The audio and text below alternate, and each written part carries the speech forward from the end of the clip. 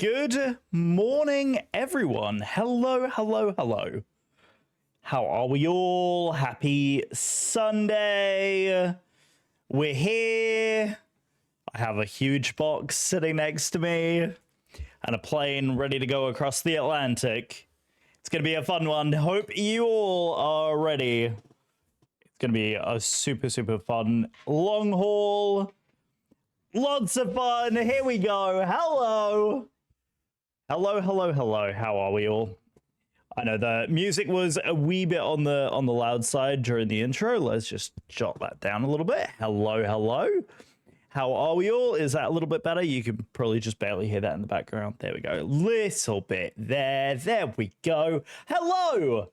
How are we? Happy Sunday. Hope everyone is having a lovely, lovely start to your day. As you can see, we are on the ground, Chicago O'Hare Airport. Actually, while we do the introductions, let me go ahead and get GSX boarding started at the very least, so that we can get underway here. Zini! So really for the long haul, how's it going? Yeah, we are actually doing a real long haul. It's going to be an epic one. So yeah, normally this flight leaves at like 9 in the evening and flies overnight, but I had the hankering for a long haul, and so we're gonna do it. We are gonna do. I think there are actually two gates for this particular. Yeah, there's two gates for this block that we're on, but only one of them seems to be connected. I think it's because the other one is for the second door and it can't reach it at the moment. That's kind of funny.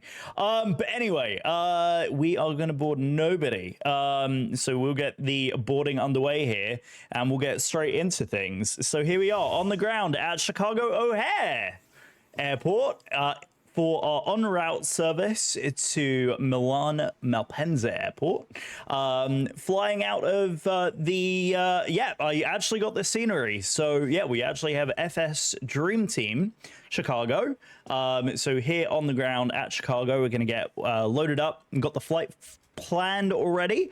We actually have a good amount of air traffic control this morning as well, so gonna get vPilot all configured in that and file the flight plan, which is something I still haven't done because we need to review what we're doing.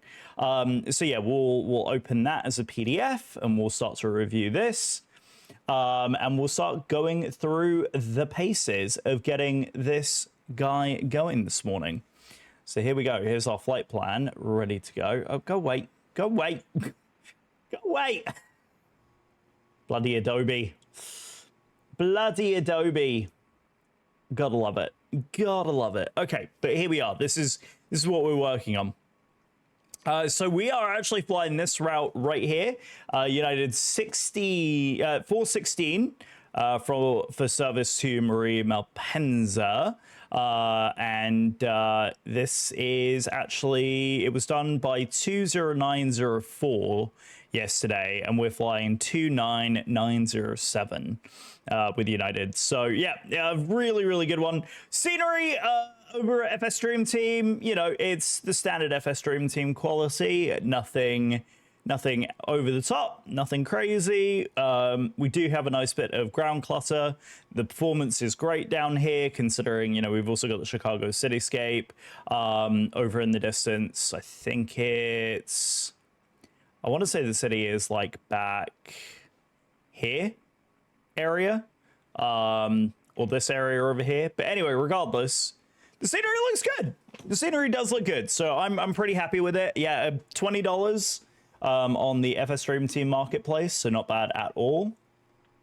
Let's go ahead and connect up to that sim, UAL 416, and we are a B788 Dreamliner.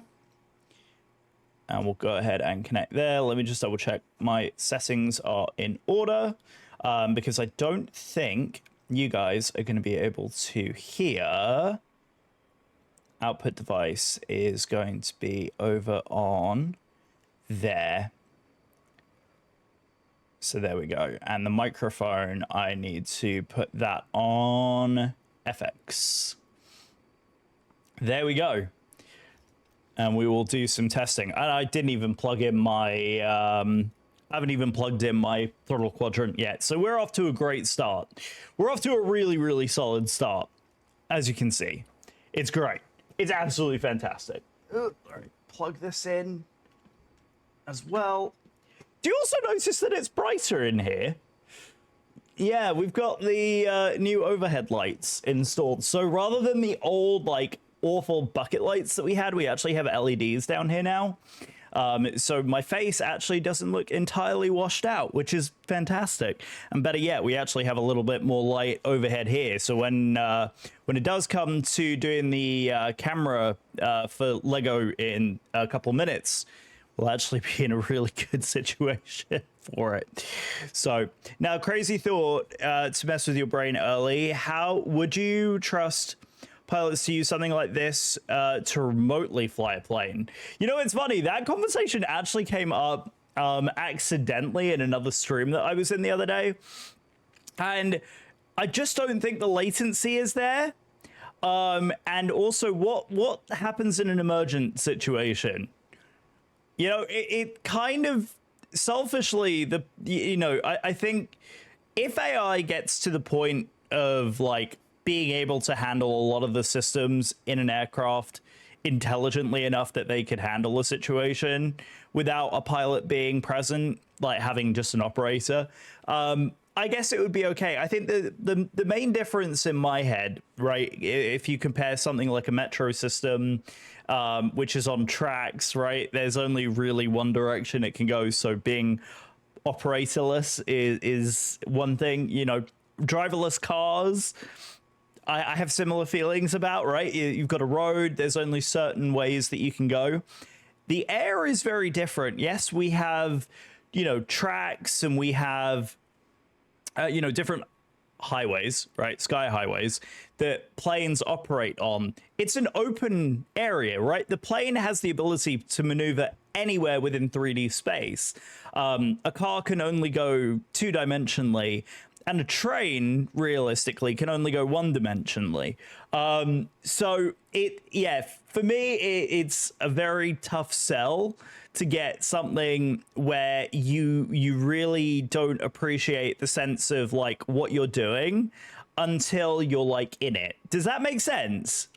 I know it's a bit of a weird one, but yeah, trust me. I don't think I'm there yet.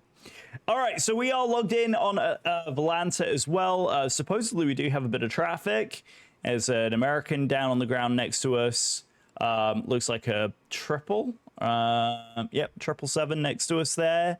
And there were a couple of planes across the way as well. But we will go ahead and start getting ourselves configured here. So very first thing we need to do is actually file the flight plan from here.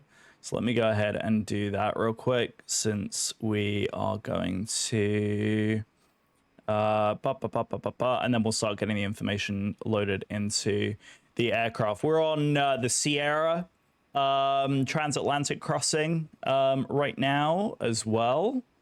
If anyone was curious what nat track we were on, we are going to be on nat track Sierra, flying over. Okay, is this going to do... There we go, that's more like it. Prefile on VATSIM. Let's get ourselves loaded in. How is everything going with you, ZD? How's the new job working out? Is everything going well? Go. Come on. There we go. And we'll get that filed in right now. There it goes. Very good. And we'll start to file our flight plan as well. Fetch from server. There she is. Okay. Cool. United 1406. We are good. All right. Let's turn this puppy on, shall we? All right. So very first thing we need to do is get the batteries on. And let's pop some external power in. And we'll immediately get the IRSs turned on. We'll get this puppy powered up. Alrighty, looks good. Flight plan is officially filed. So let's go ahead. Oh, hello. Have I got PDC already? Oh, what a mensch. Got PDC clearance. Hey, look at that. Okay. So let's see. Transponder is 3526787. Flight level 350. Routing has changed. So with KORD, eBake, direct WMSO, post, Paddy, SVM, and then we're on Nats, the Nat Track Sierra. Yeah, so we are on Nat Track Sierra, which is what we were expecting. Cleared. ORD 7.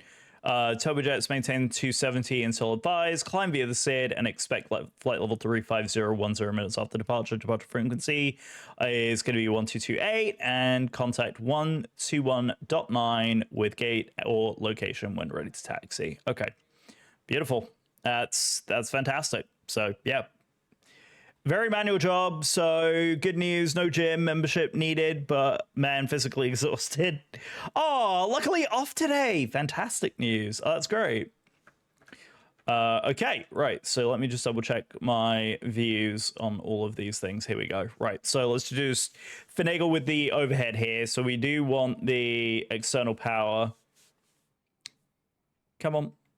There it goes. Okay, so external power is on, IRS is aligned, batteries are in, all the hydraulics are going to remain off, passenger seat belts are going to go ahead and flip to auto. Those can all stay the same for the minute. Left pumps are all good. Yeah, so fuel and all that is fine for the minute. We'll leave the anti-ice alone. We will go ahead and pop the beacon on here once we have entered the flight information and got ourselves off and away.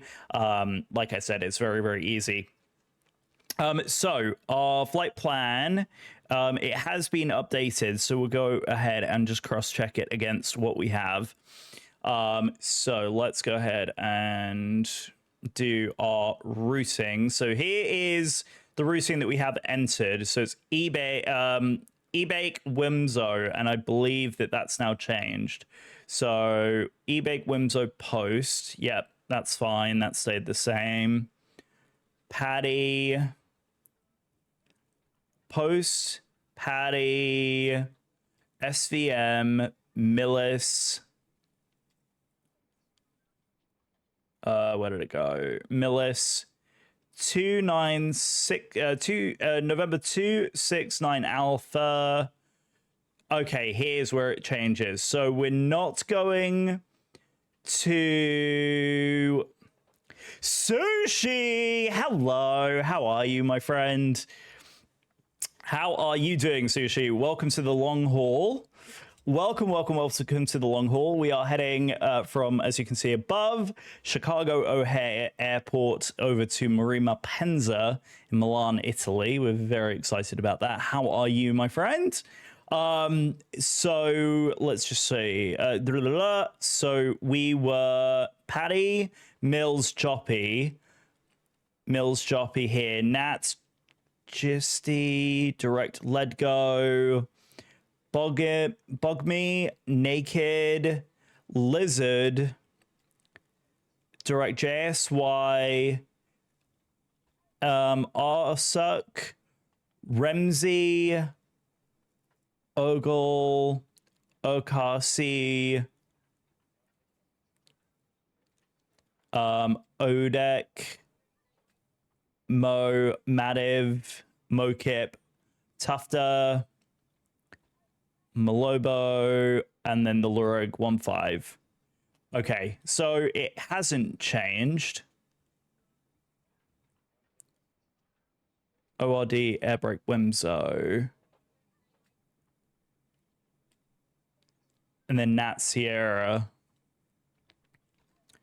Interesting. Okay, I didn't see a change on there. Good. Just about to pop in before shower. How about you? Oh, well, enjoy your shower, mate. Thank you very much. Yeah, we're doing good. Doing good. It's been a very, very busy weekend. I've been very busy down here. Actually, in the basement, we've got some new lights, which is why my face actually looks so much better on the camera. You're welcome. I know. I'm sorry for you, but thank you for me. I prefer it. Yeah, so we got some new lighting down here in the basement. I got itchy streamer nose. Apologies. But yeah, all is fantastic. We're just getting organized for our flight here. And I'm trying to figure out what all has changed. Yeah, flight F. Yeah, so I don't see where the changes happened. Routing. It says routing changed, but I don't see where it has changed. 250 till advised, climb via the SID, and we're going to be on the departure is going to be the ORD 7. So the Chicago 7 departure, which is fine. So we'll get ourselves in order here. We'll start getting, oh, looking handsome. You're so sweet. You're so sweet. I don't believe you for a minute, but it's fine. Anyway, so we're here in United 787's beautiful classic livery on the 78. And we are, obviously, you just saw the Boeing triple over there departing away. Let's go ahead and start getting the flight plan loaded up and all of this started. So first things first is let's just double check our fueling here, because weight and balance is somewhat important. So let's go ahead and make sure that our fuel's in. So we are going to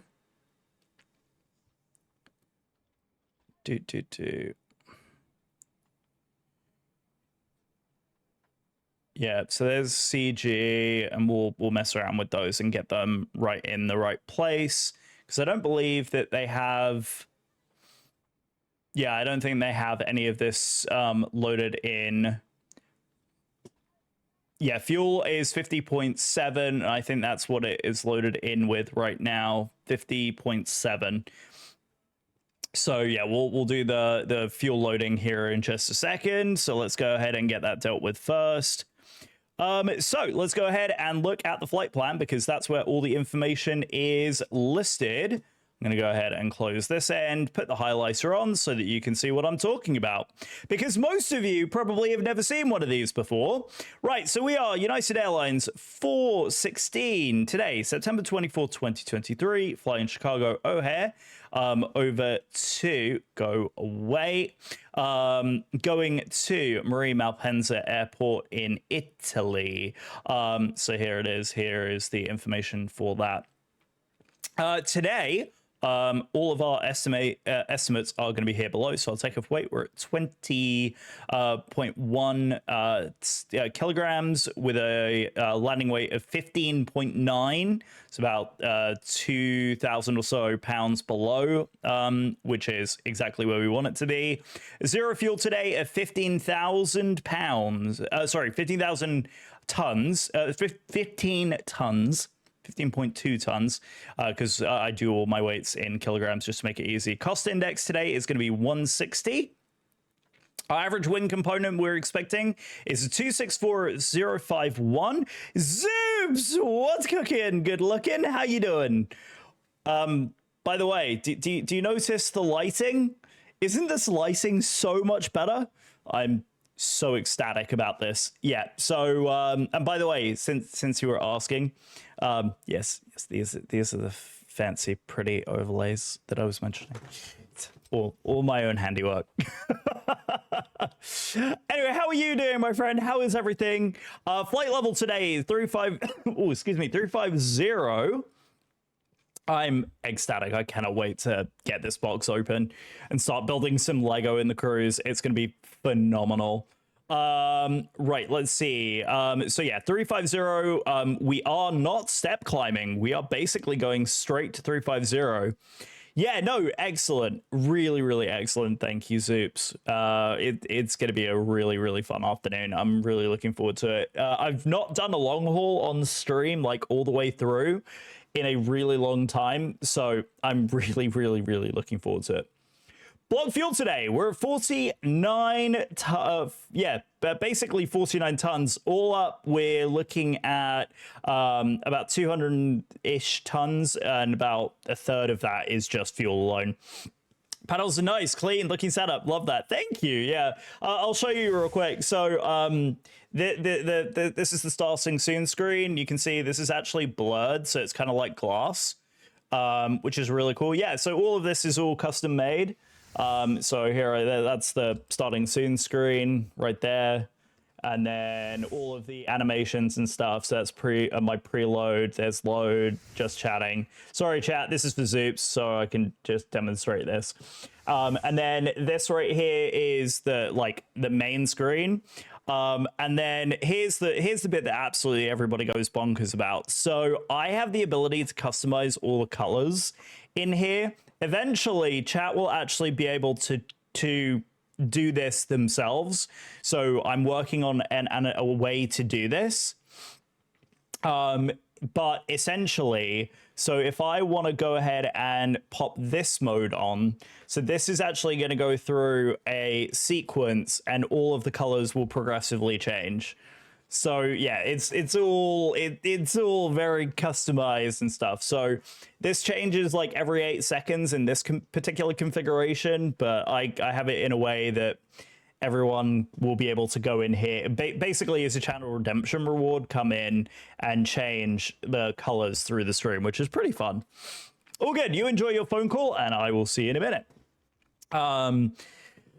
Right, so now that I have showed off the fun part to Zoops, let's go ahead and get back to it. Our routing today, we went over, it's this right here. So this is our routing for the day. We'll go ahead and start loading that in. And the most important thing is fuel, which I need to actually, I don't remember if it is in kg. Oh, thank God. Okay, my life is easy. Okay, so let's get the fuel loaded in. We want, so fuel that it's asking for is 4958. We have loaded 57.2, which is kind of hilarious that we're right there on what it's asking for. It reckons that we're going to go through 42 tons of fuel, and we have 49, which will leave it. So I'm actually going to leave it right here at 50% loaded because it's going to be happy there.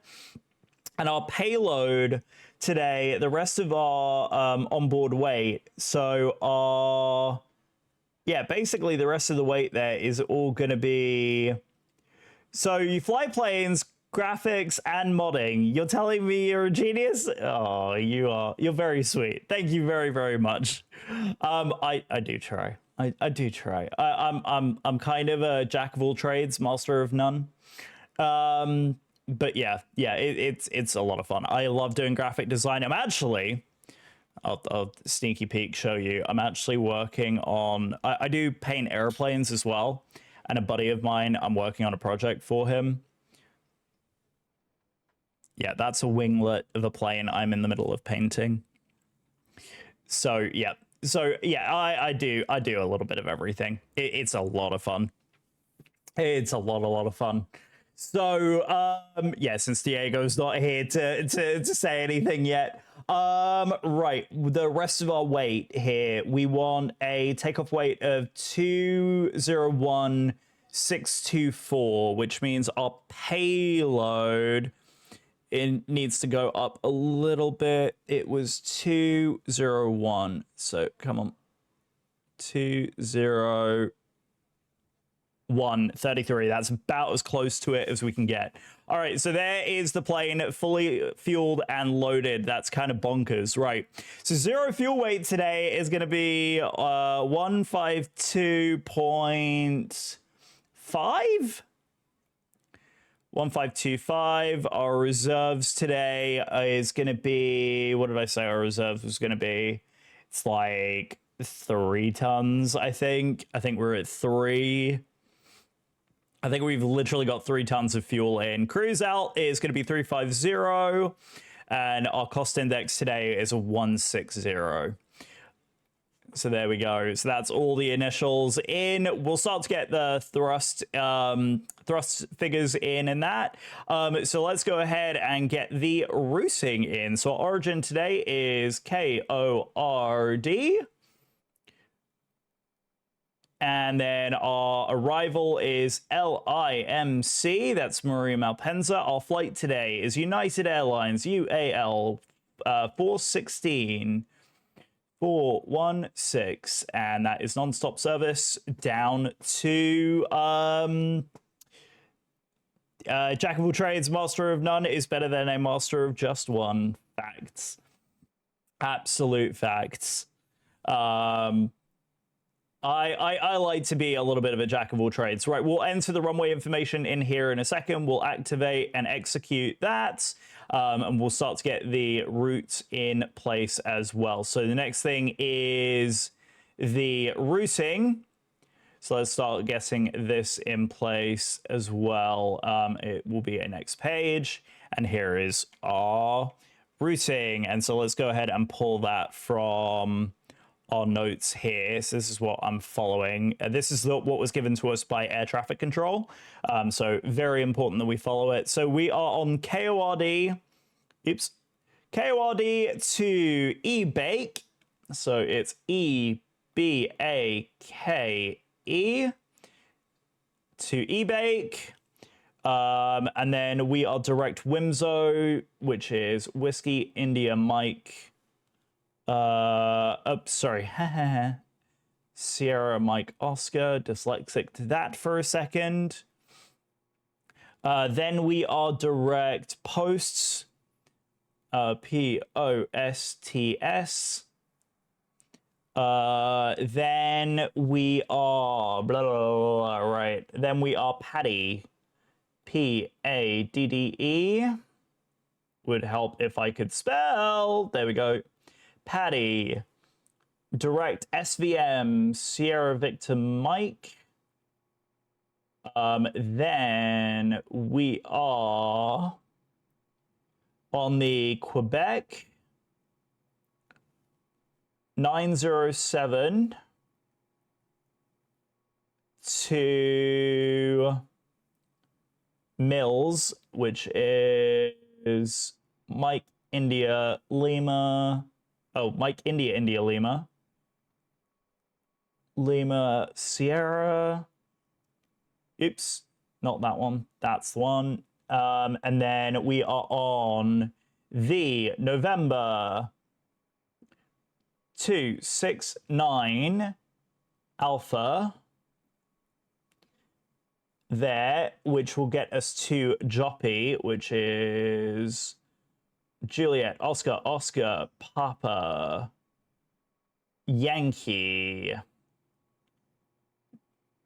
Perfect. That is going to take us onto our NAT track, which is NAT track Sierra, which I will enter here. I think this is how you do it. NATS. No airway found, which I had a feeling of, which is fine. And then, so I need to enter the NAT track. So it's this one here, and then NAT track Sierra.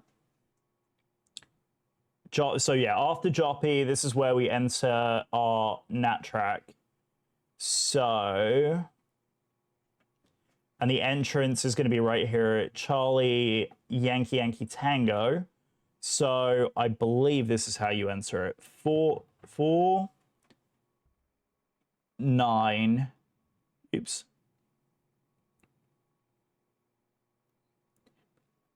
You don't do it that way. So this is where we enter the track. So it's 49 north /050 west. I believe that's how you do it. No? Or is it you don't enter the slash there, 050 west?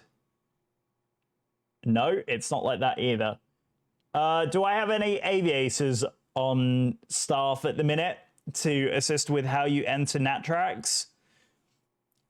Does anyone know how to enter NatTrax in the 7.8? I have forgotten how you do this. How to enter NatTrax into 7.8.7 FMC.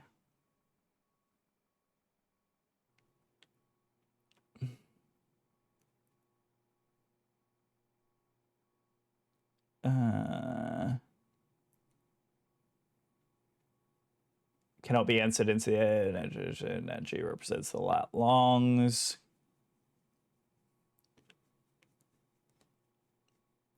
Yes, but that's all well and good, but how do I actually do it? Adding lat longs into an FMC. Boarding is now complete. So once we get the NatTrack going and we get engine started, we'll actually be able to do this. In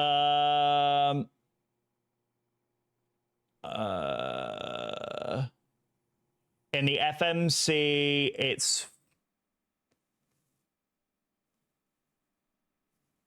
so it should just be like this. 050 West.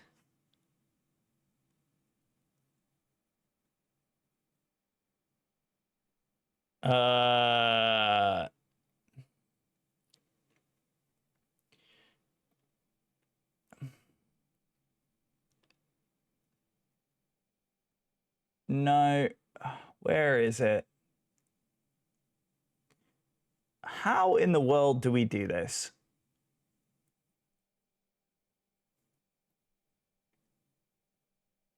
Yeah, so I know loosely how to do it.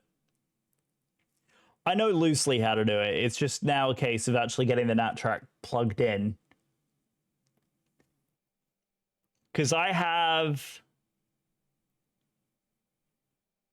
Yeah, so I've got like several of these tracks that I need to enter. There's ETOPS entry there. Yeah, because we are on Sierra.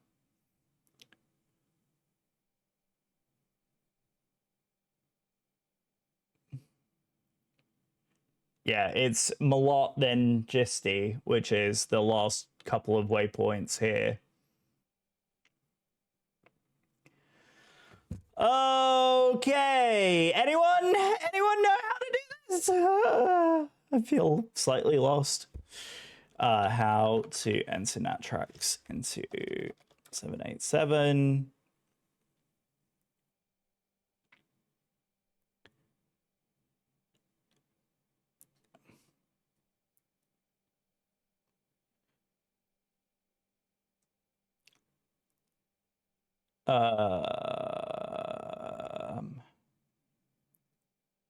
North tracks.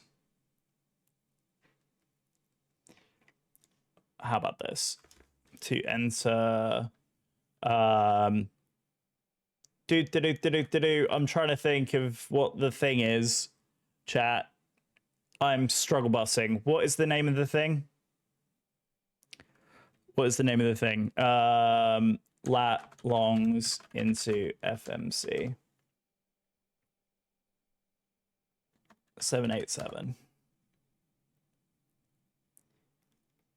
How do you do it?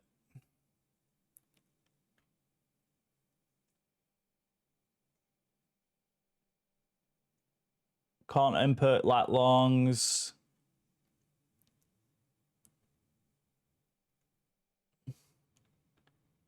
Found on the forum that you can always input.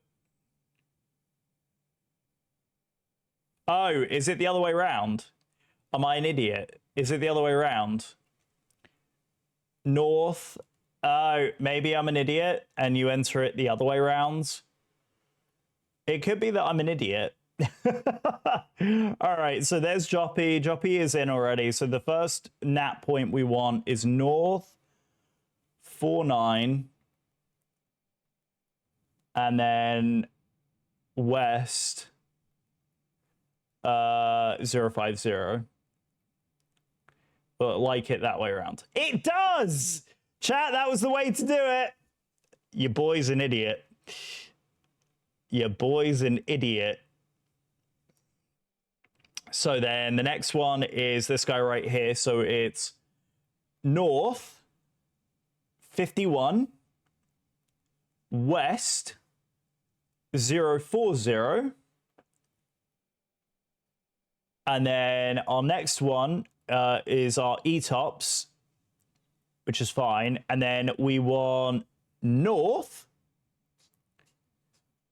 52, west 030.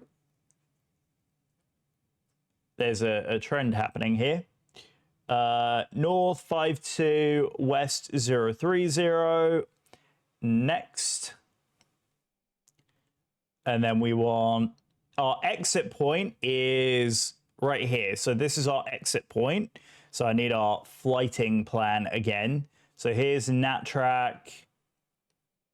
So after Joppy is going to be, it's not, no. So there's one more.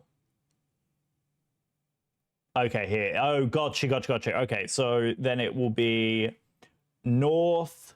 So that's our ETOPS exit. North 53, west 020, like that. And then we want Malot, which is Mike Alpha Lima Oscar Tango, direct Malot, and then Gisty is going to be our last exit point. Dude, don't you have a baby to look after?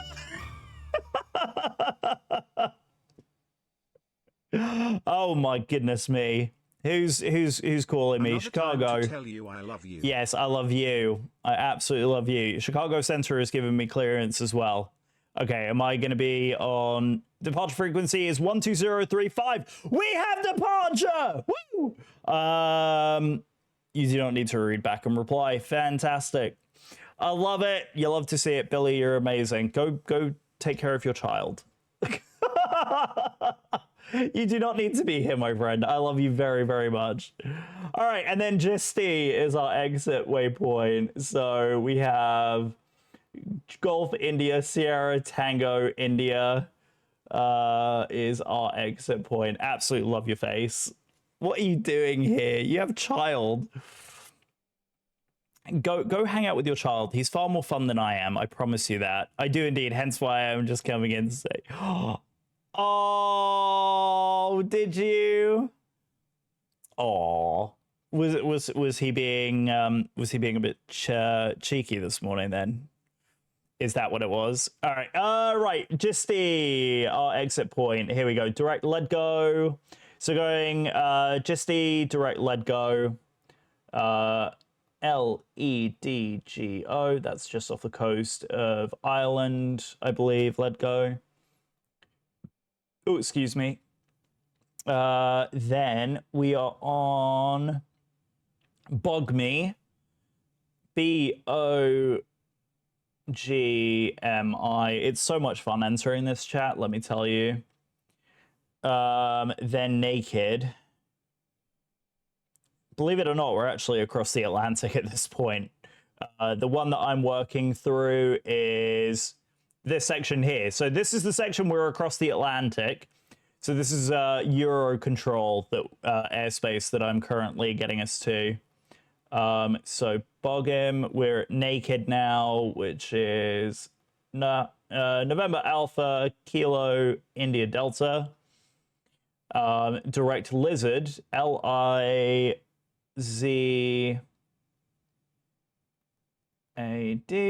Lizard. Direct Jussie, which is the Juliet Sierra Yankee waypoint. And that's going to probably... No, it's not. RSUC. Alpha Romeo Sierra Uniform Kilo. Cool, there it goes. Remzi Romeo Echo, Sierra, Mike, India. On the uniform, Lima, 612.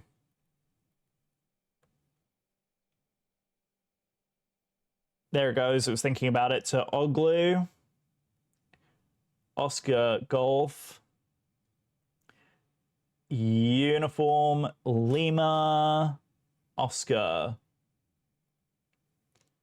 Direct Okasi Oscar Kilo Alpha Sierra India. Perfect. Direct Okeko Oscar Kilo Echo Kilo Oscar. I apologize if this is boring to you all. It is one of the most challenging things in the world. Yeah, child is asleep. Yeah, Rachel let me sleep in this morning. Oh, she is a sweetie. Wait, it's because you worked yesterday, didn't you? Then we are direct over to Mike Oscar Uniform. Mike Oscar Uniform. Good lord. What VOR is that? Oh god, we've got one of those ridiculous arrivals. It is the Mullins.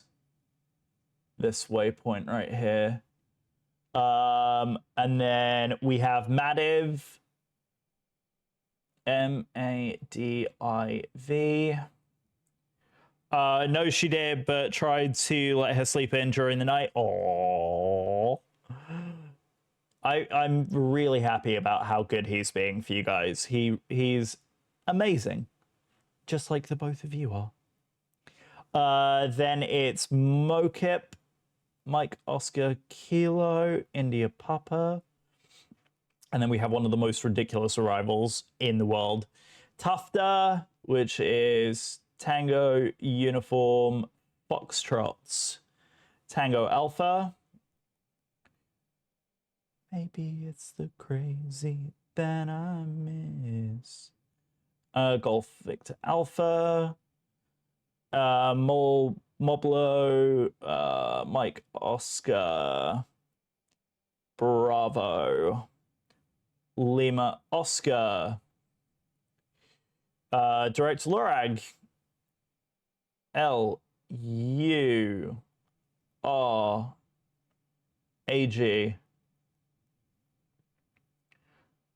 It's kind of entertaining having you rambling in the background, calling out letters. Oh, is it? I'm glad it's entertaining. I promise you I'm actually doing something important. And I'll show you what that looks like when we go into the flight plan here in just a second. Mike 135. And that's going to be Astig, which will get us on the arrival. A-S-T-I-G.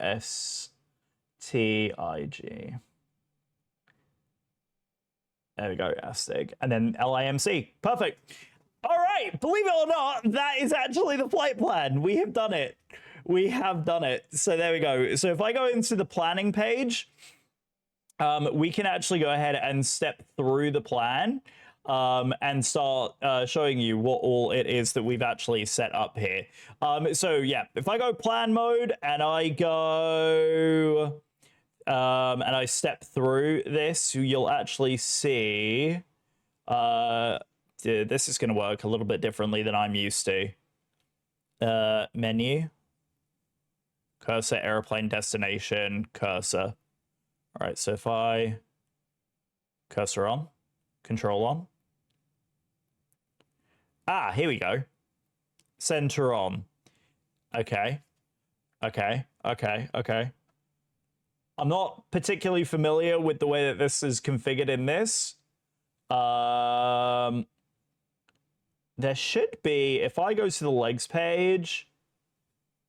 Ah, here we go. Yep, so here we go. It's going to be on this one. So, ORD, then we are going to be to SVM. Oh, hang on. It would help if I do it this way. eBake. If I zoom out, you will also see a little bit clearer of what this all looks like. So I'm going to go ahead and zoom all the way out so that you guys can see. So here's Chicago, and then here is the actual path that we're going to be flying. So E-Bake is what it's centered on right now. Then it's Wimzo, and then Post, Patty, SVM. There is our entry right there. Basically, what I'm doing is just double checking that the flight plan has entered correctly, which it has so far. See, the way that we know that it's correct, if it starts to deviate wildly to the north or the south, we know for a fact we've entered it wrong. So there's our NAT track. All right, so there's NAT entry. NAT track is in. It looks good. There's our European leg. And then there's the arrival. Chat, we have entered it correctly. We have done it. Things are good. Okay, right. We can now execute. There we go. And the line goes pink. That means we have entered it correctly. It's always reassuring when you do that. Right. We haven't been given a runway departure, I don't think. I don't think that was part of our amended clearance. Oh, runway 9 sensor. We were given 9 sensor. Beautiful. Yeah, so there we go. Is there not a SID out of here? Is there not a SID? I guess there's not a SID, which is really weird. Hang on. Let's go legs page and go up to,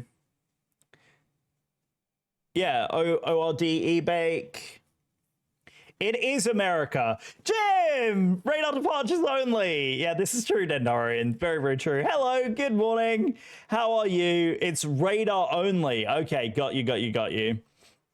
If I can be honest, I haven't gotten as far as opening Navigraph yet.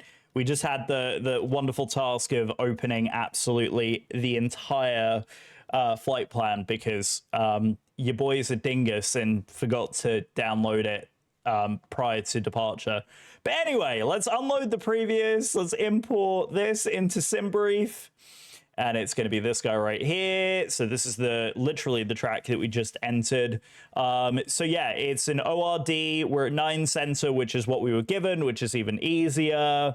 And our departure, there are 0 available. So we're in great shape. Amazing, thanks. Got the new mic and iPhone set up. So time to fully chill. GG, we love to see it. As those who are just arriving can see, we are down on the ground at Chicago O'Hare. This is FS Stream Teams, Chicago O'Hare, and we are sitting on the ground in a beautiful United 787. Now that we have the route info in, we have our departure info in.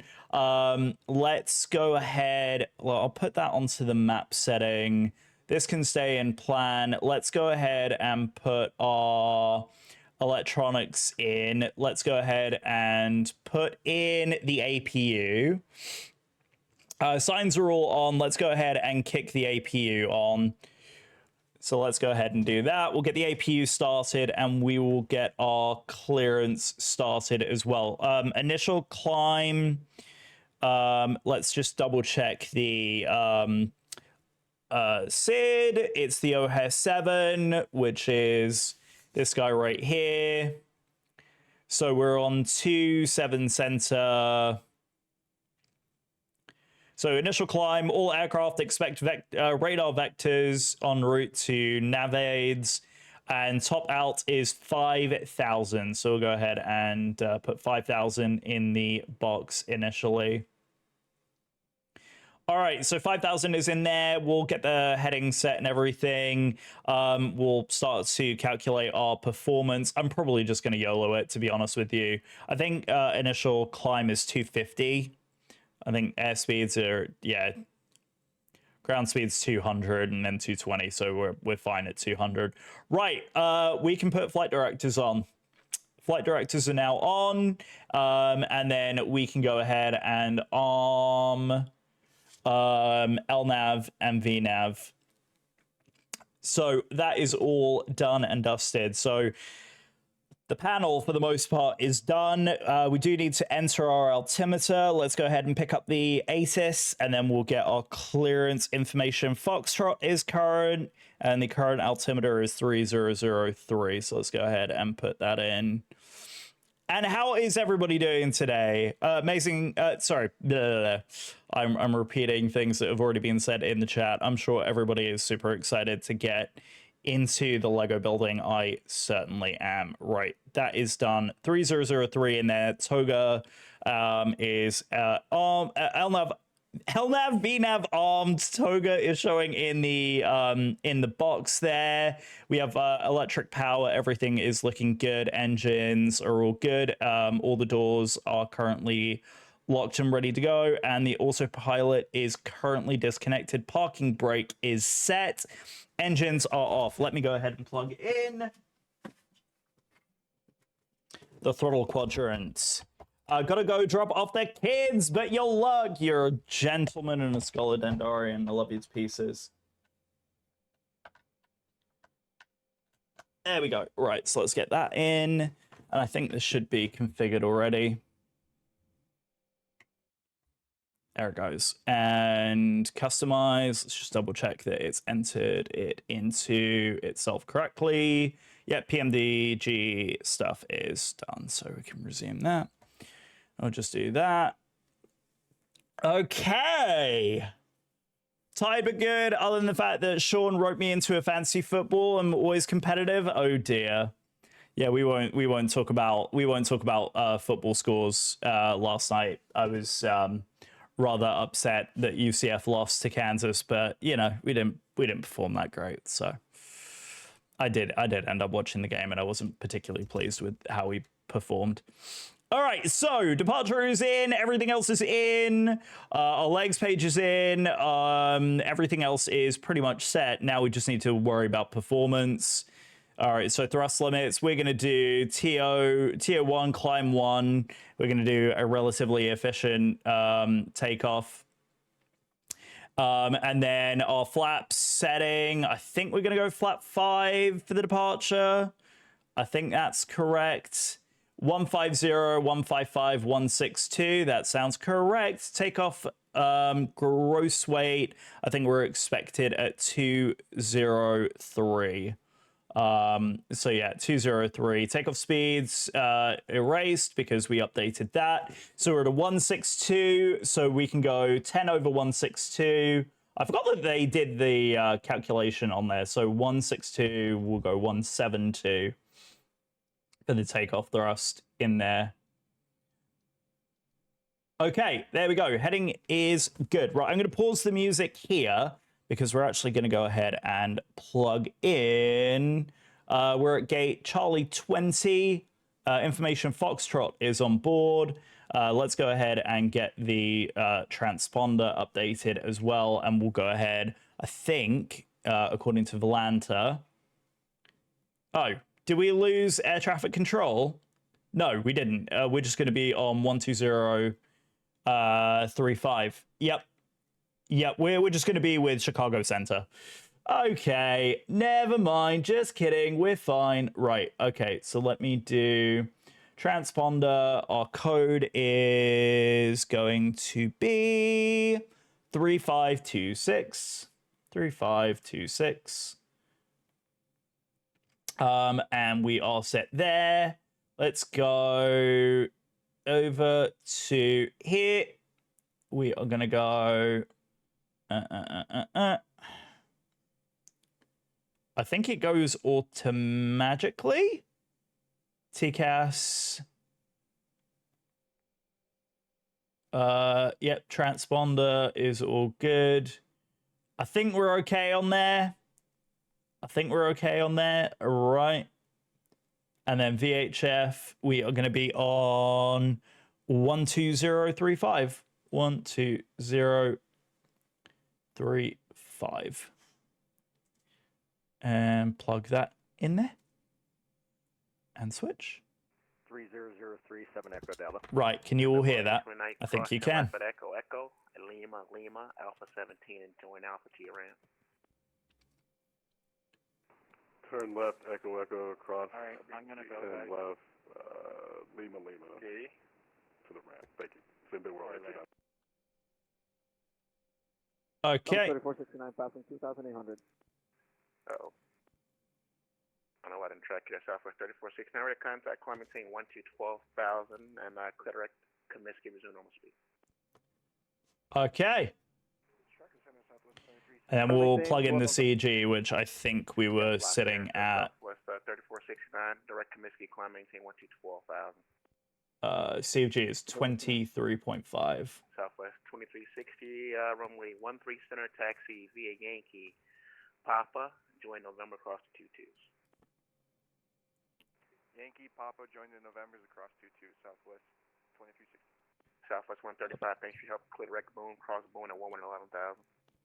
Direct to Boone, clear to Boone at All right. 11,000 Southwest 135. Endeavor 108 in the next 20 miles, I have a descent for you. Okay, roger. Okay. Right. I think we're there, chat. Chicago Center, good morning. Southwest 452, checking in, flight level 300, 22 nautical miles south of the Pontiac VOR. Southwest 452, Chicago Center, your radar contact, squawk 1347. 1347 for 453. Okay. 452. Let's go ahead and get everything primed up here. 135. Go ahead, sir. I'm unable to cross Boone at 11,000. Okay. Southwest 135, I'm direct good. Boone, maintain 11,000. Direct to Boone, descend maintain 11,000 Southwest 135. All right. Looks good there. Pumps are all going to be on. Packs are going to be on for now because we're going to go ahead and initialize. 42, push approved, tail north, can you just call me short of Alpha 9, ready to taxi? Tail to the north will call short of Alpha 9 and ready to protect United 1542 NZ. American 30, 36, reduce speed 250, then instead of maintain 7,000. Okay, 250, then 7,000 for 3036. Endeavor 10, instead of maintain 7,000, speed 250. 7,000, 250 on speed, Endeavor 108. Southwest 3469, climb and maintain level 320. For Southwest 3469, climb, maintain level 320. Climb maintain flight level 320, Southwest 3469. Chicago, very good morning to United 416 on the ground at O'Hare Gate C20. Information Foxtrot is on board. We're ready for push and start. Yeah, the 416, push approve, and seeking a ramp, push your tail to the south. Tail south, push approved. United 416. Southwest 452, cross leading up level 2. All right. Very good. We have been approved. We have been approved. We're good to cross 22. Go to your bed. Go to your And bed. Southwest 2260, cross at 22s, and join November 1 T Center. Okie dokie. We are getting ready. And we are going to be tail facing south. Okay, very good. Let's go ahead and do that. Ladies and gentlemen of the Twitch chat, we are off blocks. Delta 565, mini office, off line with the service, turbulent frequency. There we go. Ladies and gentlemen, we are officially pushing back. Here we go. Let's go ahead and get some lights going. Lights, logos, all of that. We'll keep the taxis off. Let's go ahead and get the engines started, shall we? All right, everything else is good. We have no additional lights on the overhead. Gens are all on. We are good to go. Let's give me just a second, ZD, and I will answer that question. Let's go ahead and arm that. Everything else is good. Right, overhead is basically set and ready to go. Let's go ahead and get the engines started here. I can never remember exactly how it is that you start the engines on this bird. I think the engine ignition is on... where is it? Where is the engine ignition button? Engine. Here we go. Here we go. Ready? Engine number 2. Starting. Oh, oh, oh, oh. Sounding good. It sounds good. All right, here we go. I don't have the engine page on. There we go. Let's get the engine. There you go. There's 22. Southwest 2360, Roman 13 Eastern, turn right heading 250, and I clear for takeoff. Wind railroad 3. Woo-hoo-hoo! We got an engine going. Chat, it's going. In answer to your question, City, we are actually talking to a real person. So we are on what's called the VATSIM network. It is a network of air traffic controllers who all volunteer their time. I am one of them. I do it at Dulles Airport. But yeah, they come on. They give their time to help us, which is absolutely fantastic. Right, so we're going to go set brake to RTO. Everything else is set there. We're going to be told to set parking brake. There it is. Right, let's go ahead and get engine number 1 going as well. So there goes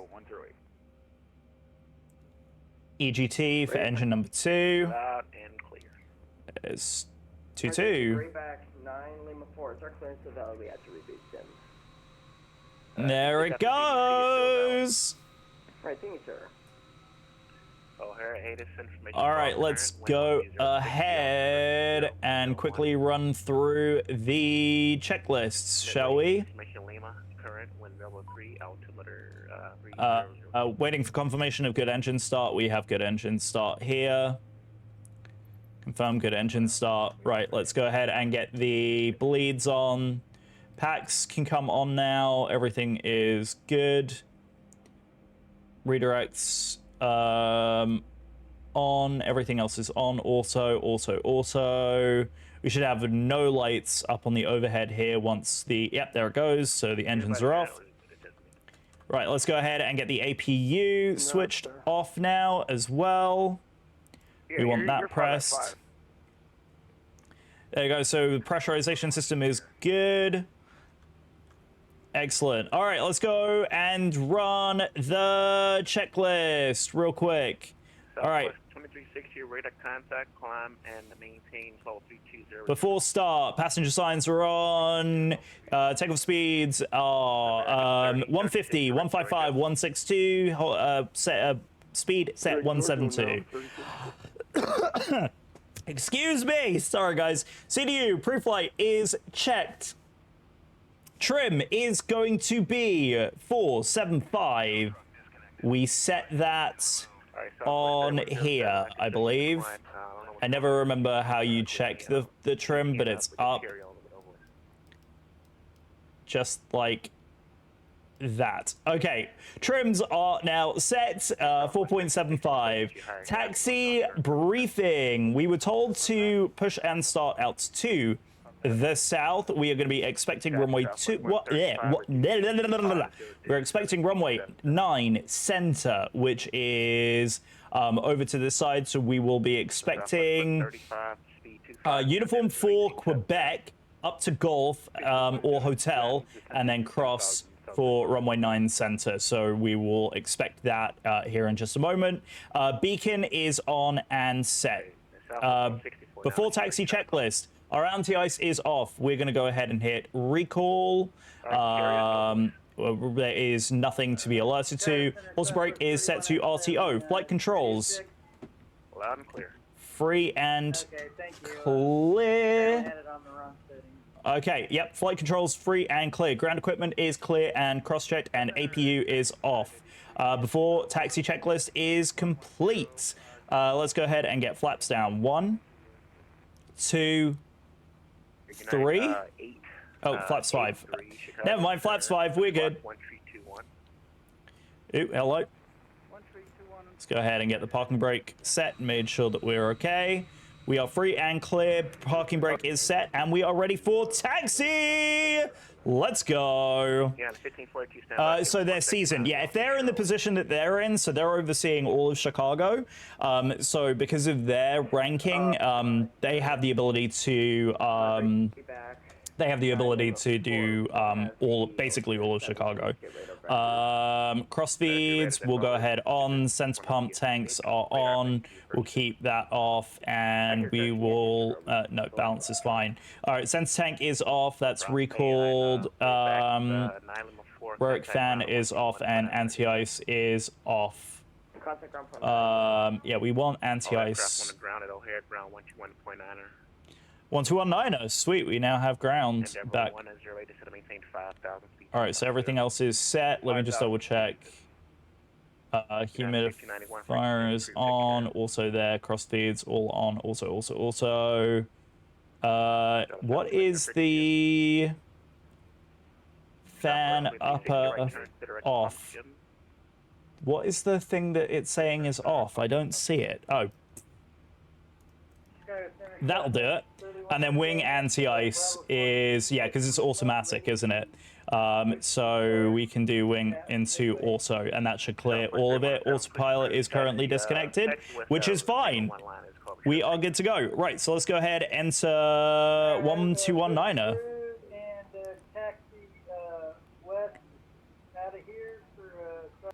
All right, 1219. United 1542, good day.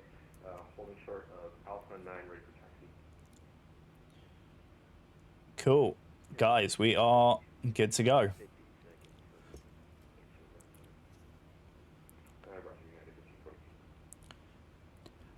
O'Hare ground, good afternoon. United 416, facing south, uniform 4 for runway 09 center.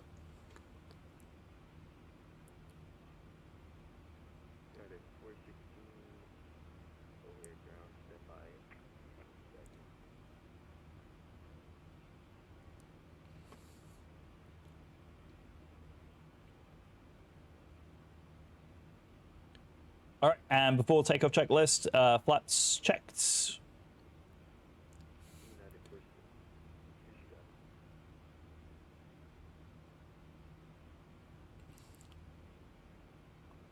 Why is he so quiet?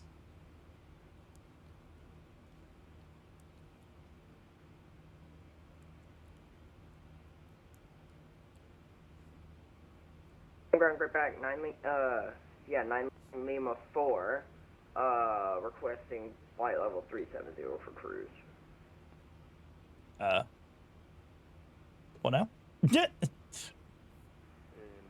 you repeat your code for me, sorry? It should be in the system as Golf Romeo Kilo, 9 Lima 4. Golf Romeo Kilo 9 Lima 4, you can expect flight level 370. Start flight level 370, thank you. All right, and then let's go to the fuel. 1542, you take runway 9 center at Foxtrot. Affirmative, United 1542. Roger, United 1542, runway 9 center at Foxtrot. Taxi by Alpha, Quebec, Juliet, Foxtrot. Go short of 9 right at Foxtrot. Oh, we're at uniform 3. You can see the planes up there, guys. Center, A little bit hard to see, but they're up there. Juliet, Foxtrot, hold short, runway 9 right. There we go. Okay. Yeah, United 1542. Ground Great White 9 Lima 4, South Central Chicago, ready for push. Go from your Kilo 9 Lima 4, standby. United 416, ready for taxi still for 9 center full length. Yes, 9 center full length, please. And confirm which direction are you facing? Sorry. Facing south, uniform 3.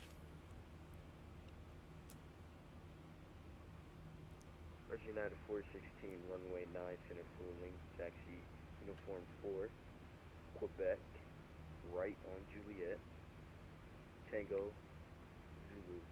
And let me know if that's a tight turn for you. I can give you something I think we'll be okay with it. If we have a problem, we may just trim your grass. So uniform for Quebec, Juliet Tango Zulu for 9 Center, United 416. All right, ladies and gentlemen of the Twitch chat, let's go. All right, a little bit of power. Let's get moving. Brake check. Brake check is complete. We are on good morning, the way. American 866, ready taxi 10 left with information to go. Oh, hello. American 866. Alrighty, here we go. Uniform 4. Apologies for the erroneous rudder inputs. My rudder is so sensitive, it's ridiculous. There we go. Okay, we are on the move. Woo-hoo-hoo! I'm excited for this one, chat. I'm excited for this one very, very much. Right, it is going to be a little bit of a late arrival here, but it's all good. Here we go. Okay, so uniform 4. Left for departure. I'm going to be right here. And we're going to be on to... Oops, hello, that's sensitive. That is very aggressive. Here we go. We get called for push, not taxi. Okay, pushes at your discretion. Call me when you're ready. Quebec. Push at discretion, call you for taxi. Grayback 9. Info. And then we're going to take Juliet over here. American 866, runway 10 left at Delta Delta. Taxi Alpha 15, November. Alpha 15 November to 10 left Delta Delta American 866. Bye.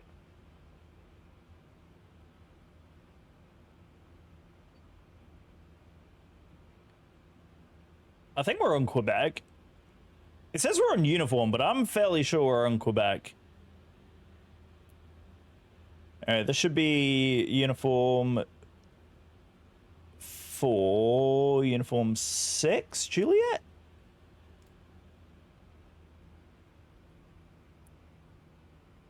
This should be...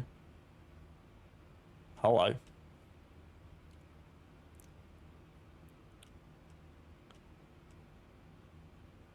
Yeah, so that puts us on to Juliet now. There we go. That's it. Chicago Ground System 107, Echo Delta, short of 22 right. There we go. So that's Juliet there. Mike, make a left turn on Delta to signature you have a building. Let's just double check our periphery here. On Mike, Mike to Delta. Oh, U-Star, thank you very much to the United for giving way. That was very kind. Give way to the Boeing, company Boeing 787 on taxi mode Tango. Correction, Juliet. Yeah, we'll give way to the company jet, United 1542.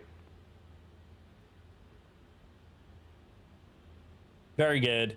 Thank you very much for that. Appreciate it. Don't know if he's on, but appreciate that very much. American 866 monitor Chicago Center 120.35. All right, let's just double check our transponder here. Just make sure that we are normal. TCAS. Some freak seal here. Information Yep. Golf is current. Information. 130 at Golf. 10 statue miles. Yep. Looks good. Looks good. Looks good. 0 left and 9 center. Let's make sure our taxis are on. I'll take our turn lights on. Landing lights will come on here in just a moment. All right, we'll get also thrust armed as well. And we will be good to go. I think it's right here is where the also thrust button is. Also thrust is going to be so much fun in this plane. Woo! All right, so we're going to take Tango.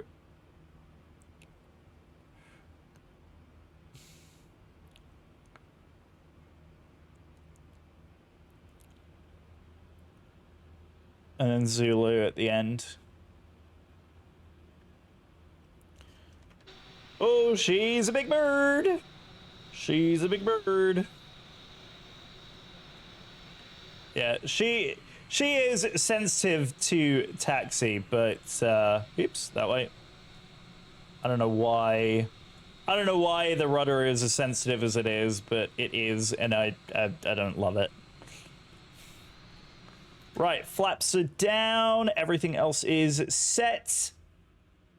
Slats are out, engines are looking absolutely mighty beautiful. Fantastic. Right, ladies and gentlemen of the Twitch chat, are you buckled in and ready to go?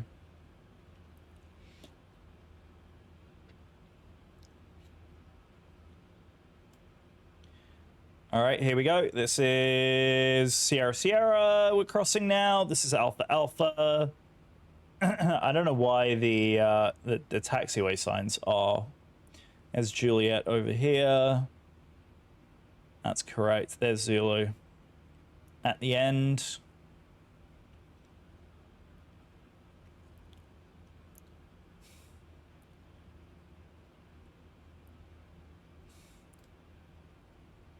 And ground, United 416, do you want us to hold at 9, right?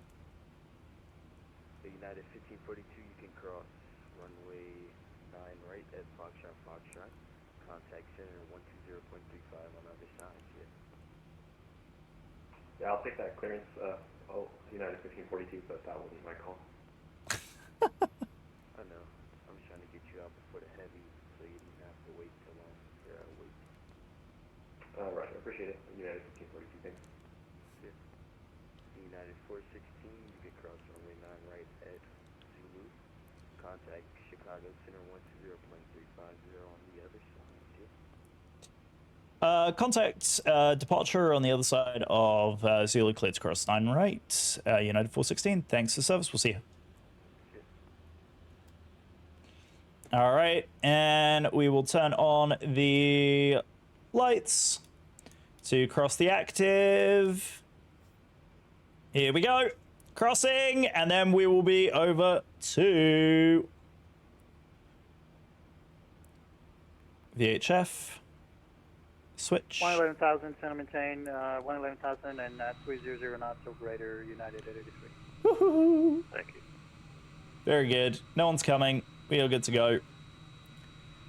Oh, I'm so excited for this flight. Yeah, Guys, the setup of this flight has been so good.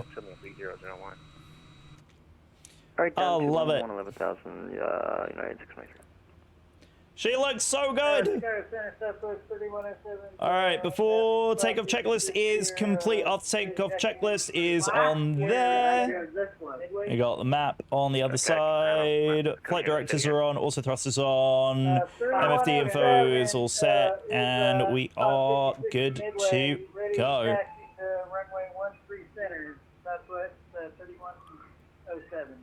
And you see a spot 56?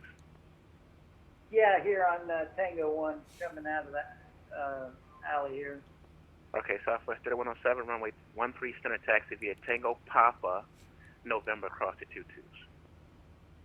Okay, no, taxi in Tango Papa, November, cross both runway 22 for runway Here we go. 13 center, Southwest 3107. American 3036 left turn Papa, and hold short 10 left at Charlie Charlie. Oop. Skidded on the brakes there a little bit, Sorry, but that's all one right. more time for 3036. All right, parking brake set. 3036, no problem. Left turn Papa, hold short 10 left at Charlie Charlie. Holding 10, short at 10 left, Papa Papa for 3036. And Ziddy, I saw your question. Sorry. Oh, Zeus, that's okay. All good. No worries. You're absolutely fine. Thanks a lot, sir. I am just double checking that everything looks kosher.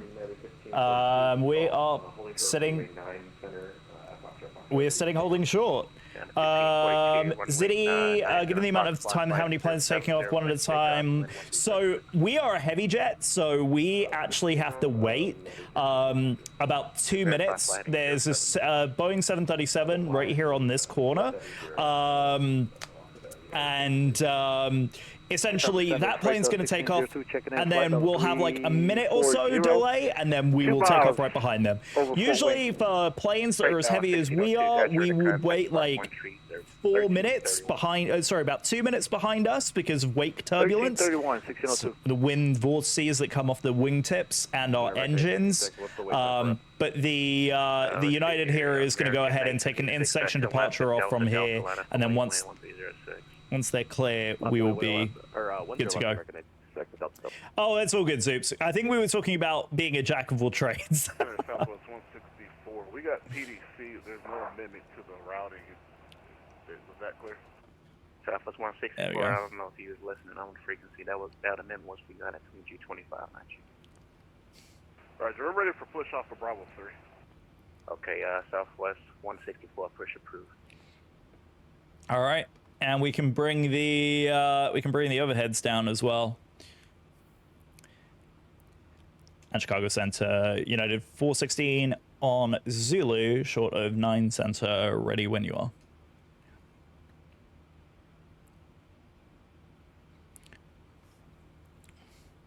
And who is the caller show, Zulu? United 416. Oh, there we go. United 416, 411 Zulu, 9 Center, line up away. Line up away, runway 9 Center, United 416. Southwest 135, left turn at Papa. All right, plug and brake off. We go ahead and taxi onto the active. United, correction, Southwest 135. American 866 traffic will cross downfield. Little bit of power. American 3036 cross 10 left, ground 121 on the other side, traffic hold position. Okay, we'll hurry up this here ground on the other side, 3036. Freight 1602, descend maintain follow. Here we go. Ladies and gentlemen of the Twitch chat, are you ready? Descending down. No, you are fine, Zoobs. We'll see you. We're going to get started here on the, we're going to get the Lego open once we get up in the air. Yeah, 1542, ready to contact climate team. Maintain 5,000 for now. Maintain 5,000. All right. Here we go. This thing is such a bear to taxi. My God. Here we go. All right, 9 Center. 9 Center. All right. Yeah, Southwest 452 has the field, sir. Southwest, let's see, Southwest 452, Cleveland per 7, right? And there's the 737 that had taken off ahead of us. Southwest 136 has a request. United 883 to maintain 7,000, speed 250. Maintain 7,000. I'm sorry, what was the altitude again? 7,000, speed 250. There we go. The 7,000, 250 on the speed, United 883. Okay. American 866, runway 10 left at Delta, right turn heading 250, clear for takeoff. And we'll expect... No problem, South. Sorry, American 866, that'll be right turn heading 250, runway 10 left at Delta, clear for takeoff.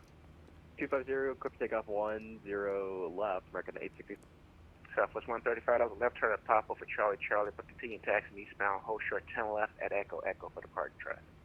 Yeah, sorry about that. Continue taxiing, hold short Echo, Southwest 135. No problem. United 1542, climb and maintain level 370, direct E-bake and resume normal speed. Cleared, flight level 370, direct E-bake, we'll resume normal speed, United 1542, thank you. United 416, let's do this, runway 9 center and 4 left, fighting 070, clear for takeoff. 070. Heading 070 on takeoff, runway 9, center clear for takeoff, runway, sorry, United 416. 070, let's get that plugged in. 633 to maintain 7,000. And we'll go ahead here and put the... United 883, plan visual approach 10 center.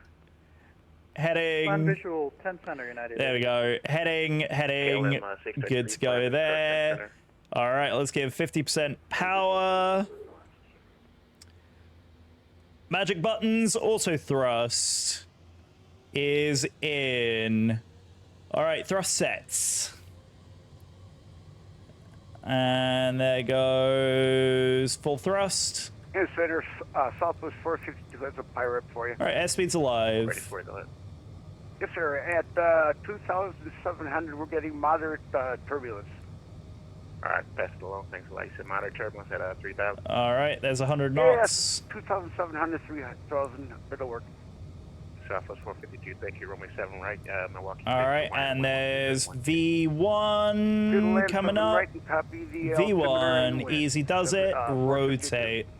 Southwest Easy does it, 866 for the contact, easy climb does it, 6,000. easy does it, easy does it, and airborne. Positive rate of climb gear coming up. We're gonna go ahead and start making that left-hand turn. American 866 for the contact, climbing team 6,000 for now. 6,000, American 86. And there's the alpha marker. Well, And here's United Freight Dog 1601 is 20 miles from Fort Wayne at level 340. Information Golf. All right, Freight Dog 1601 Chicago Center Squawk 135 1353. There we go. 1353, 1601. Freight Dog 1602, I gather review advisory copy. All right, there we go. Let's just double check that our gear is Freight Dog indeed 1602, up. review advisory copy. Let's just double check our transponder is Freight Dog on. 1602, reclear to your head, rec boom, it's gonna be Bravo, Oscar, November Echo, and the Deek 5 Bravo. What's the arrival? The Deek 5 Let's go ahead and put the autopilot Victor, on. Echo, Charlie Kilo, Deek 5 Bravo. Air 0. All right, direct booms for the Vexy arrival. 1602, which runway? FedEx Oops. 1602, I'm sorry, Freight Dog 1602, you can plan vision first 10 center. There we go. 10 center, 1602. Southwest 135, cross 10 left at Echo, ground There we go. 1.9 on the other side. Gear is up. Flaps are good. We'll go flaps 1 now. As we accelerate, Oh, you're 5,000. 416, like you departed with no mode, so you negative the contact for now.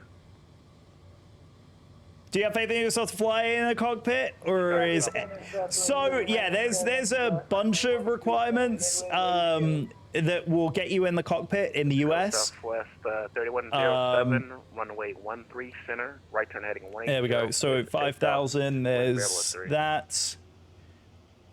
There's flap 0 with 250 knots there.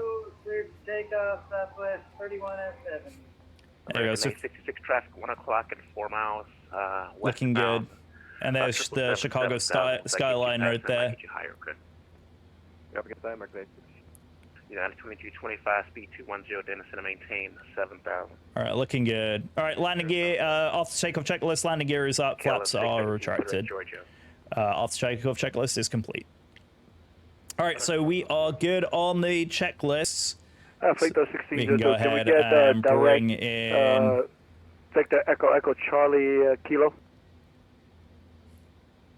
Okay, let's do this. Freight Dog 1602, direct VEC, and from VEC, resume the VEC 5 arrival. All right, direct VEC, and then on the arrival, 1602. And it's Freight Dog 1602, crossbone at 11,000. All right, crossbone at 11,000, 1602. Alrighty. Looking good. We're at 5,000, just departing out. Oh, there's a screenshot and a half. Look at that. I heard a taxi, so it's called. Beauty. Just performing absolutely fabulous. But yeah, I think I have enough faith in myself to fly and do all the things. Of course, that's always, you know, a caveat being you have to know what you're doing in order to do it. But yeah. Reclear to your hair direct boom, Bravo, Oscar, November Echo, and the Big 5 arrival. Soon via the I'm just making sure that the transponder is actually on. Reback is correct. Pilot discretion to maintain follow 240. 240, 1601. Normal. United 623, thanks for your patience. To maintain 9,000 plan vision first 10 center. 9,000 visual 10 center, 623. And Cool. United 623, the O'Hare altimeter is going to be 3001. What's the altimeter? American 866, thank you for patience. Direct PQ, climb and maintain flow 340, normal speed. Direct PQ and climb maintain 340 normal. I don't know why it's saying that my TCAS is still off. United 2225, clear direct Giorgio. Direct Giorgio. Oh, that's why. TAR, that's it. That's the one that I was looking for. And Chicago, my apologies, our transponder was off. We're 5,000 on heading 070 for E-Bake. And a 416, thanks for maintaining 5,000. Radar contact, direct D-Bake climb and maintain follow 350. Resume normal speed. Up, you want us at 5,000 just to confirm? Negative United 416, climb and maintain follow 350 and resume normal speed. Up to cruise, resume normal speed, and direct E-Bake, United 416, thanks, sorry.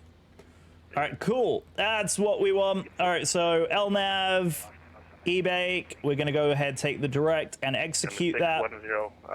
And then we are going to take the climb up to cruise 350. Let's do this thing. And flight level change. There we go, 350. Let's do it. Off we go. Center Canadian Express below line requesting Off we go. Sorry, ZD. I apologize if I missed your question. Go ahead and set standard there as well as we climb on out of here. And we say goodbye to Chicago behind us. We're going to go ahead, turn all the lights off on the inside panel. Everything else is looking beautiful. Take Bravo and Bravo. So Romeo and Bravo to the right. Okay, right turn on Romeo and route direct. All good, all good, all good. Right, so should we take a view? There's Chicago in the background there. We have a beautiful view. Excellent. Ladies and gentlemen of the Twitch chat, we are on our way. So no ETA as of yet. It looks like Fly Live is frozen. Fly Live, are you okay? Are you there? Hello? Can you fix yourself? Southwest 5077. Hello? Let's do the squawk 1 tree 11 13 11. Hello, Simlink? Are you there? Already running? Okay, well, sorry guys. I'm gonna go ahead and reset Fly Live. 40, cross fight at 11,000. Let's try and reset this. Sorry about that. There we go. Now she's doing what she's supposed to. KORD, LIMC, UAL 416. There we go. All right. Much better. We're at 10,000 feet. Climbing. ETA is 050 Zulu. And shortening. Now, newest Twilight Zone. You're forever in the sky. I know. It's beautiful. LM623, if you need it. There we go. It's going to be at 3001. Look at that. Such a beautiful bird. I think our flaps are 0. Yeah, flaps are up. RTO is off. Wheels brake is good to go there. Yeah, she's behaving. 64, 13 center. She is behaving beautifully. Yeah, 10,000 climbing the E-Bake, and we're continuing our cruise. Absolutely fab. 10,900 by E-Bake. We're right overhead the waypoint. Vectors, visual 10 center. This is United 883. There we go. Absolutely incredible. Right, chat, how are we feeling? Are we ready to potentially open up some Lego and start getting the Concord all organized? Absolutely outstanding. Yeah, we have a little bit of ATC going at the minute. Evening, or correction, good afternoon. So I just want to quickly turn the sound of the sim down. All right, turning the sound of the sim down. Grayback, So 9 Lima 4. a little bit of ATC in the background. Everything is looking beautiful. We're going to have some music going, but we'll have it nice and quiet. Left, clear for takeoff, flight heading 070, Grayback, 9 Lima 4. KLM 633, turn right heading 360. Right heading 360, KLM 633. There we go. So we have a little bit of... Taxi instructions, 13 center. There we go. 990, runway 13 center taxi via Yankee Papa. Oh, excuse me. Sorry if you heard that. Yankee, Papa, November, cross both, runway 22, United 9, correction, Papa sign. Climb 1, looking good. 14,000 climbing. And number 610 Whiskey Uniform is going to be 2 more minutes, I promise, 2 more minutes. And let's see on Volanta. So is there any other ATC online for us after Chicago? 190 clear to let. Looks like no, so we're going to enter into the radio panel. We can get that base turn now. 122. Tail off heading 180. Left 180. 8 in there. KLM 633 fighting 0609, join 10 center localizer. Beauty. Okay, there we go. 15,000 climbing. Engines are looking good. Wimso posts, all good in there. Let's go ahead and get the legs page pulled. Oh, sorry, I've got the legs page on the other side. Let's go progress page pulled over here.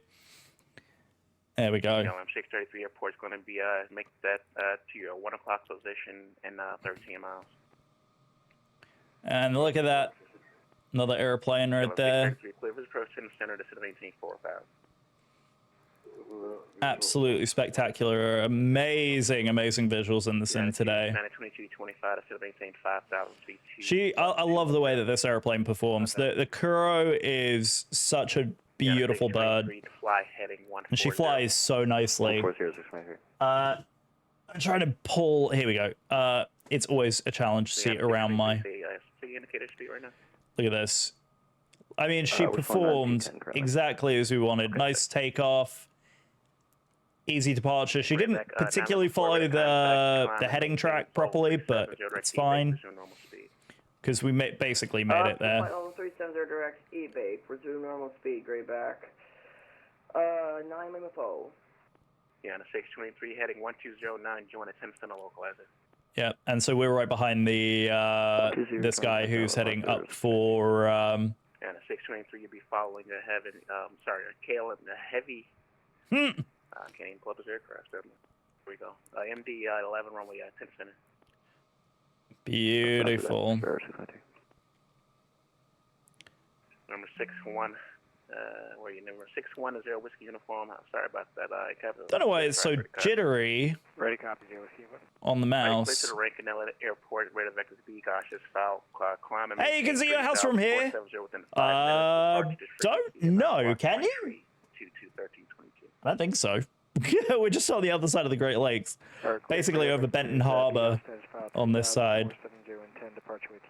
Yeah, once we transition off onto Unicom here, we will we'll break open the Lego and we'll start getting this thing going. United 623 Airport, 12 o'clock now, and 20 miles at the port site. Absolutely beautiful. We got over 623. It's always such a busy phase of flight takeoff, especially with air traffic control. I'm very glad that we had ATC, to be honest with you. It's so much nicer to fly with ATC, having a plan and everything. It's absolutely fantastic. 180 to 180 or greater to right. All right, fantastic. Yeah, we're in great shape. What I'm probably going to do is just push my main monitor back just a little bit and then move this guy so I can get the throttle quadrant out of the way. Sorry about that, Friggs. You change the crew. Take care. Then we'll take the radios. We'll head over the Uni, Southwest 2360. Good job. Thanks, United 1542. Cleveland's closed. Frequency change approved. So long. And we're going to be heading out as well, actually, any minute now. There he is! Hello, hello! Are you ready? Are you ready? Because we're getting ready to open the box here, Anthony. We are getting ready to open the box. So, yeah, we are flying heavy, but unfortunately not your heavy. We are flying a heavy. She is a beautiful bird. I absolutely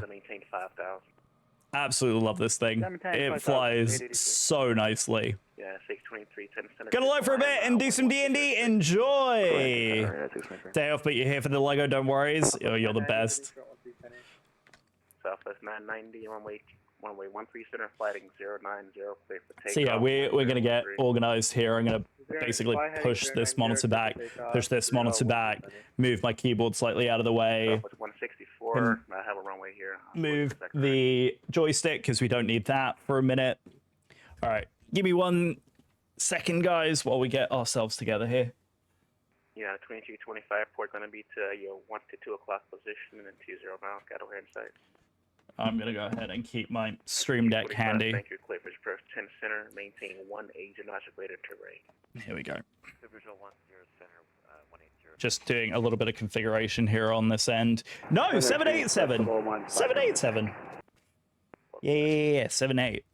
I'm very, very excited for the triple. But yeah, 787. There we go. Okay. I think that gives us more than enough room here. 30 for the final. Southwest 164, I have you back down Okay, here. keep the mouse handy. You have to be 190 or lower in Great Lakes, but climb team forward 230. Okay. Right, I think we're basically ready to go there. Like I said, once we go over to Unicom, I am here, by the way, guys. Sorry. Once we go over to Unicom, I'll transition over to the other screen here. There we go. And we'll move this back just before landing as well. Yeah, 883, maintain 210. Oops. There we go. What was that for United 883? I maintain 210. So you're going to quickly pop these back behind me. Maintain 210 knot, 883. Thank you, sir. Skywest 5877, flighting 150. Get back to your final approach course. All right, guys. Here we go. Southwest 990, ready to contact, climb and maintain. Hello there. Hello there. It's Mr. Nicholas. Hello. How are you doing? All right, should we put a nice 1602 direct Georgia. Angle in there? Direct Georgia, 1602. We'll go ahead and pop this in here as well. Climbing very nicely. Nice and slow because we're on climb 1 on the way out. Maintain 6,000 speed 250. Oops. I didn't want that button. Oh, come on. Volanta, behave. For Dow 1601, instead of maintain 111,000. Oh, for goodness sake. I hate this thing sometimes. There we go. Sorry, chat. United 883, flighting 120 and join 10 center. Hey, 120, join 10 center, United 883. Oh, come on, Volanta, behave, please. Chicago, hello, WestJet 86, 380. WestJet 86, Chicago Center, Squawk 1356. There we go. Okay, so we'll do that like that so I can see it. Got chat over here so I can see you lot. And then let's go ahead and change to Lego screen here. Good morning. Just trying to make some adjustments here, guys. Sorry. United 883 Airport, 12 o'clock, 20 miles. Come on. Copy out the airport in sight, 883. United 883 Cleavers Approach 10 Center.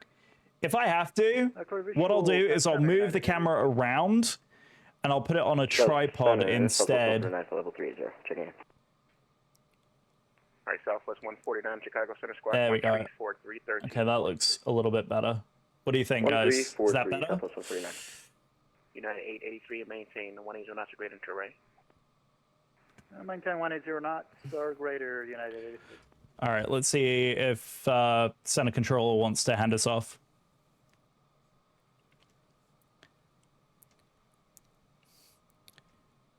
And Chicago Center United 416, you ready to hand us off? Yeah, 416, just about to call you now for exchange approved. Take care. Thank you so very much for the service. You've been a mensch. We'll see you next time, United 416. Thanks. Skywest 5877, fighting 180, center maintain 5. All right, perfect. We are officially on Unicom. So there we go. Officially on Unicom. So we are ready to start some Legoing You know what I'll do as well? I think I will keep the map up here for you guys. I'm trying to think of the best way of doing this so it's not like entirely blocking the view. I think this is literally the smallest window that I can get for the map. But that said, I can bring up, I think, is that position? Yep, there we go. I can bring up a little map here as well. So is that, there you go. I think that works because then you guys will be able to see. There you go. I think that gives you guys a really nice little visual map. Do you think, is this window too small? Is the window too small or is it appropriate size? Is it appropriate size? Also, how do we feel about the playlist?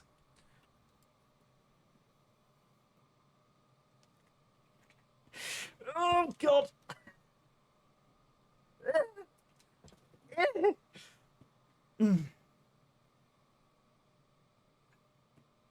I think we might very well need my tripod for this.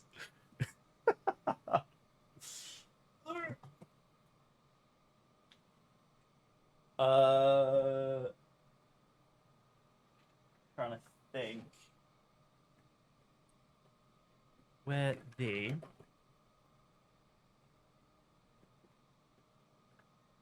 oh, hang on a minute, it's on the other thing. 1 second, guys. I'm here, I promise.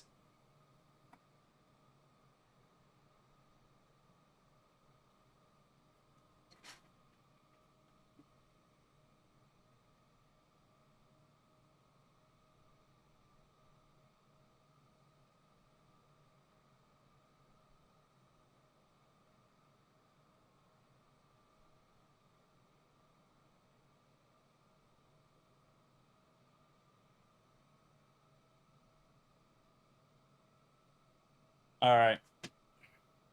I'm here. I think it's a little big. Yeah, me too. I think that's part of the problem. Is it's just very big. Very, very big. Okay. All right. See how can we do this?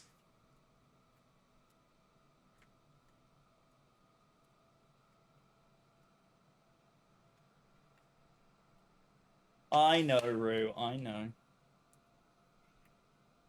Ugh.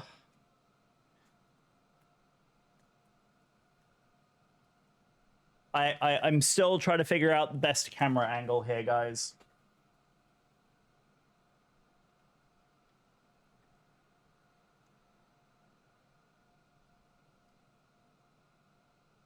Okay. Right, should we give this a go? Yeah, I think we do that.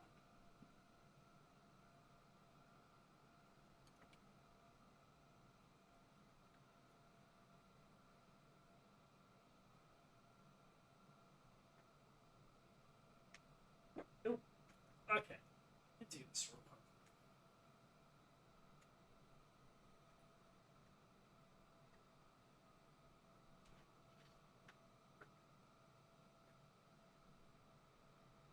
Sorry, I don't want to give you guys all motion sickness doing this.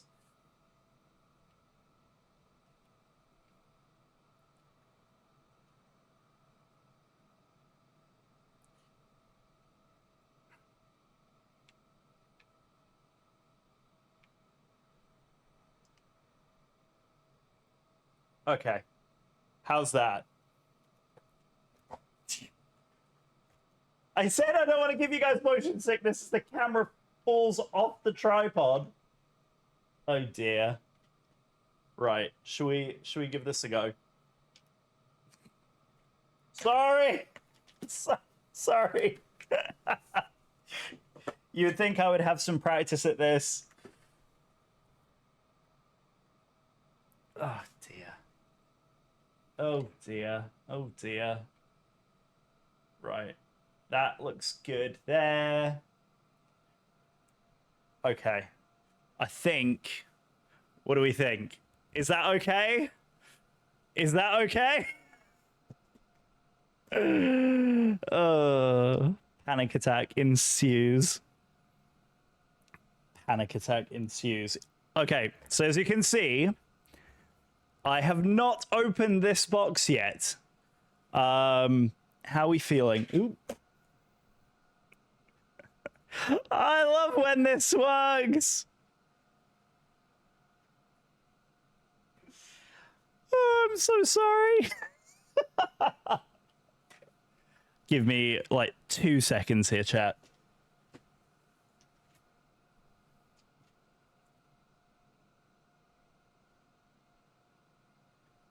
How are we gonna do this without me knocking into it every 2 seconds?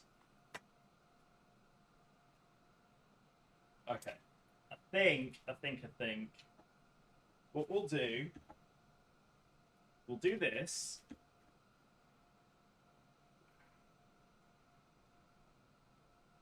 It's a brew! Yeah, you want to see Brew? You guys want to see Brew? There he is. Say hi, Brew! Hi, Brew. Okay. Right.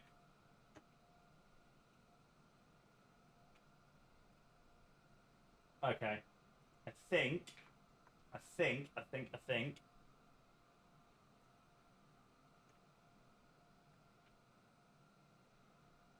If this doesn't behave, you know what? Give me 2 seconds, guys. I know exactly what the problem is.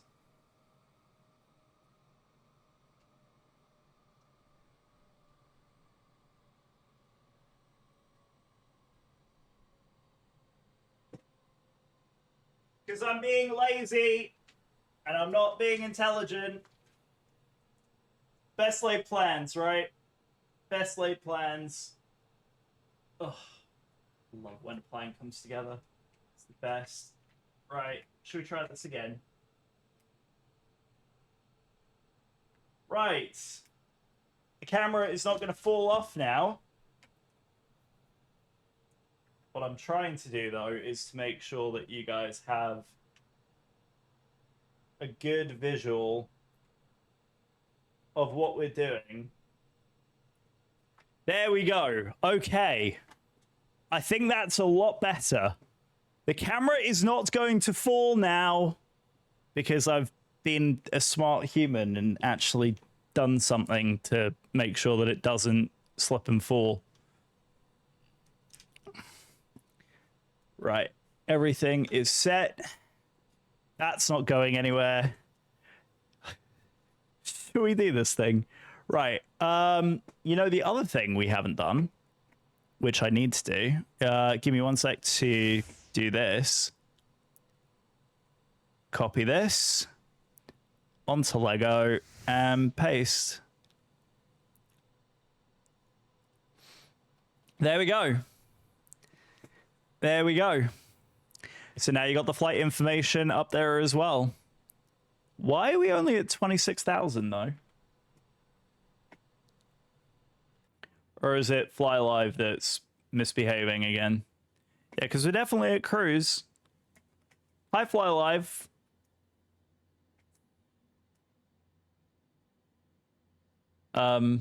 Altitude's frozen again.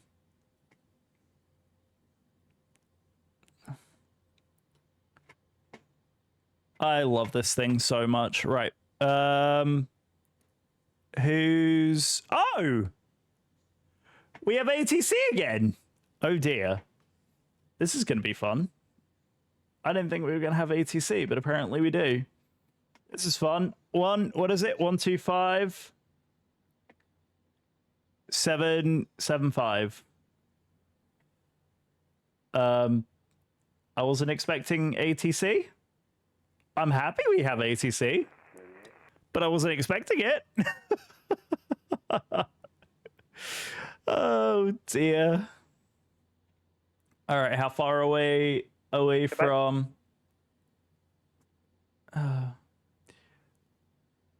Toronto? A very good afternoon to you. United 416, flight level 350. We are just about overhead. Golf Alpha Delta Alpha Victor. Everybody stand by, please. Roger, you contacted us.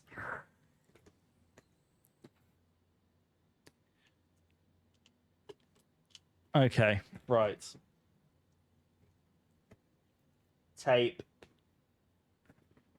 There's a lot of tape holding this box closed.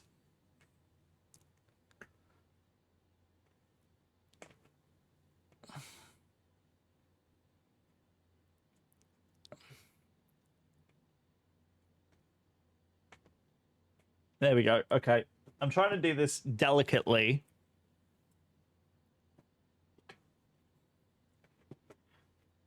Okay. All right, United 416, Toronto Center. Good day, squawk ident. Ident.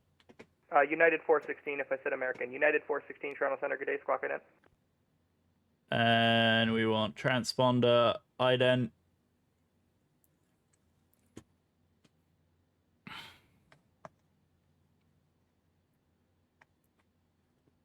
Ident United 416.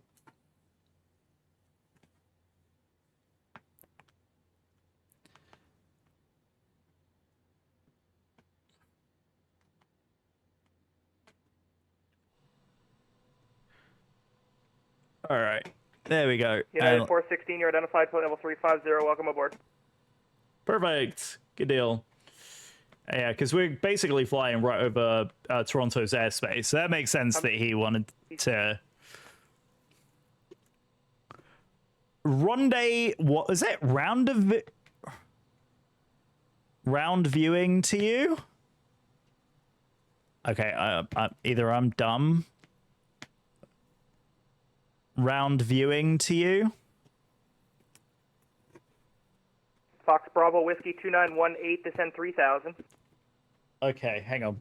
Oh. Foxtrot Bravo Whiskey 2918, descending 3000. Hang on, there's a box within a box. Okay, I might actually have to stand up for this. Hold on.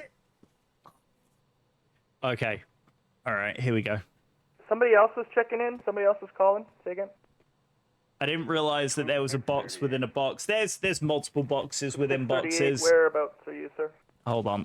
Oh wow. I just want to know if Hold on. you or departure. Departure, always the lowest frequency available. We have a bag, chat. Hold on. Okay, look, we have 7.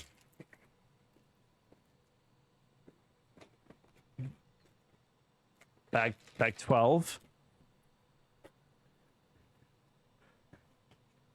I didn't realize there were bags and boxes within boxes. I can't spell, but I just jumped on the sim. Yes, you did. The altimeter Toronto 3010. Yes, you did. 1000. We gotta do a shared cockpit one of these days. Once you get your computer fully set up, you and I are gonna do some shared cockpit stuff. Bag number 2. Bag number 20. We're getting closer, chat. There's bag 3. I don't know how much of this we're going to get done today. I'm not going to lie. Bag 18. Oh my god. Bravo Whiskey 2918, left heading 290, vectors for altitude. Left heading 290. I got to fix Fly Live as well. Oh god, it's all going on. FLY. Fly Live, hello. Right. Right, do we want to fix ourselves now? Thank you. Right, for the 3rd time. Oh god. For the 3rd time I'm fixing this. KIA. No, I'm not doing it. ORD LIMC UAL 416. Okay, right. There we go. Excellent. Okay. We're in good shape now. Fox Bravo Whiskey 2918, keep the left turn heading 160. Heading 160, Foxtrot Bravo Whiskey 19. Extracting bags! Extracting bags. Here we go. Okay. 10. 4. 15. 13. We're still going. 21. But wait, there's more. Oh, wait, is that it? Is that it? Is that everything? I think that's everything. Okay. I think that's everything in there.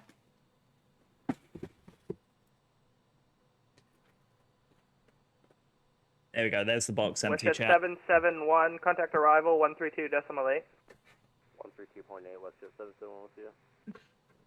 It's got a closey bit. Chat, it's got a closey bit. The box is so big. It's got a closey bit. I've never seen a Lego box with a closey bit on it. But it has a closey bit. It has a self-closing lid. Look! Look! It's brilliant.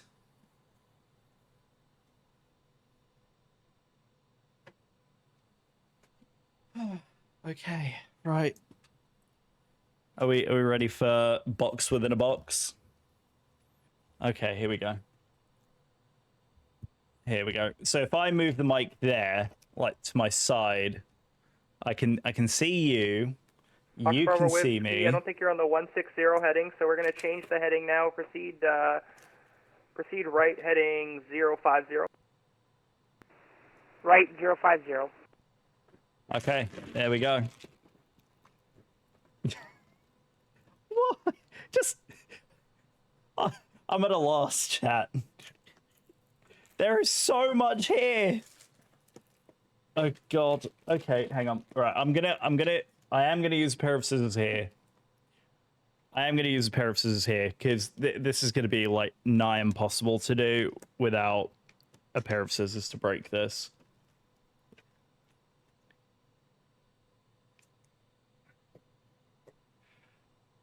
Right. Okay. Let's Fox empty. Bravo Whiskey 2918, proceed direct Aliti. Oh my god. Oh my god. Direct Aliti, Foxtrot Bravo Whiskey 2918. Chat, I think we may have a problem.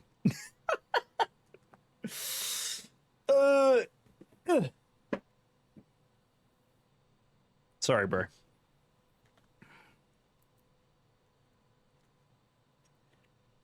Chat, do you think the instruction book is in here? Now, I kind of want to keep this pristine.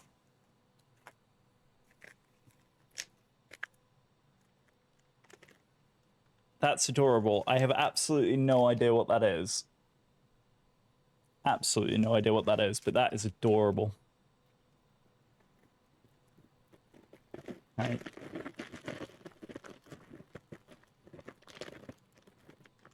Okay. There's a lot of bags here, chat. All right, so I'm going to keep bag number 2. And then I think what I need to do is get like a bucket.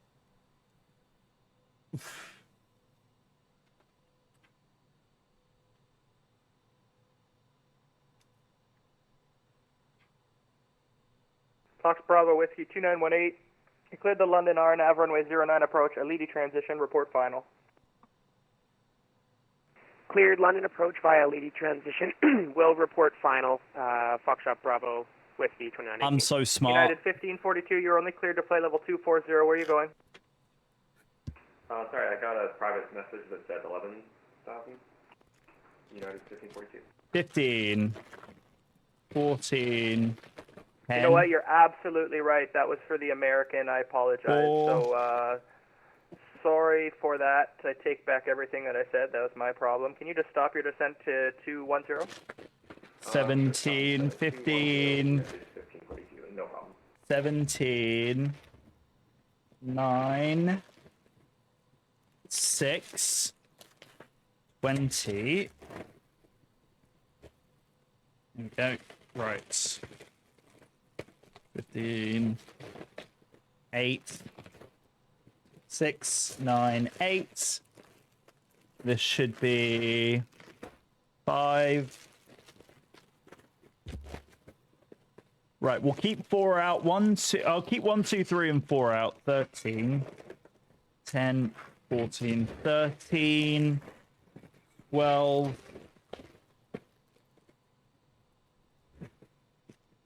My bucket's full already. 12, 13, 14, 15, 17, 19, 20. Here we go. 11. 11. 4 we said we were keeping out. 16, 12, 13, 14, 15, 16. There's number United 1. 1542. Looks like the Descent Pro is going to work after all. So the altimeter there's Toronto 3. So 1, 3010 2, 3, descent and 7000. 4. We got 21. Census 7,000, altimeter 30. 21. United 1542. Thanks. And I wholeheartedly apologize again for the confusion. 5, 6, 7, 18, 16, 19, there's 18. Do you think we have enough Lego here, chat?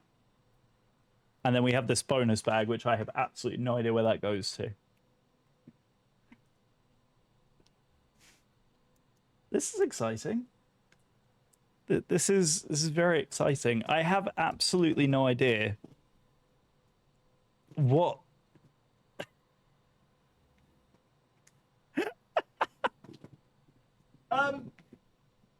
Yeah, I think I'm going to keep this behind me.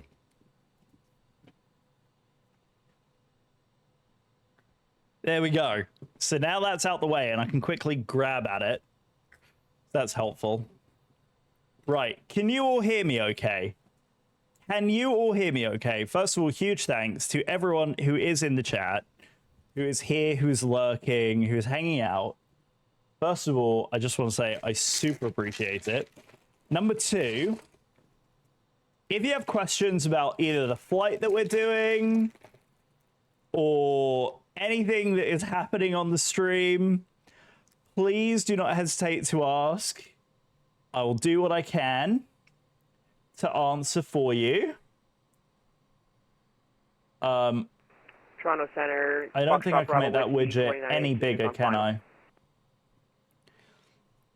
Fox Bravo Whiskey 2918, the London wind 070 at 13, knots, So, clear to land runway 09. 4, Clear 3, land 09, Foxtrot Bravo Whiskey 2, 2918. and here is bag number 1. Oh, and it is open and ready for us to start. Right, like I said, I am going to open the instructions. However, I do not want these ruined. So what I'm actually going to do is not... Oh my god.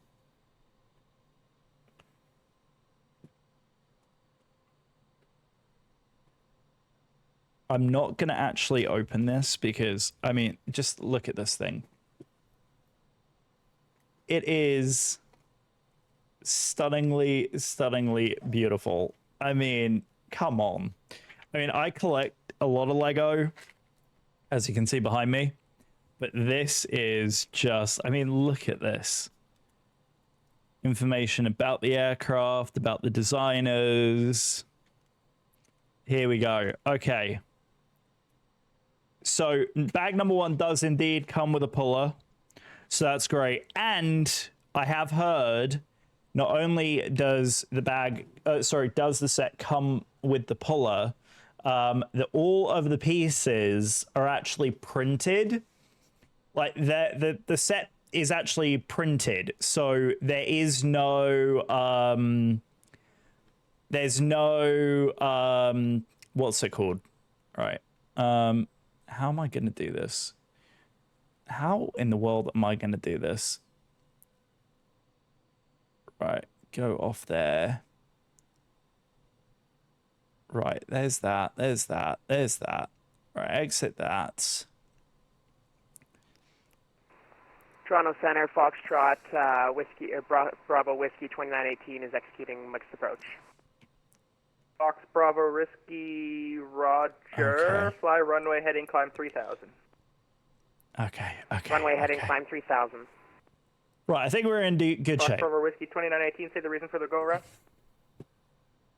The reason for go around was configuration error.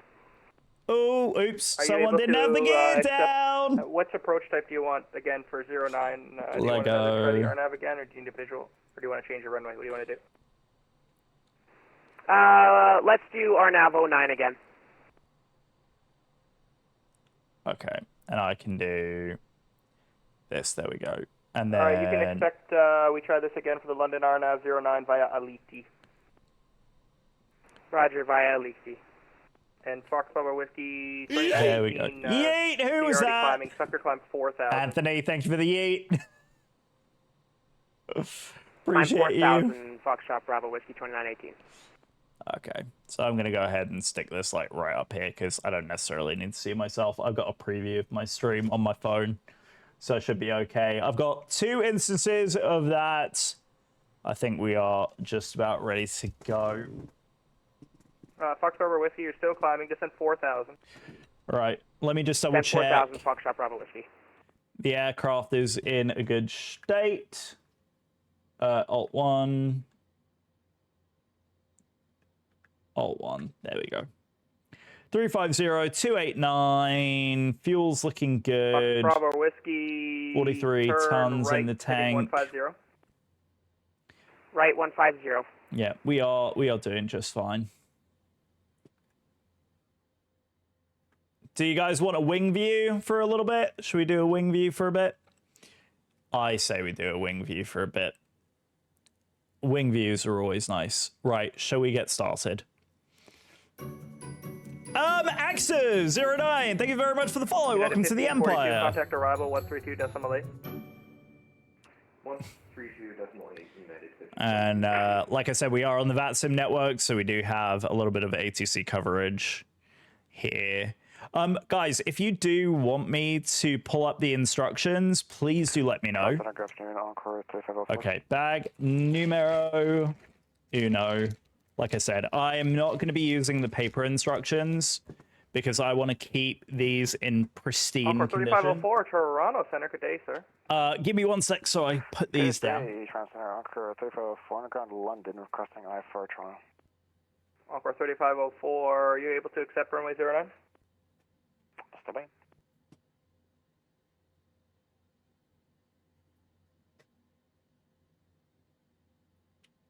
Yeah, we can take 09 for 3504. Walker. Okay. Guys, I think we're there. 3509, Roger, you're clear to Toronto Pearson, the London 2 departure. I think we're there. And then the NABCO 5 The only arrival, other thing flight plan that I route, don't have on here depart runway is... 09, Give me 1 Fox second, 0570. guys, and I will add... Alright, clear to Toronto, London 2 departure, Nautical 5 arrival, flight plan route 090572, Anchor 3504. There we go. 3504, readback's correct. Call me ready for taxi. So now you guys have my music, you have the overlay. Bravo, Axes, Bravo, how 5918, are you? What brings you 150 over heading. to our little corner of the internet? Yeah, stand by. We're having some Are autopilot. you a Lego issues up here. fan? Are you a Flight Sim fan? Also see you've descended below 4,000. Try and maintain 4,000 as well. Here we go. Right, let me quickly do and, this. Walker There we 3504, go. Toronto Center. I think that puts us in a good position. There we go. Right. Pull a For Encore random 3504. bonus Call you thing, Walker. which I have no idea what it does. Yeah. Let's still do that. Encore 3504, arrival has requested your top altitude 7,000. Alright, we'll stop climbing 7000 for Encore 3504. Roger, thank you. Balance and change. Okay, very good. Very, very good. Okay, right. Now I need to pull the instructions. Bruno, please stop that. Bruno! Thank you. 788 Bravo. Nothing from the microphone. Check to see if that's muted. Bruno, go to your bed, please. Now. Apologies, yes, was muted. Right. 788 Bravo, Toronto Center. Hello.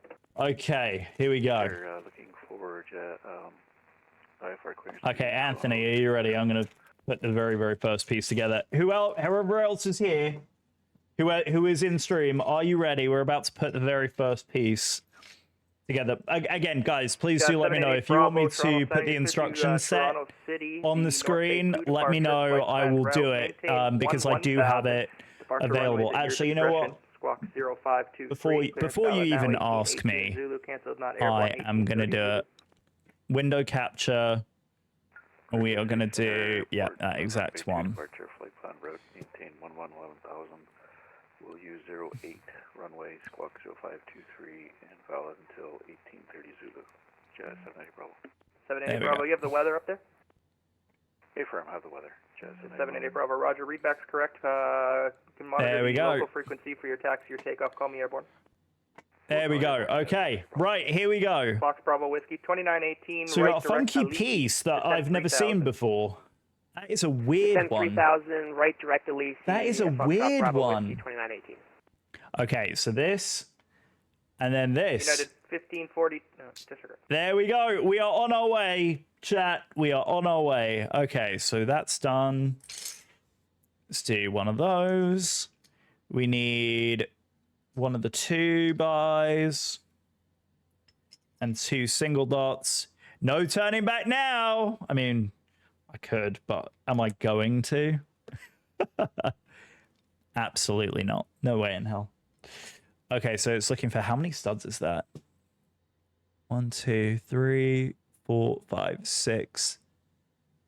Hang on. 1, 2, 3, 4, 5, 6, 7, 8, 9, 10. It's a 10 stud. Yes, you're a stud too. You chat, you are a stud. 1, 2, 3, 4, 5, 6, 7, 8, 9, 10. Yep, so it's the size. There we go. All right, and then we flip these over, and the 3 buys, these go. I'm assuming like this with the 2 gap in between, like that. There we go. Over Lake Ontario now. Sim's looking great. Sim's looking absolutely fantastic. I'm assuming that's correct. It's like a 1.5 dots. 1.5 dots, like that. So we can even do it this way and make our lives even easier, since we know that it's going to be on that side there. There we go. Right. So now we need... See, it was kind of nice with doing this with the mouse is the fact that I can actually kind of sort of see what pieces we need and kind of highlight over what section we're on. So that's nice. Nice added benefit. This goes over in the middle.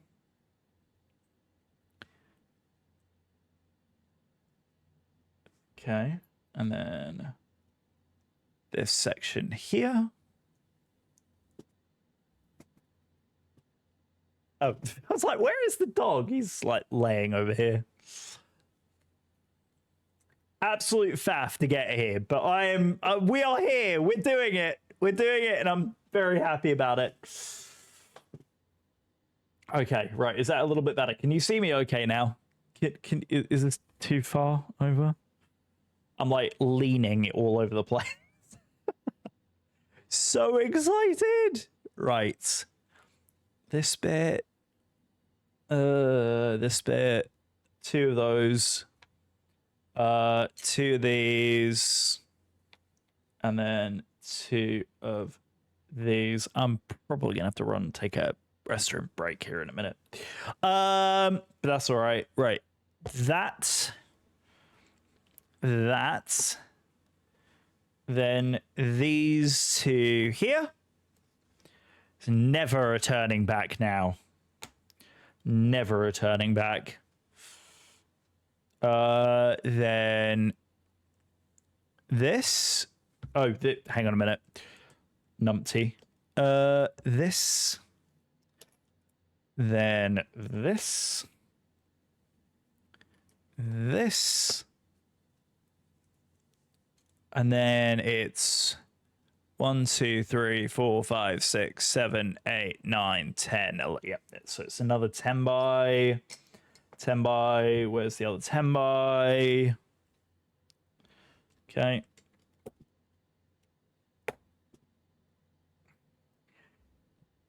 Making progress. Progress is progress. What do we think?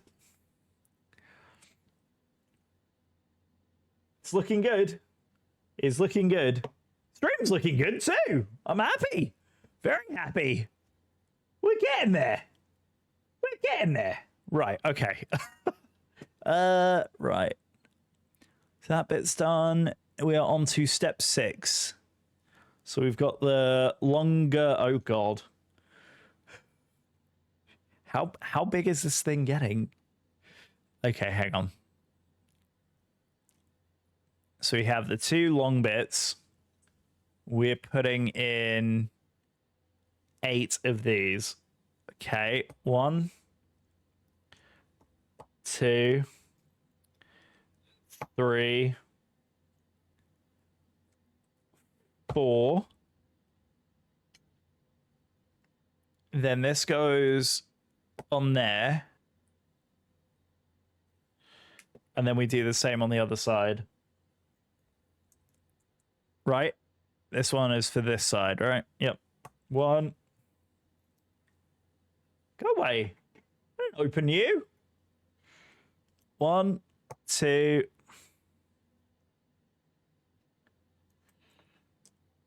3.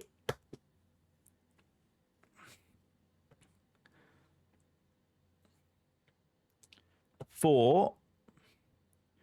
We didn't get ATC has just gone very quiet all of a sudden.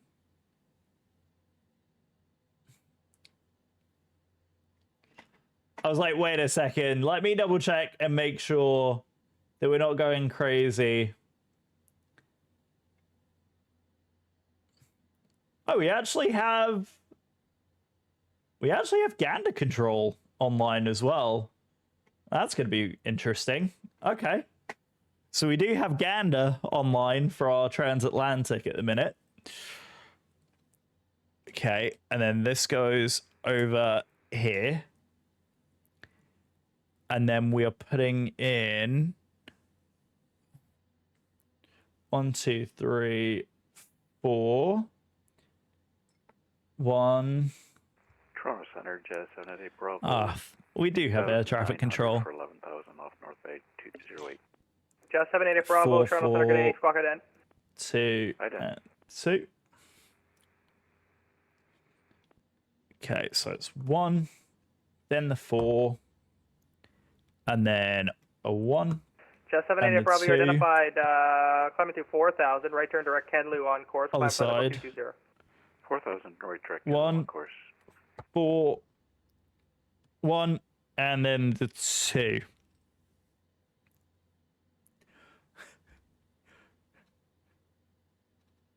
It's bigger than my face. It's bigger than my face.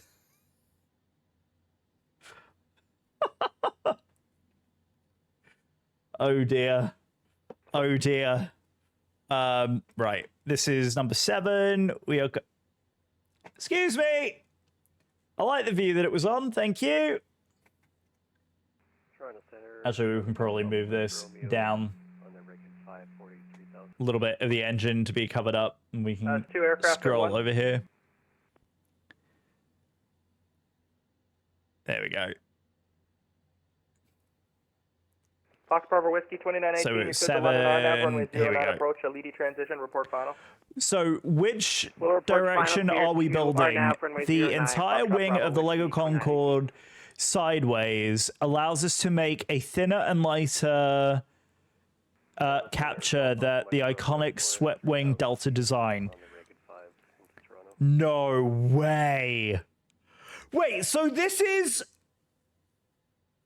What? Golf Alpha Mike Romeo, Toronto Center, good day, squawk 0520. That's crazy. This is crazy.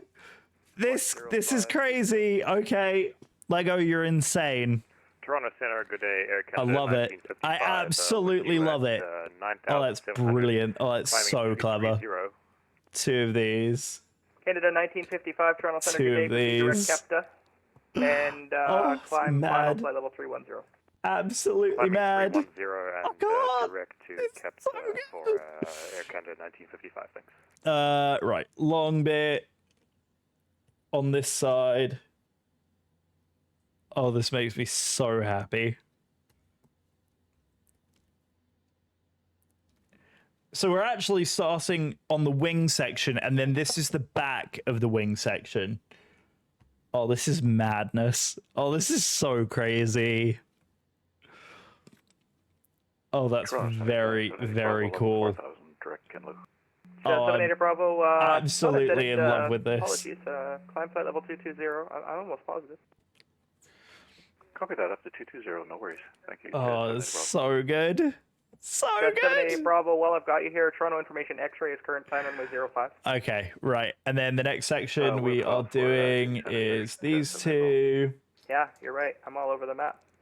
Let's see. Looks like information Bravo is current at city. Plan runway 08. We'll get Bravo, and we are set up for 08. It's the top of Lake Ontario What there happens below when us. you don't have coffee on a Sunday morning and it's 2:30? There you go. Oh, come on, let's go have one. You're selling yourself short. Make sure you get that coffee in you. Yeah, absolutely a mess without it. Oh, the candor of ATC. You gotta love it. Makes flying so much better. Makes flying so much better. United 341, Toronto Center, you here? Oh, it's great. I love flying on VATSIM. I love flying. It's so much fun. How can you say that this is not a great way to spend the weekend? I don't think I've stopped smiling all morning. I'm realizing I'm like leaning way heavy over to that side, so I'm gonna move the mic back. You guys can like barely see my face. 2918, if I start to drift off camera, will you guys please let me know? Because I have an annoying habit of doing that. Bravo Whiskey 2918. Right, those 2 are in. Right, now we're focusing on a small little section here in the center. And Golf Alpha Mike Romeo, you're identified flight level 430. Information X-ray is current at Pearson. Descend now flight level 240. Toronto and Center, 2 of these. United 341 at 29,000. Alpha Mike Romeo, you copy? Yep, sorry, just pulling up on them. Down to 24,000. Right. Dots go in. And plan runway 05. Planning for 0. Then these go next door. Wait, no, they don't. They go across. United 2.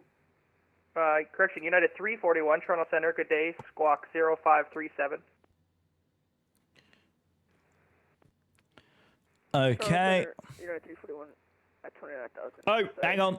I've cocked up. United 341, Toronto Center. First mistake. 0537. First mistake, chat. First mistake. 350. Okay, so these do go back here. I was looking at the 0537. Oh dear. 0537. Someone's having a meh. Oh dear. Air Canada 1955, unfortunately Cleveland Center's offline. Surveillance service terminates. Frequency changes approved. Connect.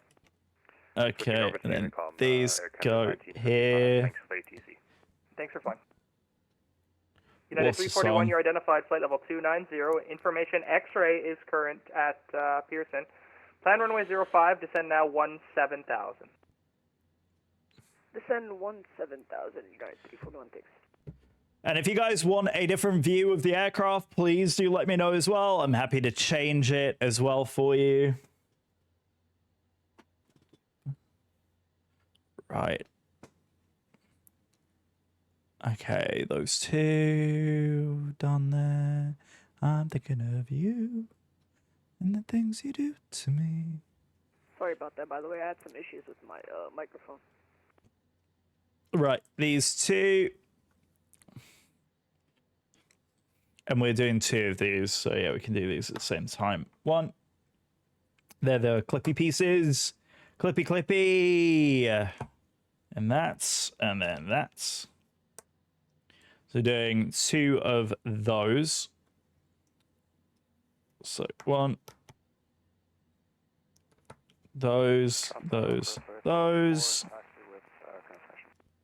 Walker 3504, Roger, runway 09, the London altimeter. And then these go taxi, Golf, either Bravo, side Charlie. over here. And then it's these 2, I believe, which gives... Fox Yep. Bravo Whiskey 2918, welcome to London, backtrack runway 09, exit left Alpha. Exit left. Lovely. Alpha, Foxtrot Bravo Whiskey 2918. Oh my god. This is so cool. Okay, and then it's these 2 in the next step. Section 871, yeah, you're just about You know there. what? You can monitor the en route frequency now. Frequency changes approved. Have a good flight. I'm gonna go ahead and keep my mouse up here just to make it a little bit easier for me to grab at. United 416, unfortunately Montreal Center's offline. Surveillance service terminates. Frequency changes approved. Good night. Over to Unicom. Thank you so very much for the service, and we will see you next time. And insert. Oh wait, no, it's not that one. It's that. We'll get the view eventually. Alt 1. United 341, the Toronto altimeter 3010, descent 11,000. 1228. Right, should we do a view like that? Oops, not that one. Yeah, let's do one of those. That's a great shot. Tail shot. Looking forward. I love it. And the things you do to me. Right. These 2. And then the long ones. That's 1 short either side. And I think that completes bag number 1. That's insane. I think that's the wingspan, chat. Holy crap. I think that's the wingspan. Oh, this thing is going to be absolutely gorgeous. Holy cow. Yeah, I think we are very much working on the wings. Right. I'm going to take about 2 seconds away and step away for a BRB, but I'm going to run to the restroom and I will be right back. So please enjoy the view on my very short break. But I will be back very, very shortly.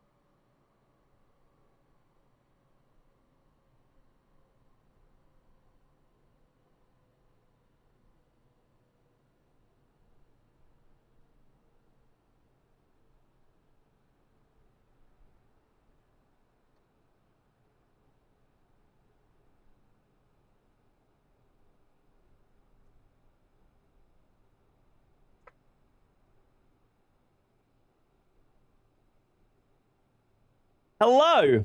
Okay, we're back. Hello, hello, hello. Right.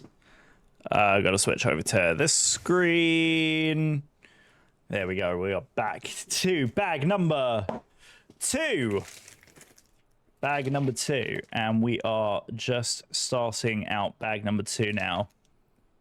Here we go. Bag number 2.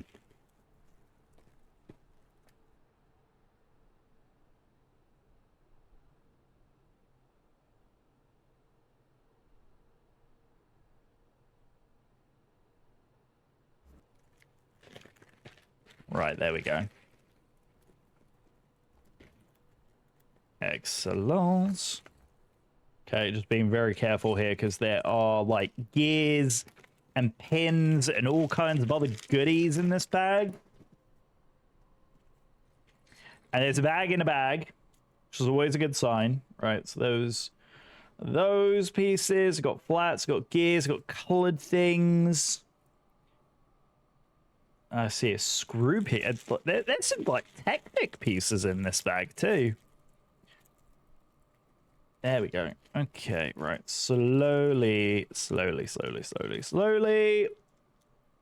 this guy. There we go. Okay, very good. Right. That bag is also empty. Okay. Right, bag number 2. We are working on these here. Oh, actually, I can close that one. And that one. There we go. And close that as well. Perfect. Close those. There we go. Excellent. Okay, we're in good shape. Okay, so those 2. Looking at 3s. And then 4s. 4s.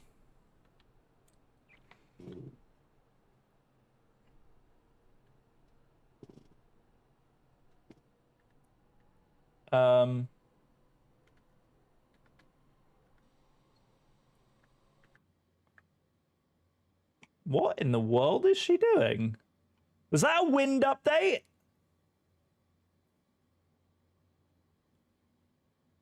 LNAV, ENAV is on. I think that was a wind update. I thought they had solved the wind update thing. I was like, wait a second, something doesn't look right here.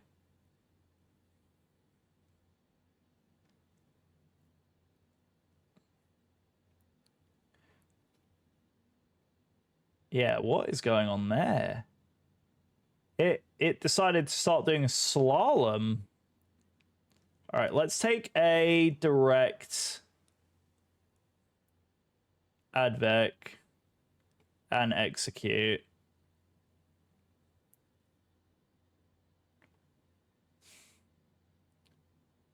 And get that under control. Yeah, because we have 67 knot winds. Okay, what is going on? Rog, what's cooking, man?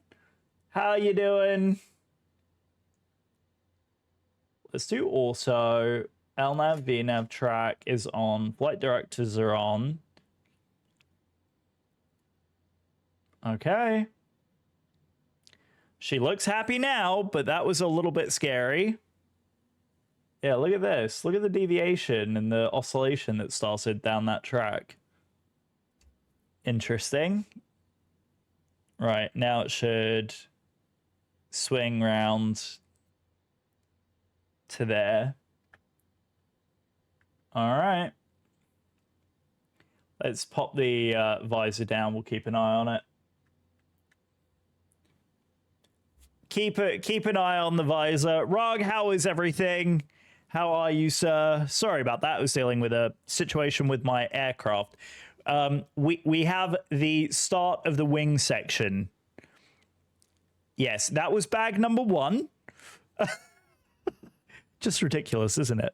Absolute ridiculousness. Right, those. We're also pulling 8 of these. 1, 2, 3, 4, 5, 6, 7, and where did 8 go? 8. Yep, we are playing some good music, we are vibing, and we are building some Lego, which is always a good time. Oh, I love this song. Do do do do do do do do do do do do. Apologies if that was right down your ear holes, everybody, but I was in a singy mood. Right, so this is. Are they?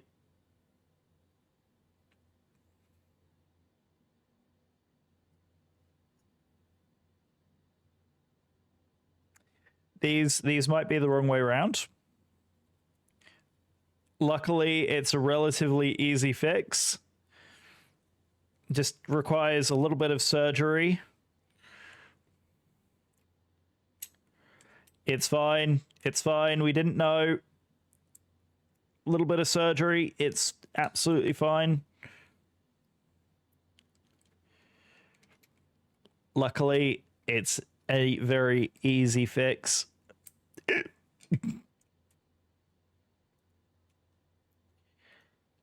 There we go. That's fine. There we go. We got it. We solved the problem. Now we got to do the same on the other side. Yeah, oops. Easy mistake to make. Especially because I wasn't used to those pieces and that build style. I think it's because these are the actual things that hold the engine nacelles on. I'm glad I noticed that now instead of further along, because that would have been rough. Right. By the way, Rog, loved playing Fortnite with you and Zoops yesterday. That was really good fun. Really enjoyed that. Hope you enjoyed it as well.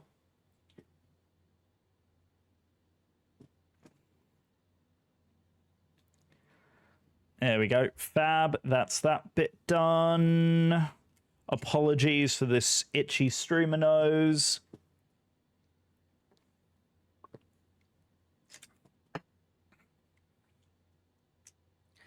How we feeling, guys? How we feeling on a Sunday? Is everybody ready for the week? I'm not. Can't even lie about it. I'm really not ready for this week. It's going to be one of those. It's going to be one of those, but it's all good. I will relish the weekend. I look forward to relishing and reveling in the weekend. Oops.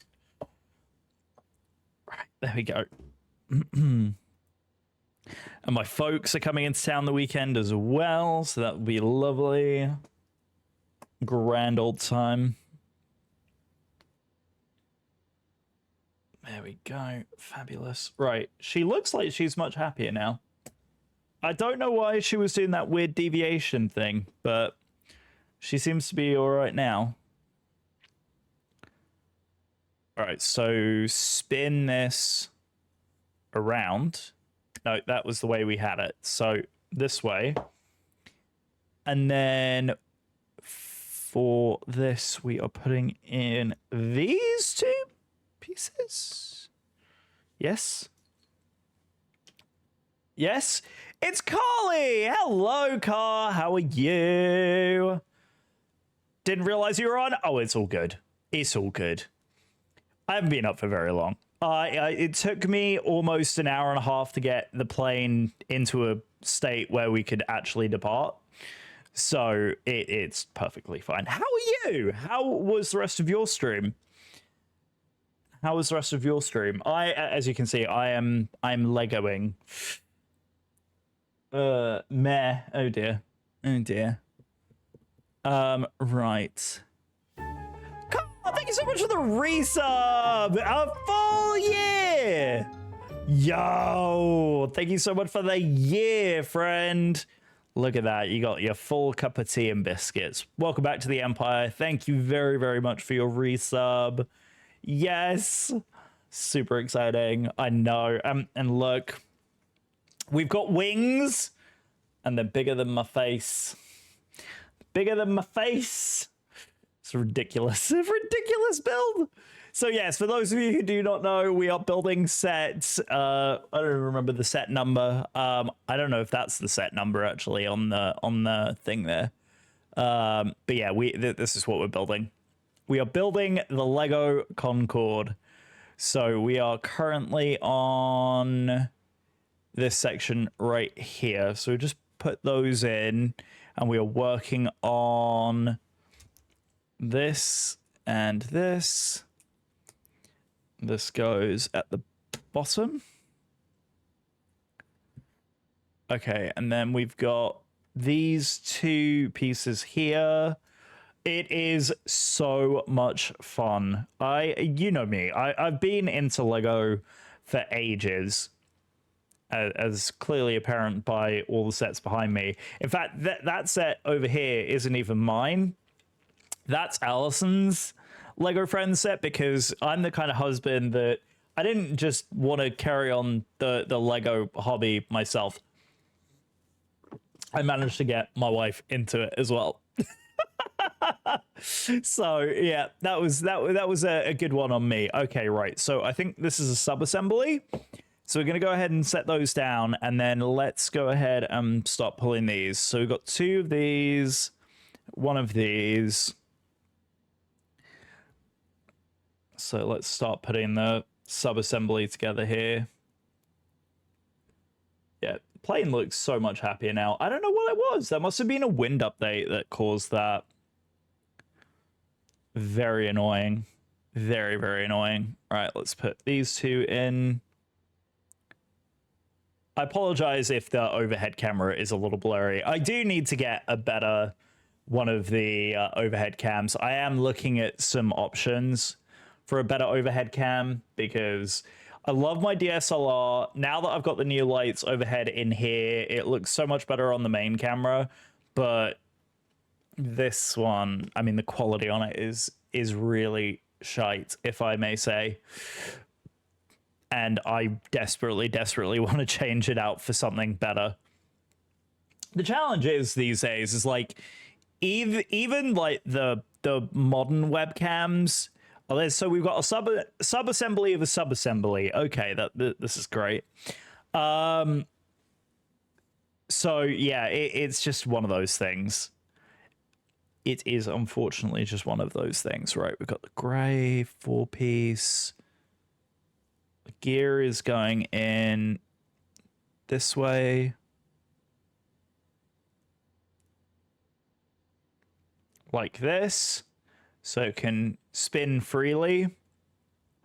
Yeah, it's one of those things. It is super frustrating. It is super frustrating, because obviously with a higher quality webcam up here, you would have a much easier time actually seeing what I'm doing in my hands without me having to like do one of these numbers or one of these numbers. And this cam here, because it's a DSLR, and it's a fixed focus DSLR, it's focused on my face at about this distance.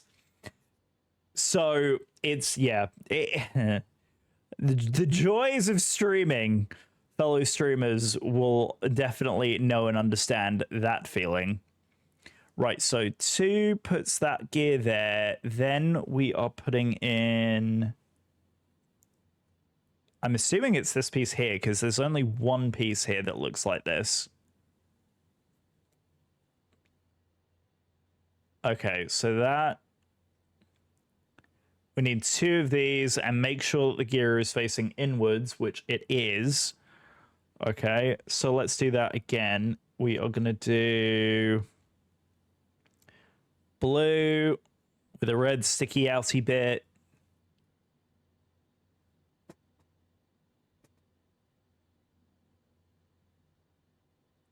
Sorry. I'm keeping an eye on my dog because he's being a butthead. Thank you. Can you just, like, sleep like you normally do? Stop being a butthead dog. Right, the gear needs to go facing on the inside. Again, I want to make sure that it can freely spin. There we go. Okay, freely spins. Nice and loosely. And then we want to put in this. Right, so those two sub-assemblies now.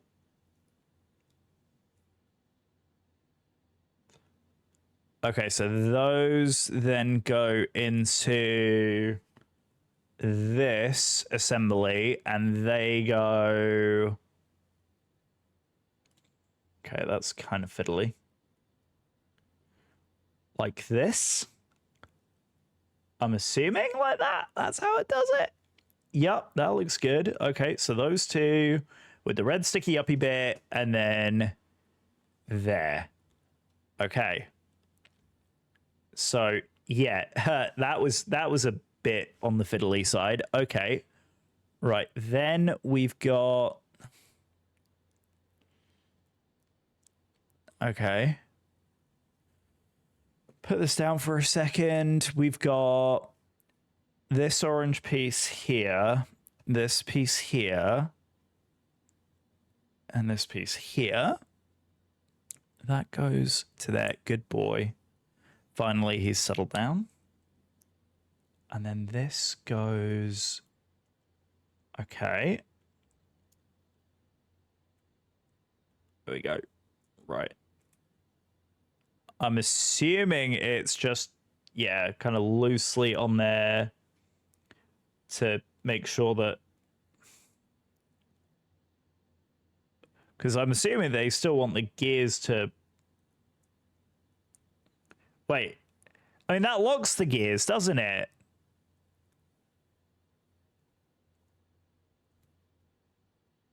Hang on. Is that right? I mean, it must be, but then why? Okay. Tickle me confused. That's interesting. Okay. Okay. So it's clearly correct. I'm assuming...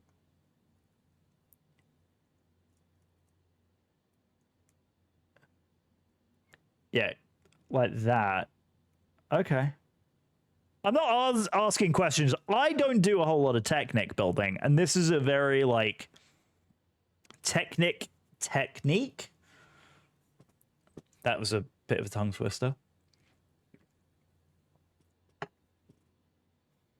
Carly, how was the rest of your stream, friend?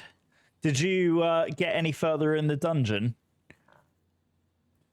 I apologize. I don't actually have any moderators around. Otherwise, I would give you a shout out. Guys, if you haven't checked out Car's stream, Ice Cold Car, she is a phenomenal, phenomenal streamer who I swear to God is going to hit partner by the end of the year.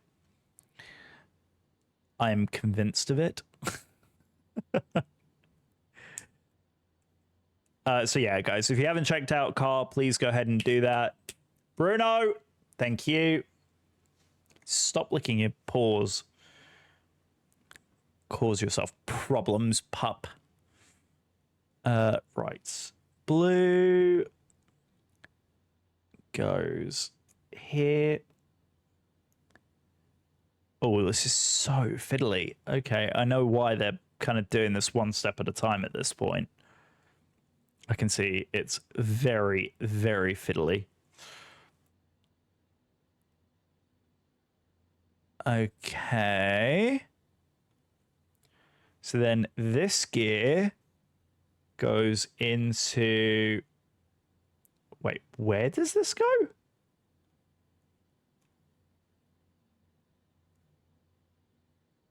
Huh?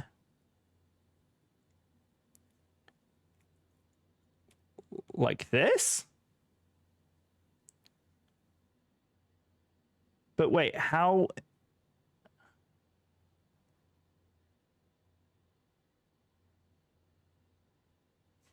I'm very confused. Okay. And then this brown piece comes through here.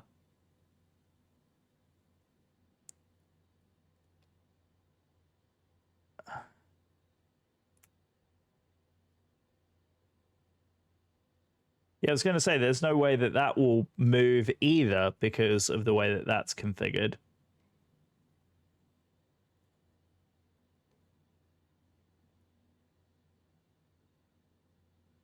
I feel like there's like pressure being put on the back there, but what do I know?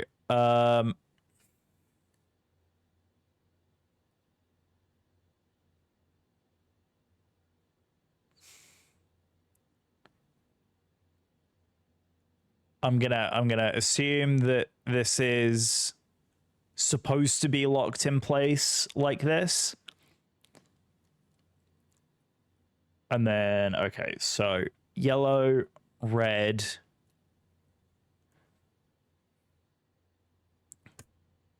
Then the twirly bit, corkscrew, which goes, yep, that way round.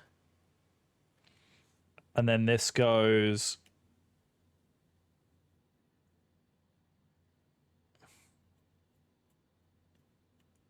okay, got it now. Okay, so yes.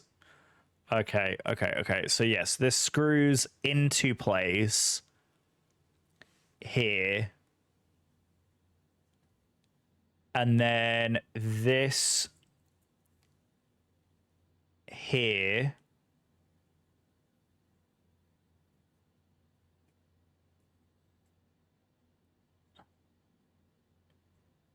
So it has basically a twisting limit. Okay. That kind of makes sense. It's like there is only like one rotation of movement. Interesting. Okay. This is somewhat reminiscent of how the shuttle worked. And then this fits in.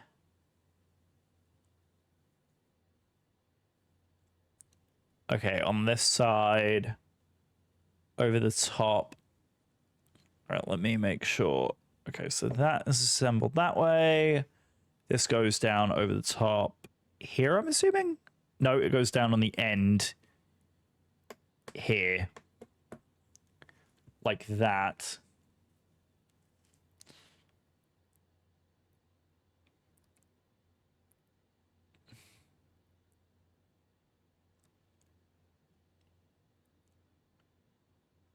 Right? Well, wait a second. Hang on. No. Goes this way around and it comes in here like that. Okay, that looks more like it. Yep, that's it. Just had the orientation wrong. That's there, that's there, that's there. Okay, so then on top of those go these here. And then long pieces, there's 3 of them, right? So it's this goes at the very end.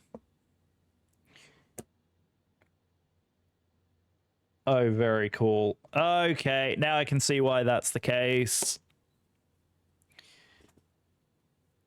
There we go. Look at that. Yep. That is very cool. Very, very flipping cool. And there you go. That's what it looks like in the big cam. I know it's, again, it's so difficult to like have it focus. It's that way, isn't it? I want a better one. I want a better one.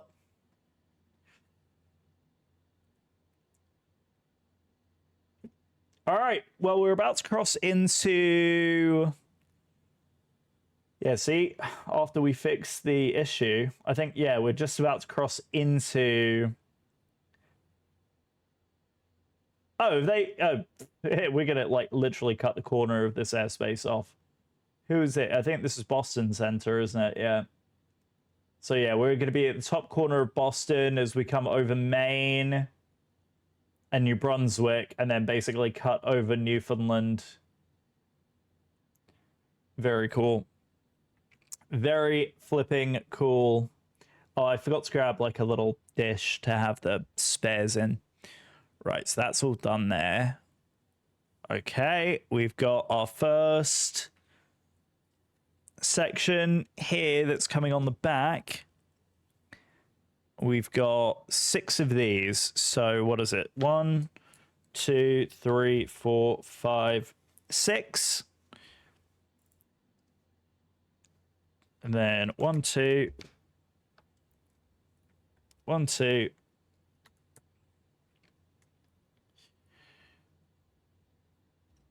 Oh, what's the song? I love the music on this Spotify playlist. I gotta save this one.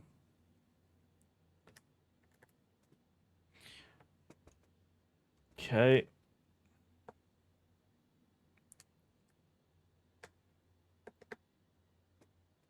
Okay. And then finally, oh, look, we're down to the spares, chat. We're about to open bag 3. Okay, 1, 2, 3.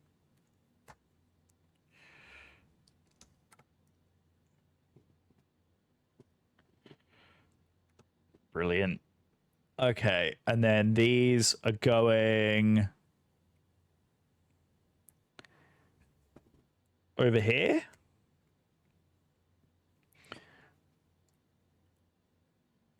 Like this.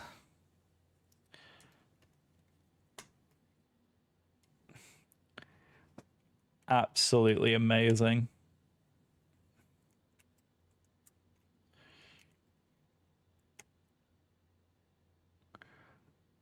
And then finally, this guy on the end.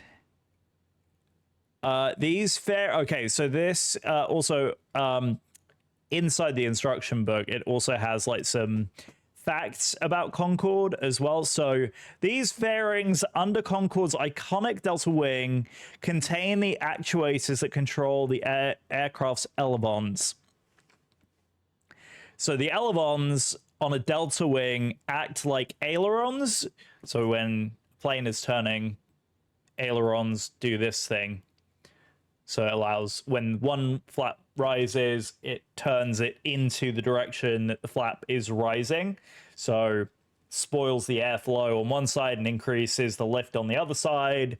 So it turns the wing, and then vice versa. It goes that way when it's turning left.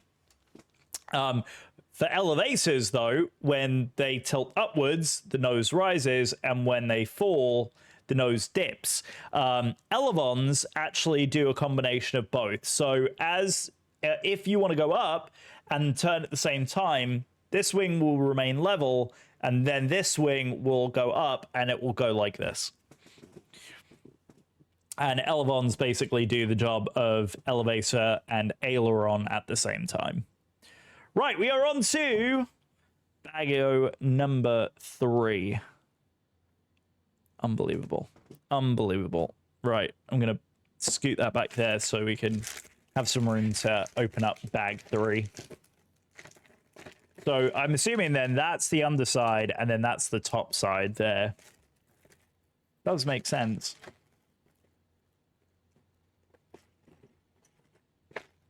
You've never ever done Lego. Okay, Car. Oh, you are missing out. You are definitely missing out. Lego was my entire childhood. Of course, I'm not even done. I've got this set. And we actually have even more in the cupboard because we're still... Hello? Derpy Callum, welcome to the stream, my friend. Hello, how are you? And then we also have this one, the Dark Trooper. Callum, hello. Nice to see you. How are you this afternoon? As you can see, we are mid build and mid flight.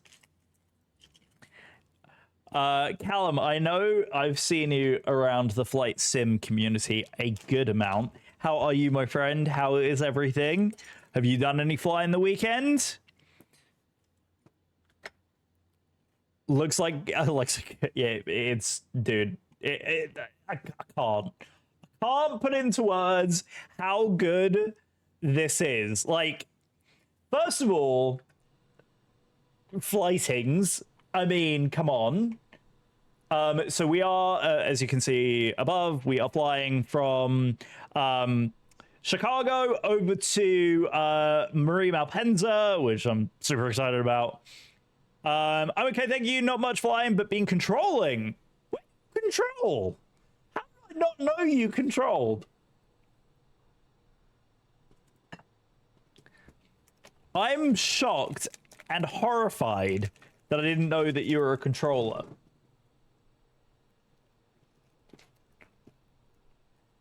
But yeah, we are doing 787-800 with United in the classic United livery from Chicago O'Hare down to Marie Malpensa.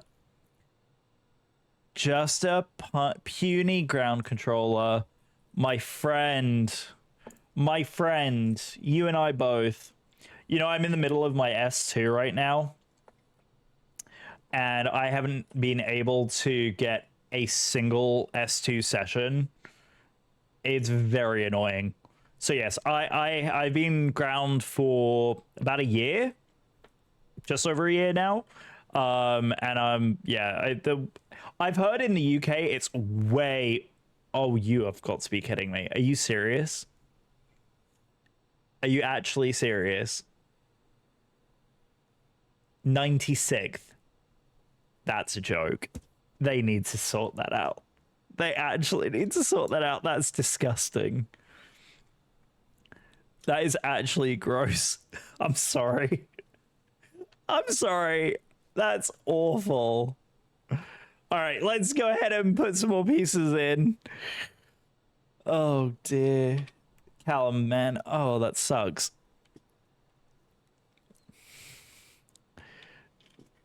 But yes, Callum is another flight sim enthusiast.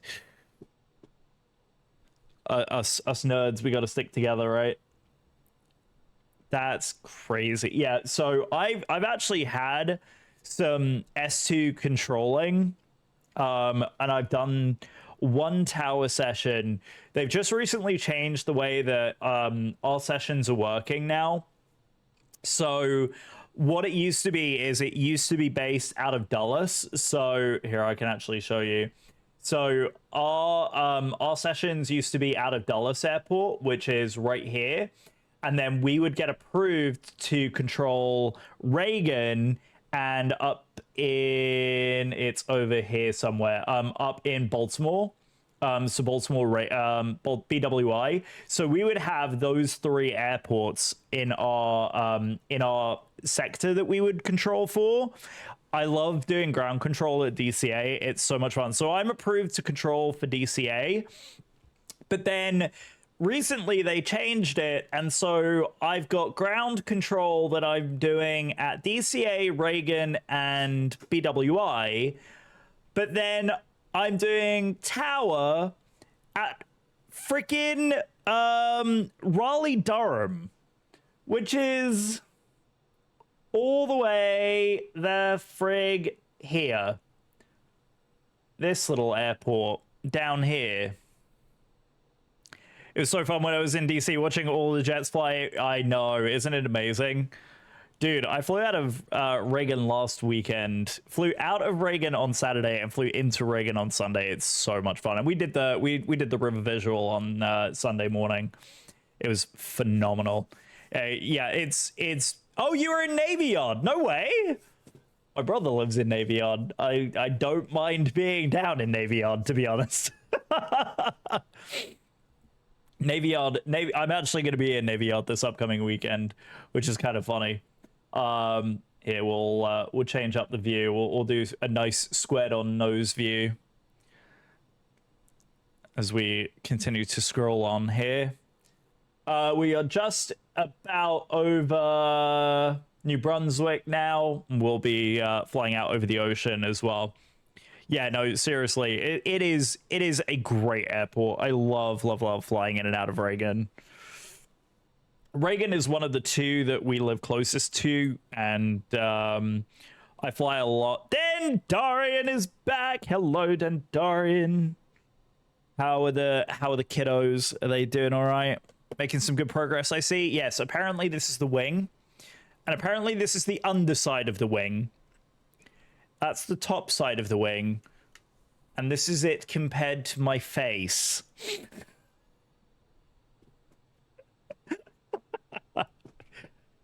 It is utterly ridiculous how big this thing is.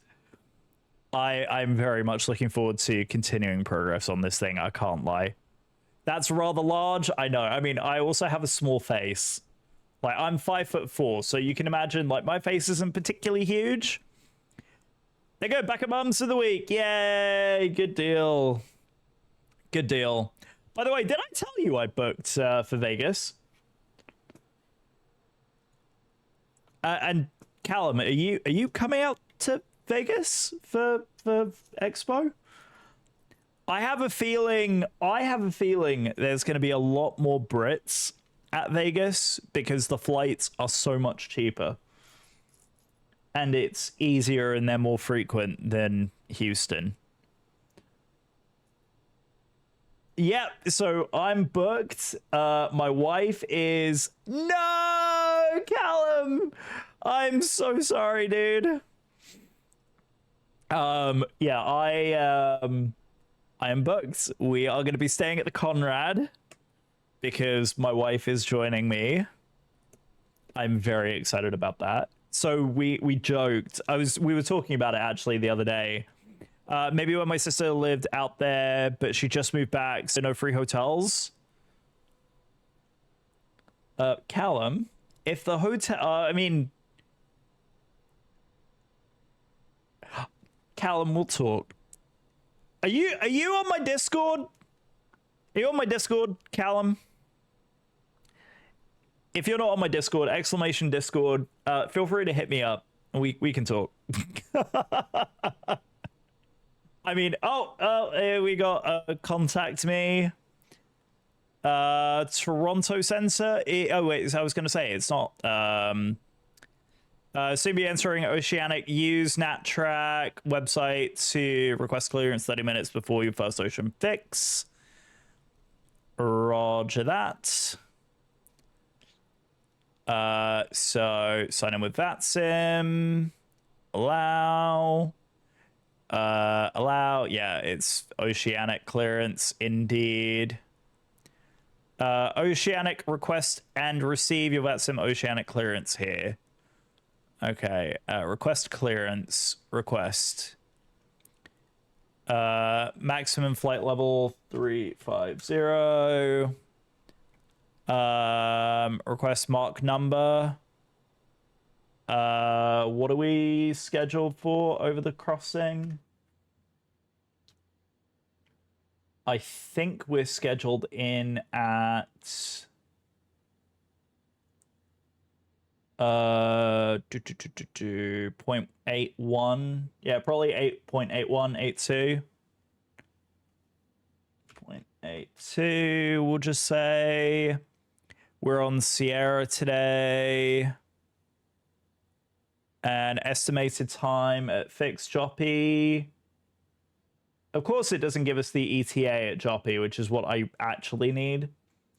So, okay, well, actually, we're about to cross over Millis. Maybe it will give me Joppy over the next waypoint, because we're not going to be hitting it at least for another few. I haven't done Oceanic clearances in so goddamn long. And it's actually, this is the first time I've actually had Oceanic. So our estimated entry is 2101 Zulu. 2101 Zulu. submit clearance. TMI. Wait, what? Current TMI available at top of the page.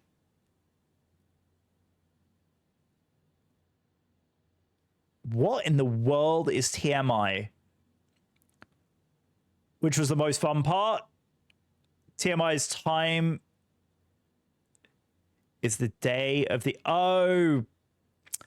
Day of the year. Okay, so today is 09/24/2023.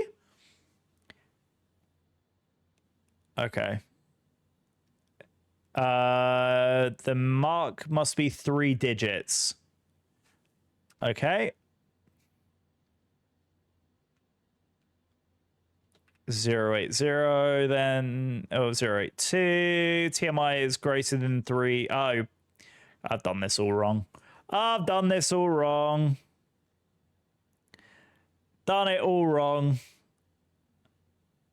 Okay, right. I think I've done that correctly. Traffic Management Initiatives. 267. Thank you. Dendarian saving my bacon, and so is Callum. Thank you guys. Appreciate you. You need to request a nat track. I already did. I said Sierra.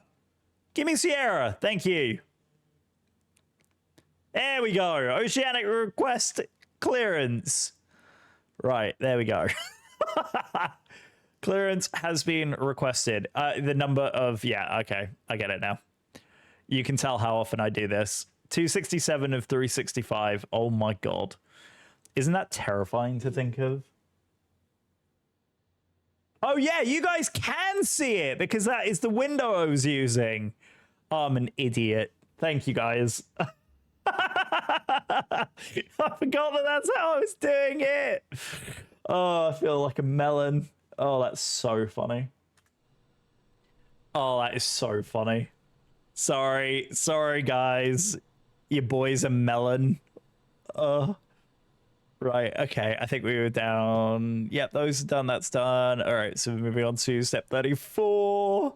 Wow. Wow. Pro flight simmer over here. Freaking pro flight simmer. Okay, 4 of those. That must be these 4. Plus, where are they? 1, 2, 3. Such a melon. Oh dear. Why do you trust me all? Oh god, dear lord. Oh dear. Absolute tool. Oh god. That is really funny though.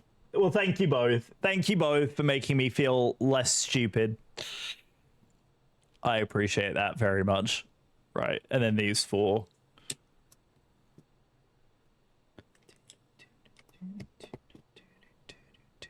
I love it. Okay, and then this guy. So that should leave 1 either side, which it does. Brilliant. Okay, so we are 5 minutes ahead of Marici. You best not be doing what I think you're doing again. At best not be a wind update again. Best not be. I swear, if it's another wind update, I'm going to be upset. Yeah, I don't know if you guys saw earlier, but we got a wind update, and yeah, we got a wild oscillation, which I don't know if it was caused by the change on the waypoint or whatever it was, but yeah, we had to take some directs in order to get that to fix itself. It was very annoying. I've had very, very few issues with the Kuro. I have to say I very much enjoyed flying it, but there are some weird little bugaboos that I'm looking forward to being shaken out. Oh, what a song. Right, then this guy.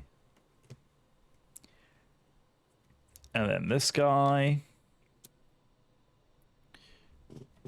And then 3 and 3.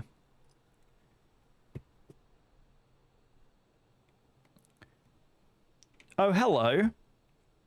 Don't quote me, but I think that MFS, it's an MFSism rather than a Kuroism.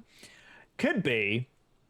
It could, honestly, nothing surprises me. Because the Kuro is still running the MF, like the CDU is still being run by MSFS, right? Because it's not got an external WASM or anything like that that it's running in the background.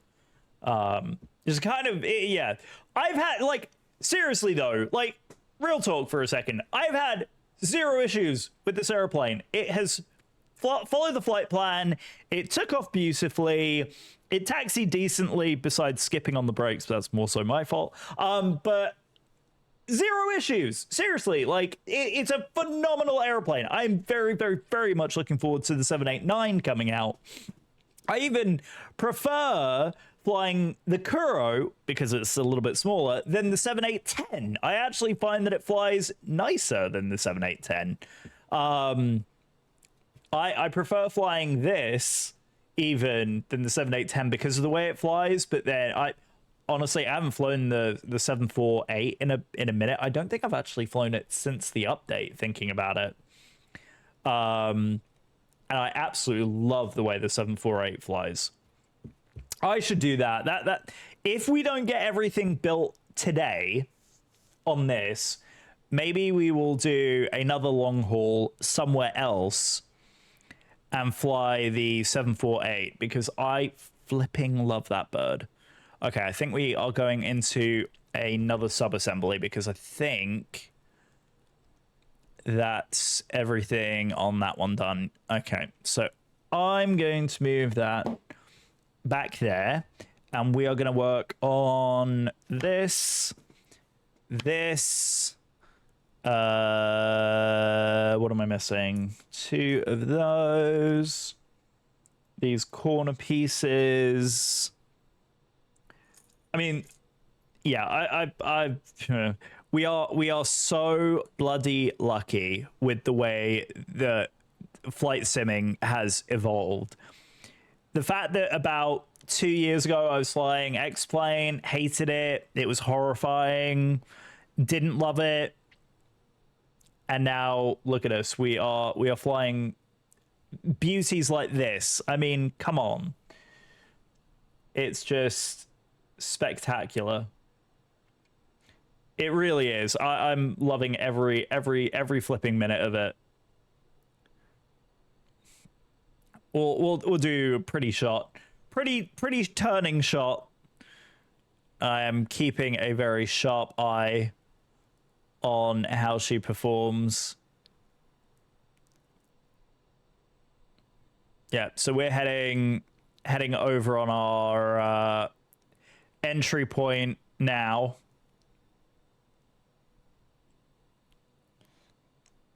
Very good. Yep, so we're about to enter our nat track here.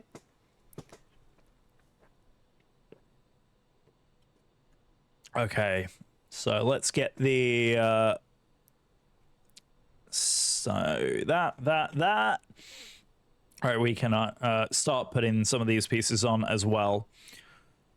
So has anyone got anything fun and exciting going on this week? I unfortunately do not. It's going to be hell week for me, and I am not looking forward to it. But it's okay. Lovely. Just double checking my phone battery as well over here, which always worries me. By the way, speaking of, anyone here who is an iPhone user, are you upgrading your phones to the brand new iPhone? I am curious. Watching you as you do chores, you are very sweet, Carl. I appreciate you very, very much. That's very kind. I'm glad I can be entertaining through your chores because Quite frankly, I find myself horrifyingly boring. Not planning to. I'm very quickly finding myself in the same predicament. I have, like, no interest. Zitty is going into unlock mode. Hello, Zitty. How was your little lurky session? Still have the iPhone XR, really? Yeah, it's not different enough. I agree. You have the 13, so I have the 14. So I have the 14 Pro Max, not the Max, sorry, the 14 Pro, which, and I love this thing. And honestly, you're right, it's not that different. And the other thing with this one is they don't have the purple anymore. I absolutely love the purple finish on the phone. I don't know why. I don't know why they decided to get rid of the purple. The third, I mean, that this is an interesting point of discussion as well. Is like, I am really, really curious to see if people are going to start not upgrading their phone and any technology because the level of improvement above where your current hardware is, the gap is getting smaller and smaller in terms of like how much more physically the phones can improve year over year. I just find that really, really interesting to look at and think about. All right, so this goes here. I'm being very careful about pushing this down because there's sensitive pieces on the other side of this. Yeah, honestly, I feel very, very much the same way. I'm very hard pressed to do any upgrade on my phone in the not too distant future. Again, for the same reason, like in my mind, there's not enough of an upgrade outlook for me to want to upgrade, if that makes sense. Like it's not that I mind. You've had the Pixel 6 Alpha for 4 years now, and see now no reason to upgrade. Honestly, yeah, no, exactly. I mean, I can empathize with that. Okay, so then we remove this thing, and then oh my god, that's brilliant. This was only in here to hold the gear mechanism temporarily.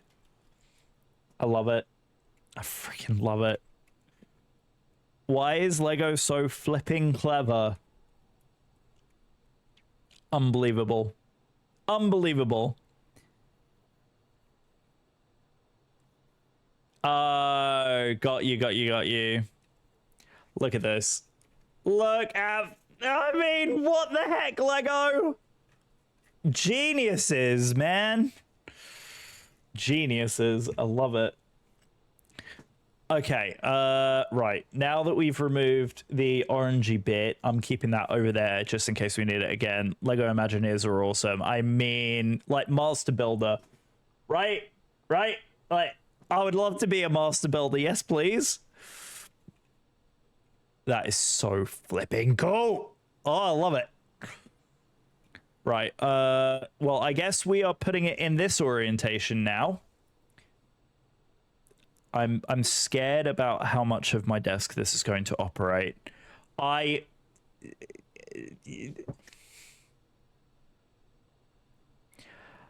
People who understand how good this music is, I love and appreciate you. There's a certain someone who I know is lurking in the background of my stream right now who loves to play what I like to call wub wub or French noise. It's not music. It's not music. It's just flipping noise. It's awful. EDM, electric, whatever noise in it. Blech. Ah! I hate it. Am I seeing them on the US tour? I didn't even know they were on tour in the US, to be fair. But now that I do know that they are on tour, I am certainly going to be looking that up. Because I absolutely love them. Right now. Shoot. Oh boy. I'm going to have to look at that. Callum, you're going to make me do some bad things. I absolutely love the Wombats. I love the Wombats. I love it. Like Sam Smith. Like this particular playlist is really flipping good one. Definitely gonna have to save this one because I really, really like it. Okay. This one is. Got to see Two Door Cinema Club back in July, and they were ace. Oh, that's rad, dude. See, here, like, a lot of the artists that I go and see live, because my wife is mad into country music, we tend to see a lot of, like, country artists live who are also excellent live. I very, very much enjoy going to those shows. But yeah, I do need to keep more on it up with like who is on tour, where they're going, and like when they're going to be in, because I flipping love going to live music shows. I've seen the Fratellis live. They were fantastic. I've seen Snow Patrol. I've seen not like as an audience member, but I just happened to be working at a venue in Orlando. So I saw Taylor Swift very early in her career when she was actually good. I've seen Taylor Swift early in her career, Rolling Stones, Neo, I think it was back then. It was like 2010, it was like early 2010 when I saw all these. I love the Fratellis. Seeing that the Fratellis live were phenomenal. Like genuinely, they were truly exceptional. So really enjoyed seeing them. I've seen who else? And then obviously like country artists I've seen Luke Bryan, Cole Swindell. We just saw Russell Dickerson. What was the other one who we'd just seen? Reckless Road was with them. They were excellent as well. Restless Road. They were excellent as well. They're another Simon Cowell project. They were truly fantastic. Who else have I seen? Thomas Rhett. Blah, blah, blah, blah. I think that's everyone that I can think of. I still really badly want to see Coldplay live. I want to see... Yeah, I'd love to see, like, Sam Smith, the Fenders... Sam Fender... not Sam Smith. Sam Fender is who I meant. Sam Fender... I'd love to see... blah, blah, blah. Yeah, Fratellis, I would love to see them live again. There's just a huge list of like artists that I would dive in to see in concert. I think they're all fantastic. Okay, let's see. What is this fact? We have another fact. Here we go. Concord contains 19 miles of wiring. We opted for several meters of Lego bricks.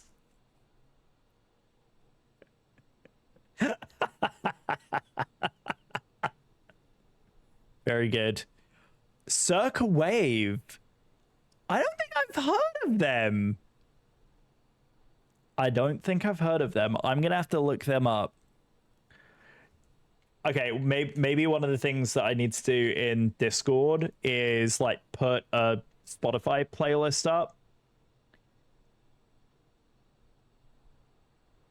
And so that we can all just add music for each other to listen to. Maybe that's something that we need to do.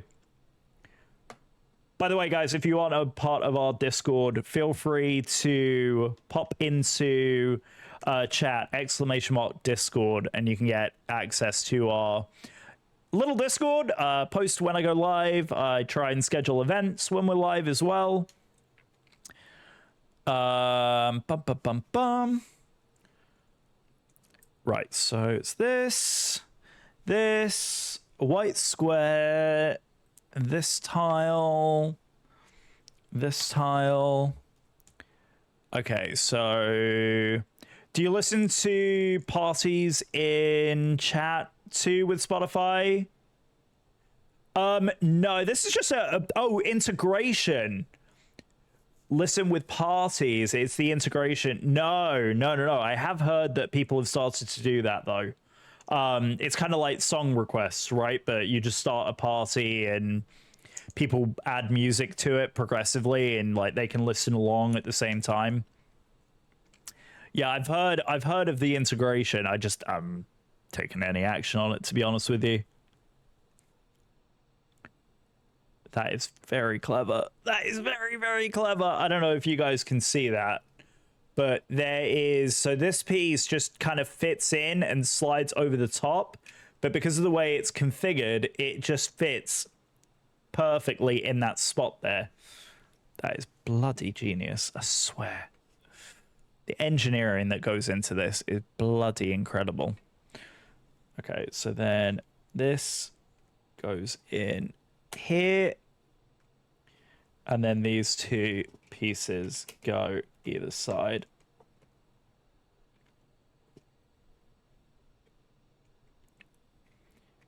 All right, just going to quickly check in on VATSIM. Have we got our oceanic? We're about to go into oceanic airspace, actually.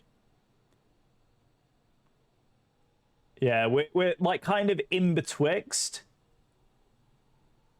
I definitely don't fancy doing position reporting. I hope that that's okay.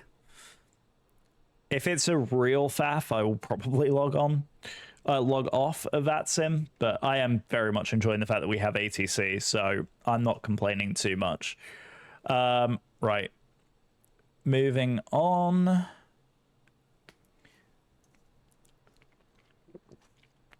Once again, guys, huge thanks for keeping me company today. I do very, very much appreciate it.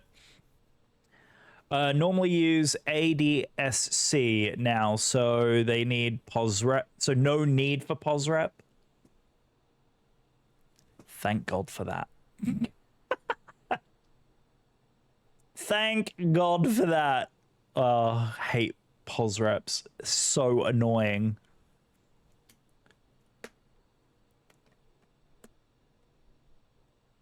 It's just actually really nice to like get out and fly something other than the 737. I've been so obsessively flying the 737 lately. It's mildly embarrassing.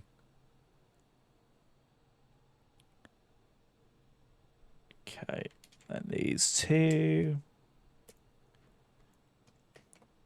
Does anyone else kind of find that like when you get into the mood to fly, you tend to fly like one aircraft type relatively exclusively? That's definitely been me lately, and I've been flying so goddamn much of the 737. I don't know. I enjoy flying the Phoenix and I enjoy the A320 a ton, but it's so automated. I mean, yeah, granted, the 7.8 is somewhat very automated as well, but I don't know. I just so enjoy taking different birds out every now and again. I really should fall out of the habit of just, you know, exclusively flying one particular aircraft type. But because I fly with Southwest Virtual, I do find myself having an easier time kind of coming up with flights, flying those particular routes, and not doing any kind of legwork.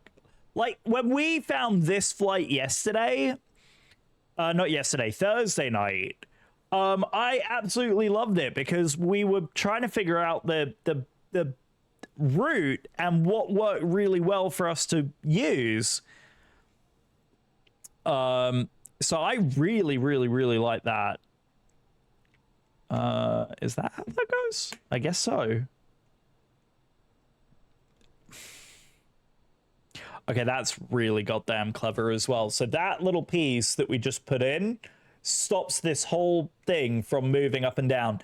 Diego, we were talking about you. Diego. Funny you show up. Very funny that you show up. That's hilarious. Yeah, we were talking about you earlier because of amazing progress that is being made on our little project, which I'm very excited about. God, I haven't heard this in a hot minute. How often do you think about the Roman Empire? Do you want to laugh, Callum? Do you want to laugh? So, my wife and I got into this whole discussion over this whole Roman Empire trend thing that's popped up all of a sudden. And I think it boils down to the way that the male brain works is to, like, whenever we're thinking about something, we always think of, like, the historical context in which it originated from, right?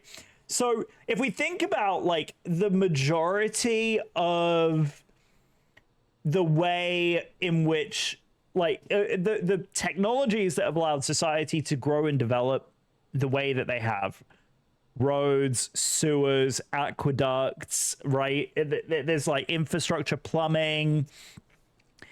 So by default, we think of the Roman Empire for a lot of those inventions. But I personally actually tend to think of, like, more than just the Roman Empire. Like, I don't exclusively think of the Roman Empire. I think of, like, the Byzantine Empire, the Mongolian Empire, and what influence all of they had on modern society. And I think that's where a lot of that thought process comes from. So yes, I do think about the Roman Empire maybe once or twice a month, but I actually look at history holistically. I think about the British Empire. I think about the way that the Frank Empire, the Spanish Empire, like how all of those played an influence in our society today. And yeah. So in answer to the question, yes, I think about the Roman Empire, but it's not exclusively the only thing that I think about. You know what I mean? I think of, like, the bigger worldview picture of where we are now and how all of it influenced where we are now. Not necessarily just the Roman Empire, because yes, they did impact the world, but its significance was only led and continued to lead because of the other empires that followed after it. It is a relatively based opinion. Thank you for that. I appreciate. Wait, I heard that question on F1 Mercedes garage. Oh God. Yeah, so it's a trend, Diego, it's a trend that's popped up on TikTok, and just people have just been talking about it nonstop for the past week. That's the only reason. Progress looks awesome. Is that technique difficult to learn? What tech? Oh, are you talking about our special project?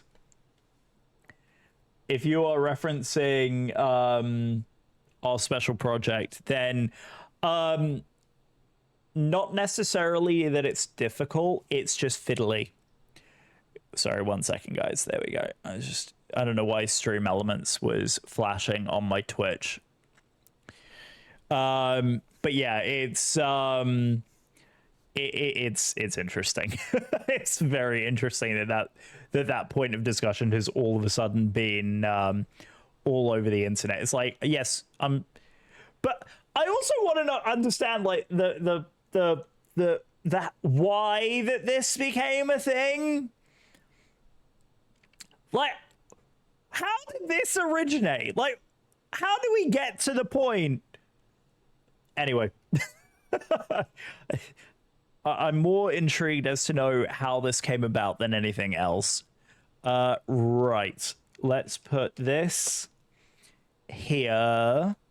Then the two reds come in here and here.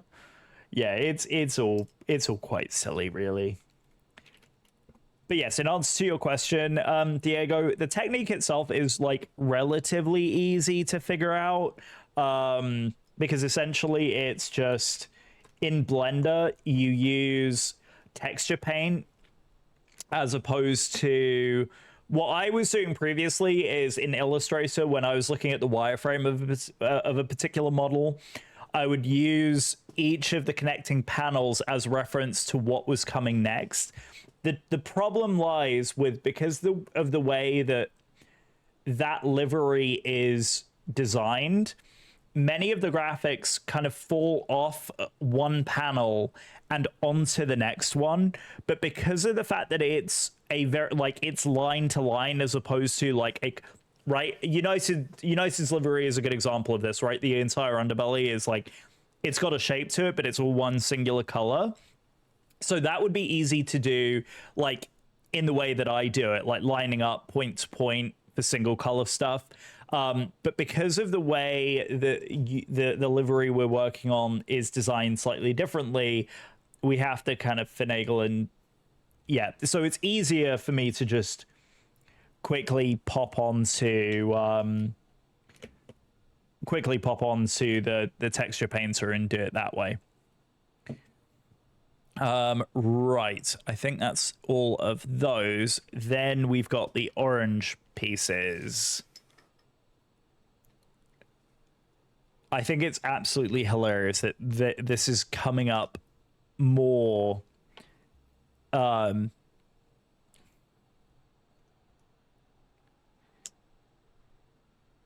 Okay, then this.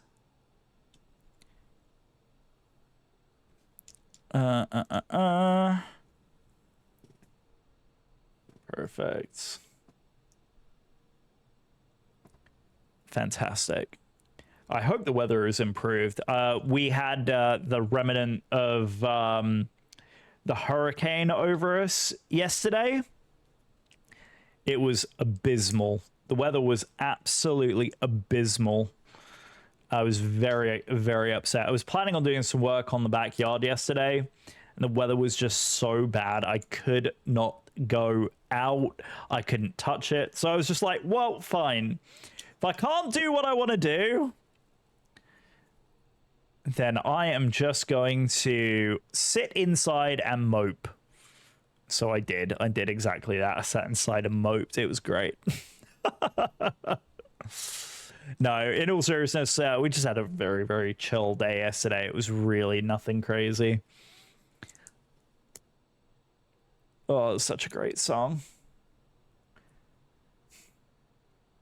All right. Making really good progress. I think we're about, well, yeah, we're just literally over Newfoundland. There we go. Look at that. There's Newfoundland. I've heard it's absolutely gorgeous over there, but I've never ever been to. Okay, I lie. I've been there once. I was in Gander.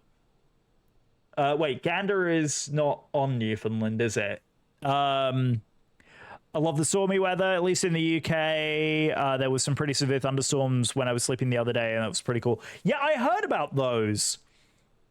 I heard you guys had some pretty bonkers weather. Yeah, you had like a series of really gnarly thunderstorms come through the other day. There was some flooding in London or something like that. That was what hit the news over here. Oh, stop it. Is this what I think it is? Are these the engine nacelles? Are these the engine nacelles? These are the support structure for the engines, aren't they? It is. Oh, this is so exciting. If you could travel back in time to any era, which would you choose, and what would you like to discover?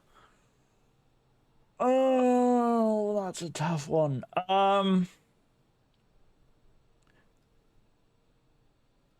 what era would I travel back to? I think the most interesting era to travel back to, just from an observation perspective, would be I reckon interwar USA. I actually think the most interesting would be Mesolithic.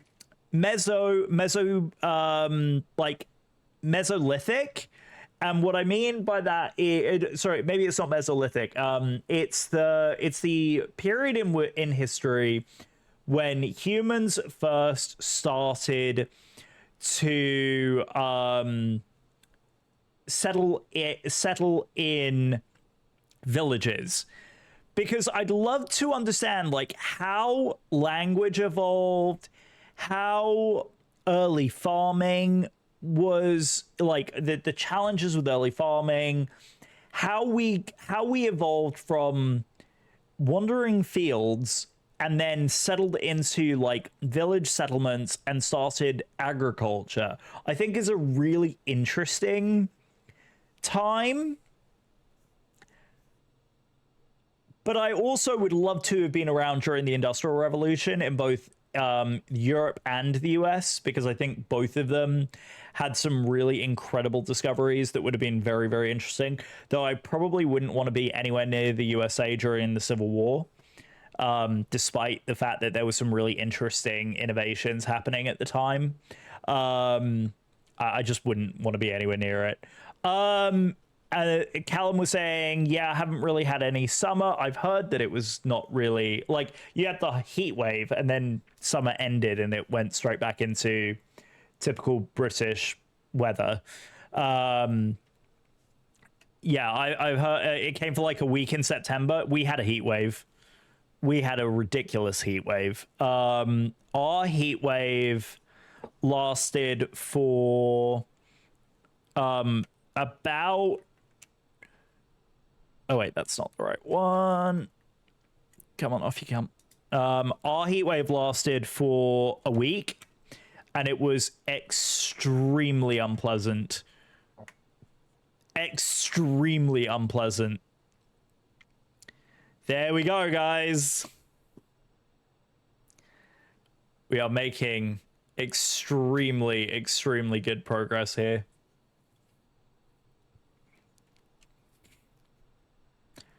Well, all of Europe got crazy heat waves like into the 40s that push all of the low pressure air up into the UK, so the weather was awful. Oh, lovely. Just what you want, right? Absolutely charming. Yeah, we've had some weird weather. I mean, granted, the tropical storm also brought, you know, some disgusting weather our way.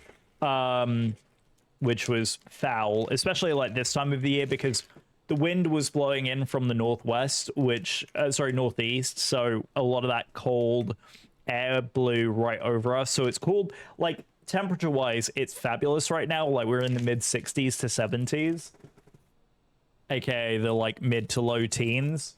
The week prior, so not last week. Last week was fabulous. Like we were in the 70s, crystal clear blue skies, like 18, 19 degree days. Absolutely. Yes, I translated, Callum. I translated. Thank you. But yes. No, but in all seriousness, yeah. So,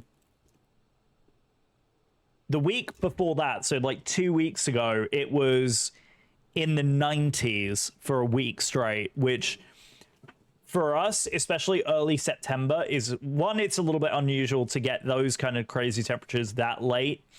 It was like 40 odd degrees centigrade for a solid week, right before the cold snap hit. And of course, now we're in fall, so we'll be getting a lot of the fall weather pattern here, which I love fall here in the Northeast. It is so much better than than Florida, where I was originally. I don't. For those of you who don't know, my wife and I originally were in Florida when we first got out of school, and so I've been up in the DC area. It will actually be. I'm sorry, the anniversary has already happened. We celebrated it over Labor Day weekend. So our 5-year anniversary of being up here was the beginning of this month, which was absolutely amazing. I'm ecstatic that it's been... Bruno, come on, babe. Please stop. It's been amazing. What's with these freedom units? Listen, I translate mostly. Sorry. Listen, I've been over here for too long. Okay, that's what happens when you've lived over here for the amount of time that I have. You get used to it because everyone talks in freedom units. Soon we're gonna measure water in ounces. I already do measure water in ounces. I've lived out in the States. Callum, I've been out here for 18 years. Dude, it's been a hot minute that I've been out here. All right, sub-assembly time. Sorry. Double shaking your head. You're that embarrassed for me that you're shaking your head twice. Oh dear. I'm sorry. Oh dear. Yeah, like I said, I've been out here for 18 years already. So yeah, there's volume in weight. No, it's even better. We measure volume based on a standard. So we measure volume in cups. So it's not even based on, well, it is based on ounces, but it's weird. It is weird. I will admit, the way in which the US measures volumetric measurements is just straight weird. Fluid ounces is weight. Yes, that's correct. Fluid ounces is weight. Yeah, measuring water in terms of volumetric weight is it's very, very strange. But it works. Believe it or not, it actually does work. It doesn't make any sense, but it does work. Then we've got that.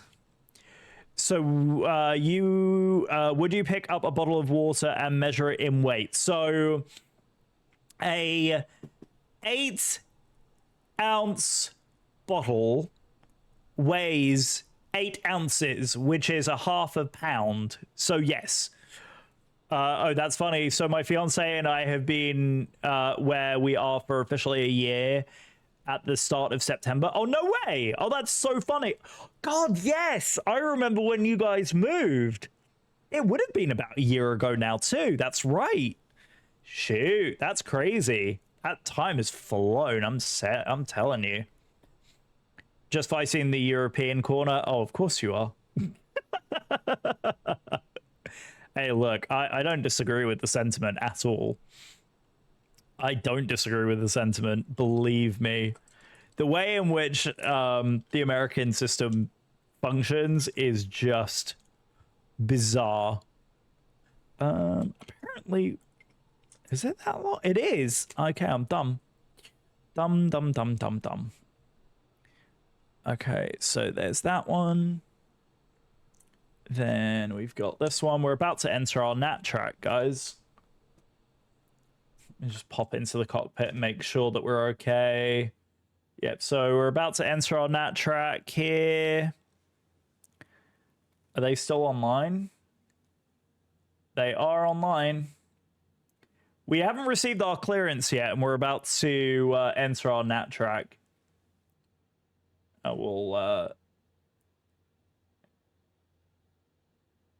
Yeah, so almost done there. Total fuel on board is 34. Yeah, so we're burning pretty efficiently here. We are low fuel sense tank, which we were aware of. So we'll turn the sensors off. And that clears that as well. Oh, time flies. Yeah, it's absolutely insane how fast time flies. Absolutely insane. Right. Yeah, still no clearance yet from Oceanic, but it's all good. What is the conversion of gallons to ounces? Good lord, you are making me do that conversion. Okay, so there are 64 ounces in a gallon and 64 ounces in a gallon. 8 ounces is a cup. So 1 cup is equal to 8 fluid ounces of, and this is water. So when we're talking about volumetric measurements, yeah, it gets all kinds of weird. I'm sure ZD can like help me out with this because I know ZD used to be in the restaurant industry, and that's where a lot of these weird measurements come in from. I've been having to do these because of bread book. Oh, no way.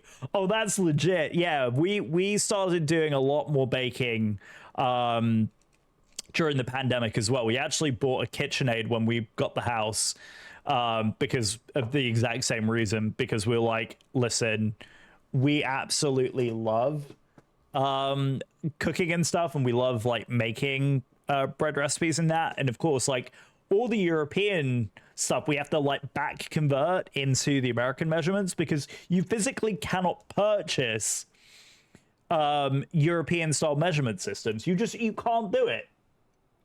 It's bizarre. It's bizarre. Paul's Hollywood Bread Book 2. Dendarian, we're gonna have to sidebar on that. I would love to know more. All right, there we go. Oh, don't you dare. Are you going to do the same thing again? Oh, hang on. Let's very quickly go back here. Sorry, guys. I completely derped just now. There we go. We're there. Don't you dare. Okay, that's so weird. Why does it only do it in that view? What in the world? Yeah, it's doing that oscillation thing again. Come on, wake up. That is the weirdest thing. All right, we'll stick on a wing view for now. Keep an eye on it. For those of you who are on Volanta, if you don't mind keeping an eye on how we're getting along, if we start doing some weird oscillation stuff, like, yeah, look, started doing it again right here. And it was only when we went into that view. All right, well, if it does that again, we're definitely going to have to investigate that a little bit further. Right, I'm going to finish off this sub-assembly, and then I'm going to take a very quick restroom break.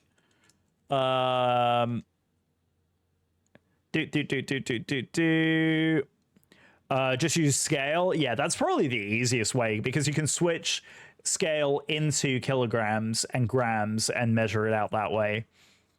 So there's a saying that we learned in primary school called the King's Gallon. It's a lot to type, but I think it's up on Google. Interesting. Tickle me intrigued.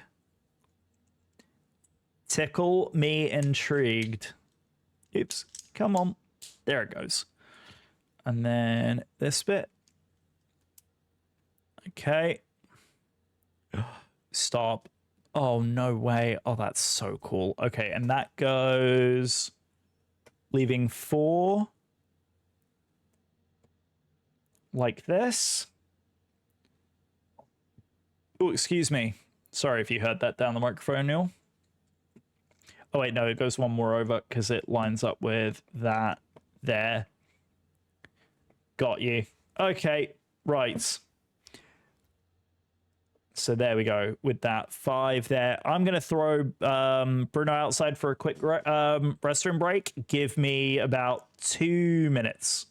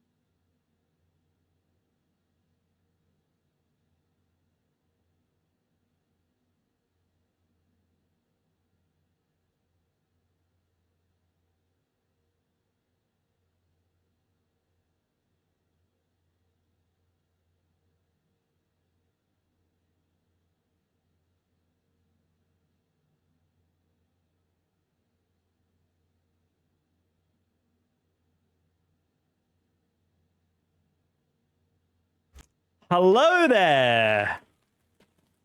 Okay, I did see the message while I quickly took a break. So it's basically a really easy way of remembering the measurements. I'm just very quickly going to pop into the gaming screen for you guys. But I'm having a snack and I hate I hate being on camera, so I'm getting rid of the camera. There we go. So I'm going to have a snacky break. But I am here. What on earth is a quart? A quart is another measurement. Yet another American measurement. I think a quart is a quarter of a gallon. I think. What would you use it for? So, usually you measure oil in quarts. So, for example, if you're buying oil in a grocery store, you'll buy it in quarts as opposed to gallons.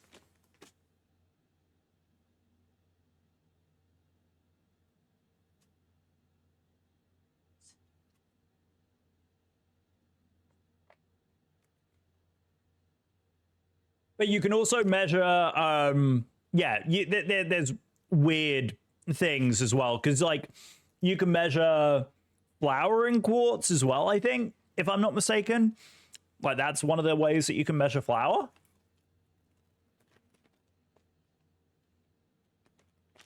It's a weird one.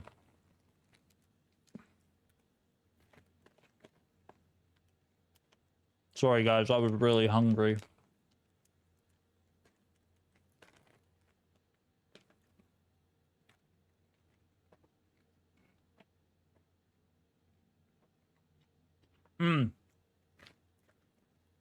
What is everybody's favorite snack?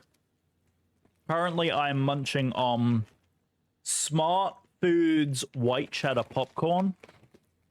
I think Dendarian will know exactly what it is that I found. It is so good.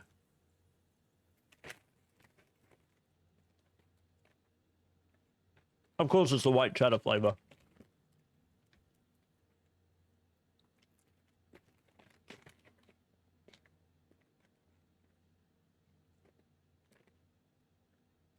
And of course, we're about to enter our nat track.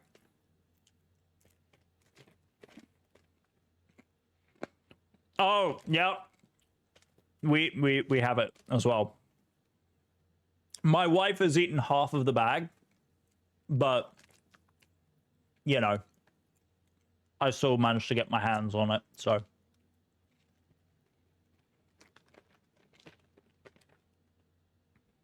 This is Circa Waves. Legendary. Okay. Cheddary things are so good. We tend to buy a lot of block cheese, which is cheddar.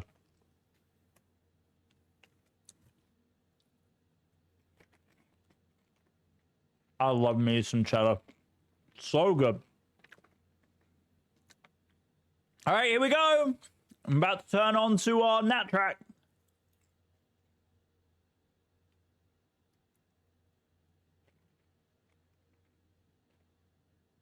Yep. I do love a good cheddar snack.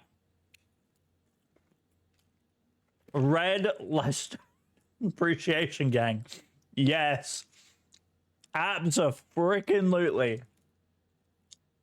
And really, only the Brits will probably know what that is.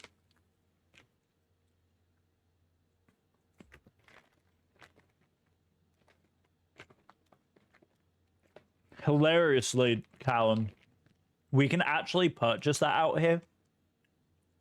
Also, Sausage Roll Gang. So sausage rolls are not as easy to find stateside, as I have come to discover.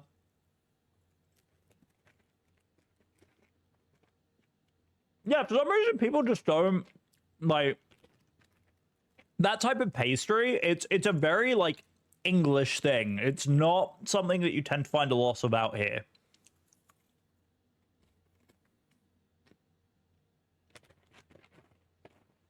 And now I have the cheddar powder all over my fingers.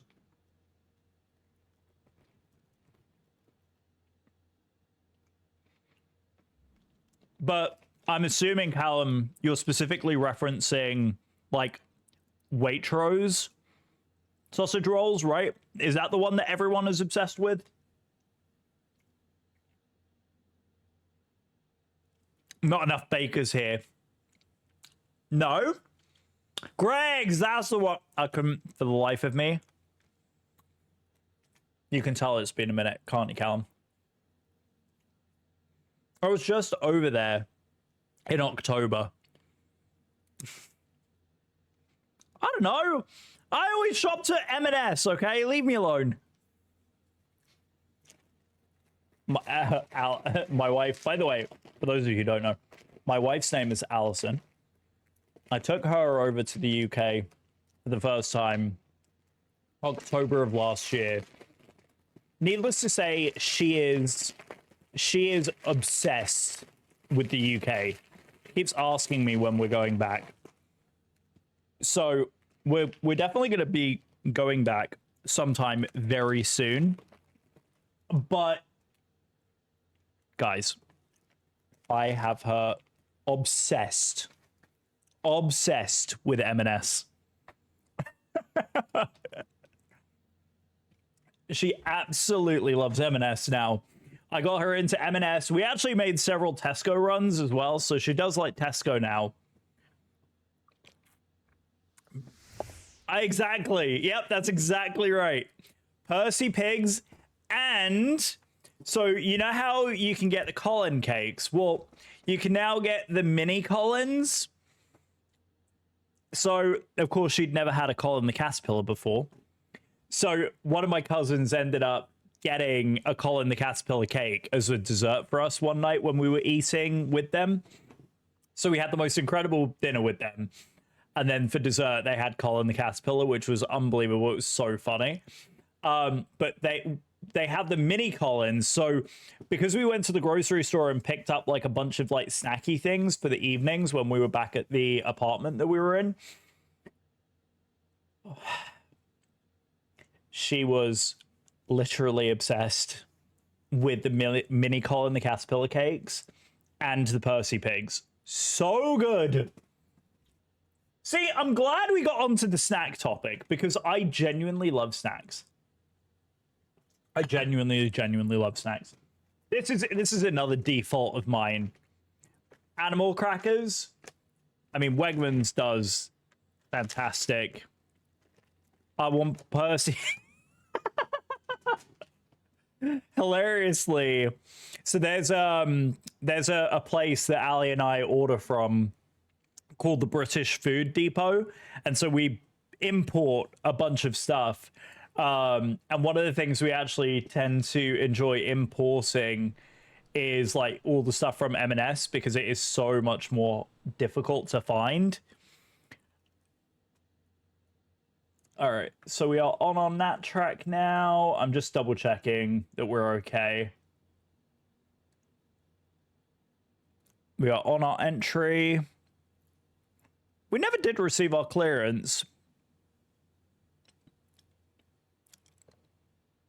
Yep, we never did receive our clearance. I don't know why.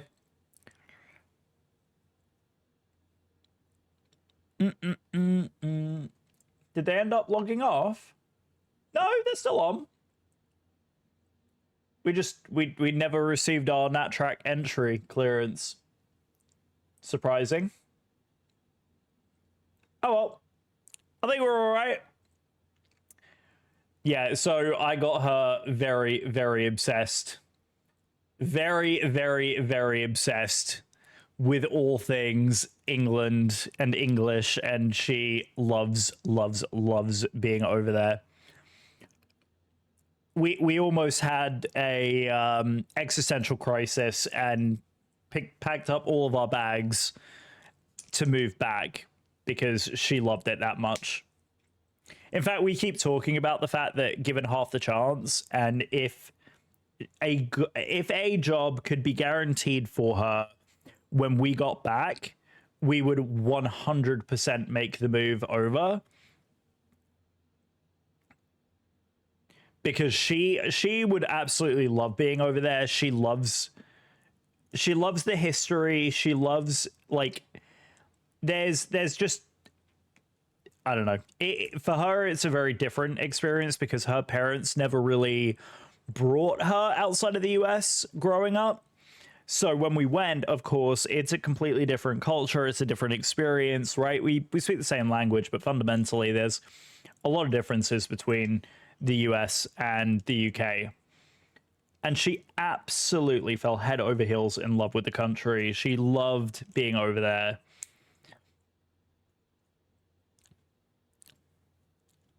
So given half the chance, I mean, in order to get her citizenship, I think we would do it. But again, I think the challenge for us would continue to be, does it make sense for us to take the risk?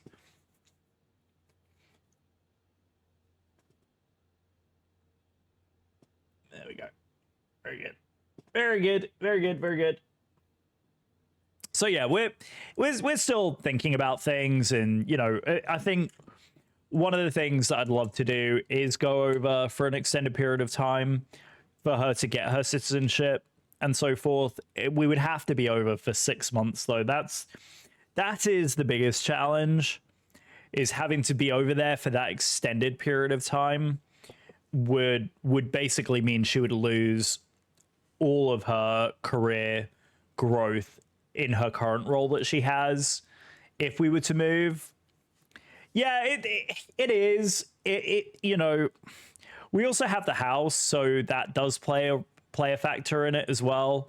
Like, we worked our damn asses off to get this house, and we love being here. So that it would be a huge sacrifice to give up the house as well. And quite frankly, I don't think we would. I think we would miss a lot of the things. Like, there's a lot that we have here that we would not have in the UK. But likewise, I mean, there are things obviously in the UK that we would have that we would not have in the States. You know, like, it's a weird one. It is a bit of a weird one. There we go. It's flipping cool as hell. All right, we have another fact. We have another Concord fact. Concord has a tricycle landing gear configuration. The mechanism you are now building will trigger the main landing gear situated in the middle of the delta wing. Okay, that's flipping cool as hell. That is so flipping cool.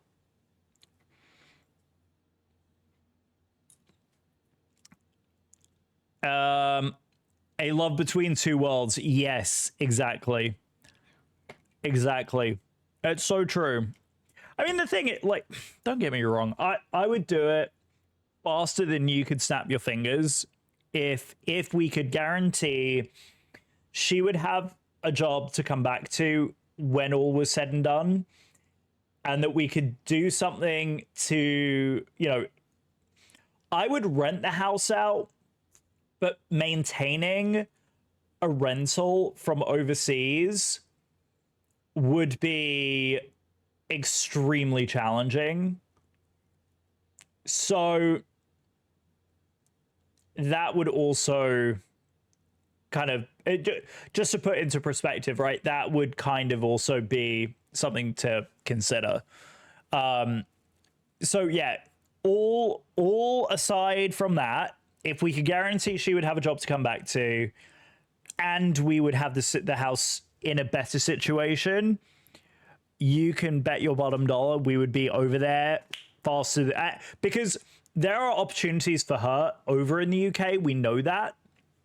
And I, obviously, working in the industry that I'm in, could very easily get a position out there. I think we would love it. I think we would absolutely love it.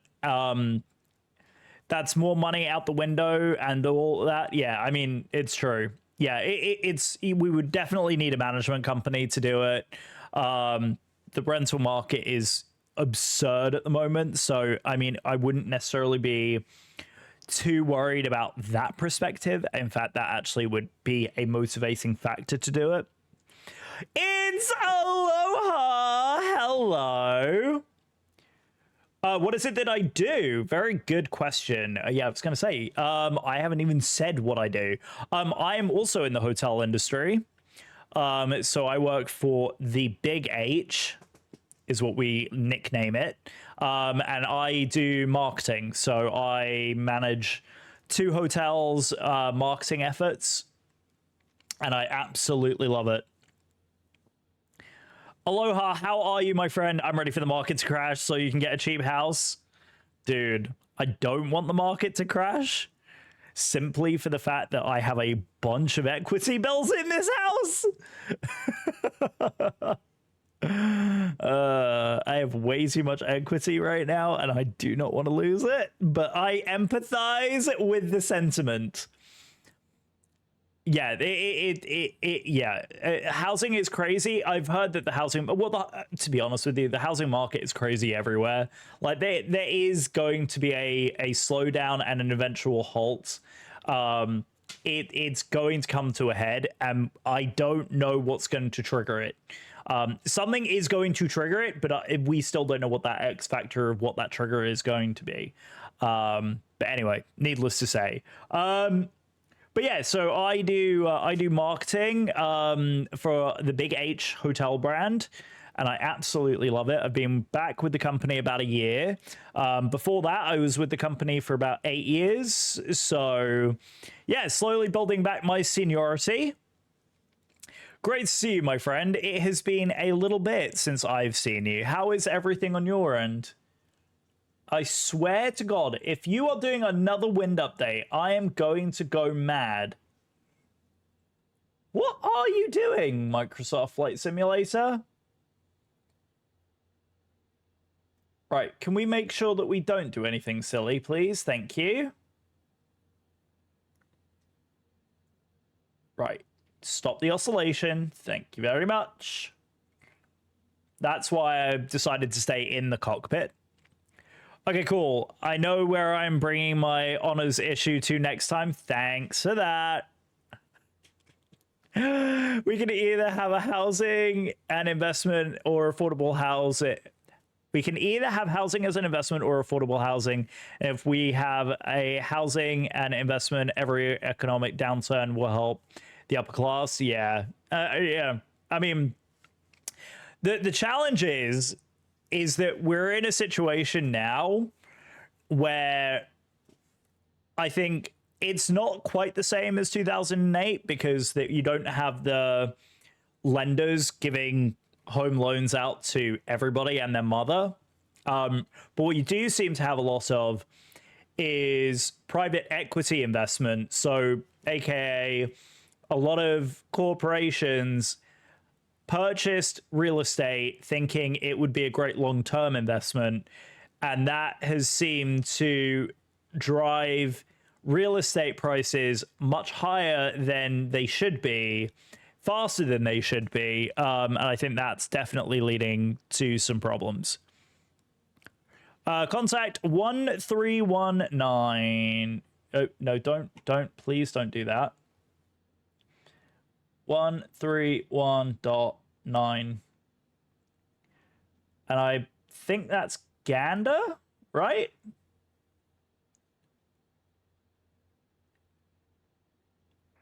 Quebec Bravo Airport via track Foxtrot. From Resno, maintain flight level 300, Mach decimal 79er. All right, let me just quickly turn this down.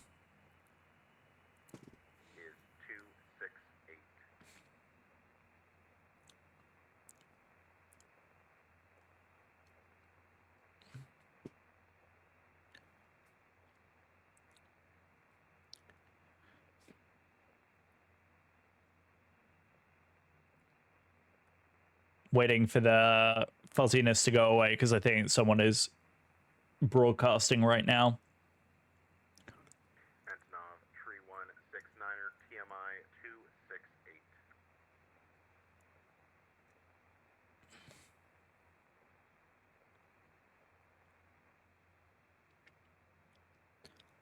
Antonov 3169er, readback is correct. Return to domestic domestic frequency, and contact 131.9er overhead Resno.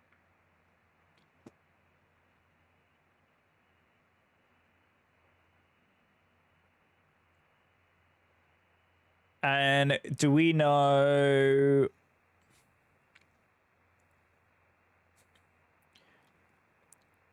Oceanic, good afternoon. United 416, we are heading direct Natrac Sierra, flight level 350, speed 0.81. United 416, Gander Radio, hello. Maintain frequency watch, secondary frequency 131.7. Upon crossing 30 west, secondary 131.8.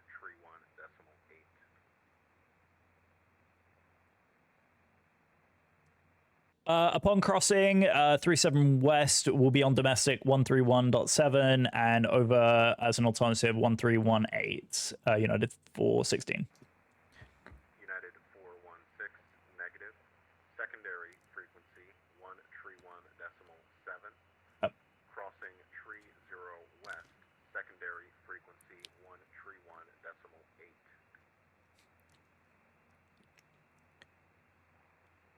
131 as secondary, crossing 37 west, 1318, United 416.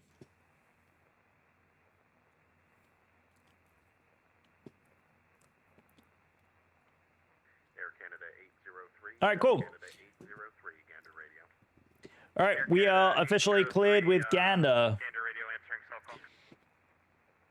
There we go. Air Canada 803. All right, fantastic. So we do have a little bit of ATC in the background there. So we'll keep the music down just a little bit so we can hear what's going on.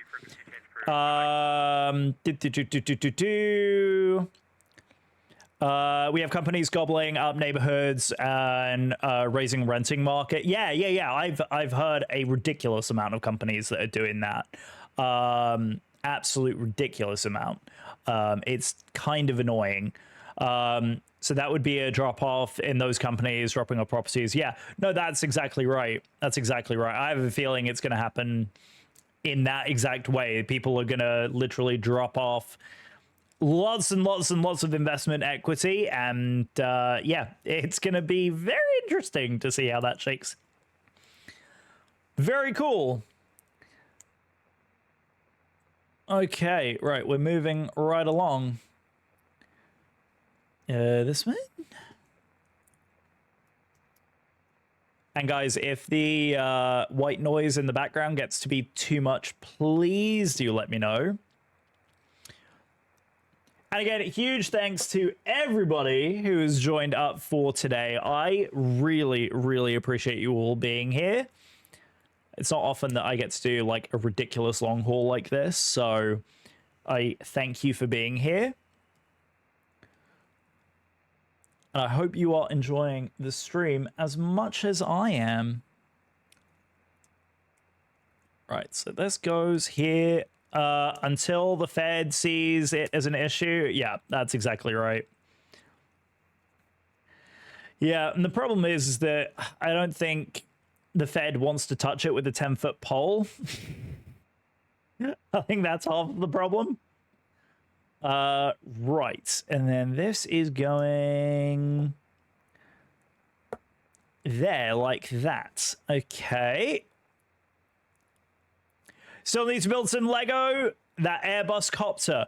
So you got the Airbus helicopter, did you? From what was it? That was oh, what's the thing I was thinking of? Technic, right? The Technic set.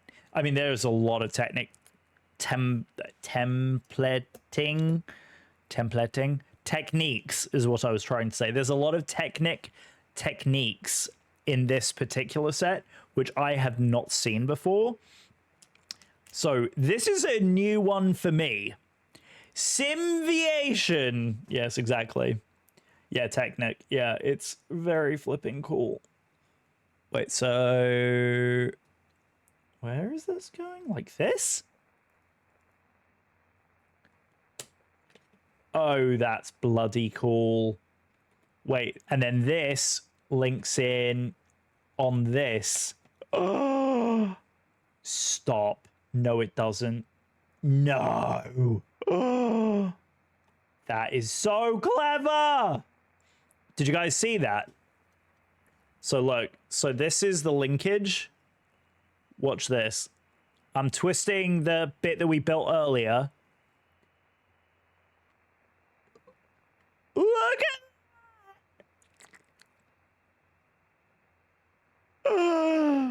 it's so cool. Oh, it's so clever. Oh my god, I'm obsessed. I am mildly obsessed. Very flipping cool, yo. Yeah, the gear assembly is absolutely incredible. All right, and we're gonna do the other side now. So this.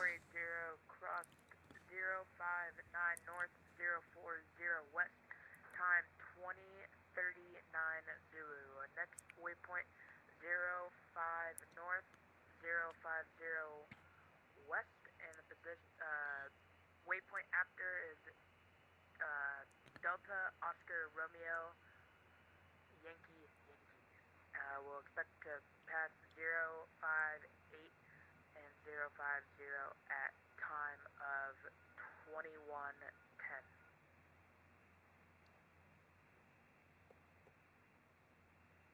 Okay, there's one. There's. Lufthansa 480, confirm estimate at 57 north, 50 west. Okay. 058 north, 050 west. We are officially over the Atlantic, guys. 21:20. Absolutely incredible. There we go. There's that one. Lufthansa 480. Perfection. 58 north, 40 west, 2039er, flight level 360. All right, so being up about how many hours is it? 4 hours, almost 5 hours. Oh, holy cow! 5 flipping hour stream, craziness. What am I doing with my life? No, I'm kidding. I love doing this for you guys, especially since wifey was out today. I'm probably going to have to dip for a little bit to eat dinner, but I will be back, obviously, for the landing.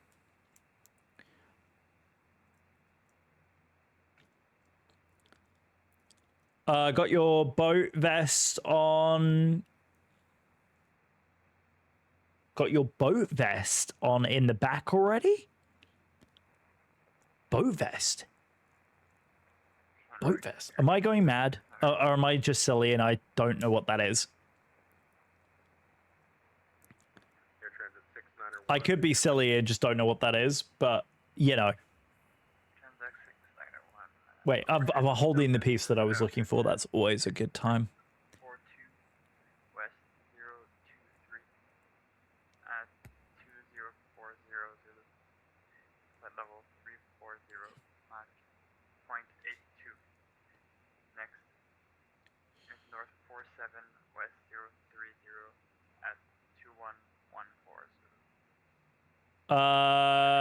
But oh, because we're over the Atlantic. Oh dear. I'm sorry. I'm sorry. That was terrible, wasn't it? Oh, look at that with the moon. I mean, come on. I mean, come on. That's gorgeous. That is gorgeous. Hang on a minute. I'll switch to the gaming scene for a second so you guys can see. I mean, come on. I mean, that's stunning. Absolutely gorgeous. I love it. Right. I need to go back over to... I need to put a button on my stream deck for this. Definitely need a button on my stream deck for this. Dad jokes. Yes, I know. I'm sorry. It's because I wasn't really paying attention because I'm a tool. I'm sorry. I wasn't paying attention, mate. Right. That goes through there. That goes through there. Wait. Am I an idiot? Did I miss?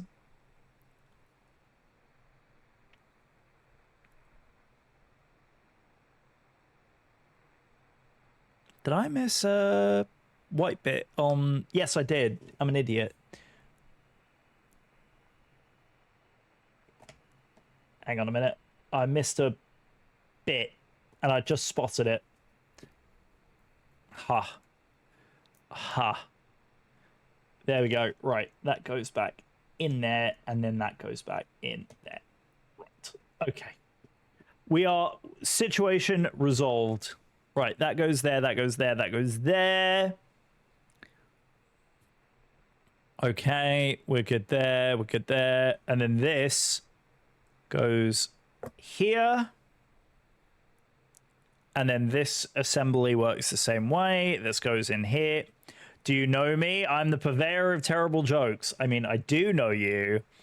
I was not clearly paying enough attention. Or it just went zoom straight over my head because I'm a fool. I wasn't paying attention. Sorry.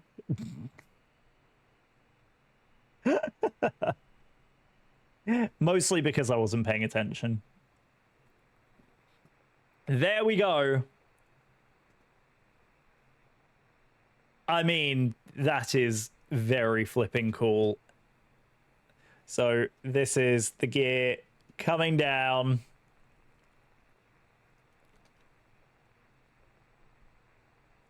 Oops.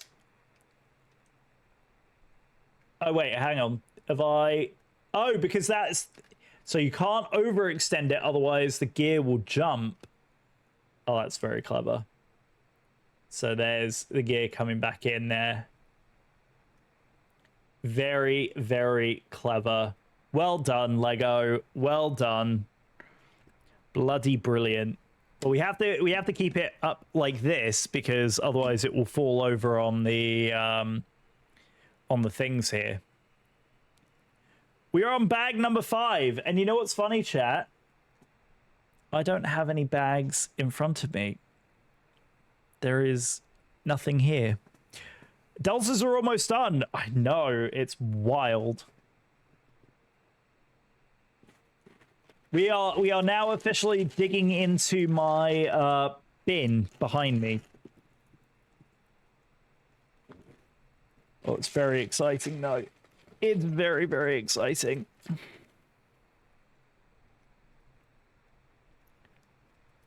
As I said, Ali is working today.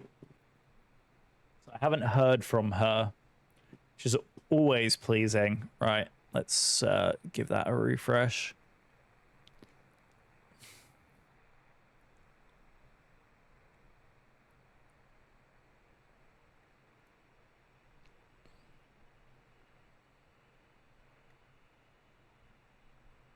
Absolutely outstanding.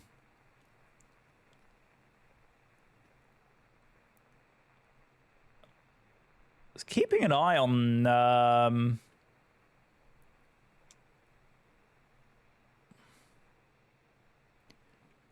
interesting. Okay. I thought that other people were going to be on today, but apparently not. Right, back to it, as they say. Right, nat track. Oceanic clearance, yep. Oh, here we go. We got our clearance here. We did get our clearance. Choppy. Yep.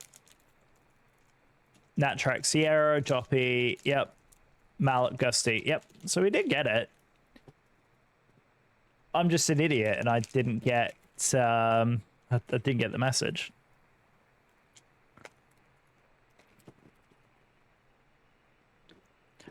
I'm not very good at I'm not very used to the nat track stuff because I don't often do oceanic crossings, so it's very rare for me to do it.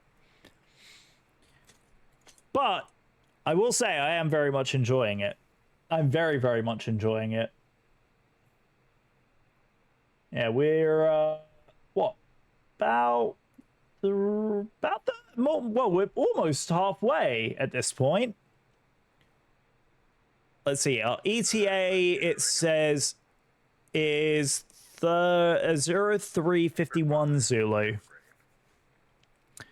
0351 Zulu. Okay, right. What other fun topics can we natter on about? Right, so hang on a minute. So we need one.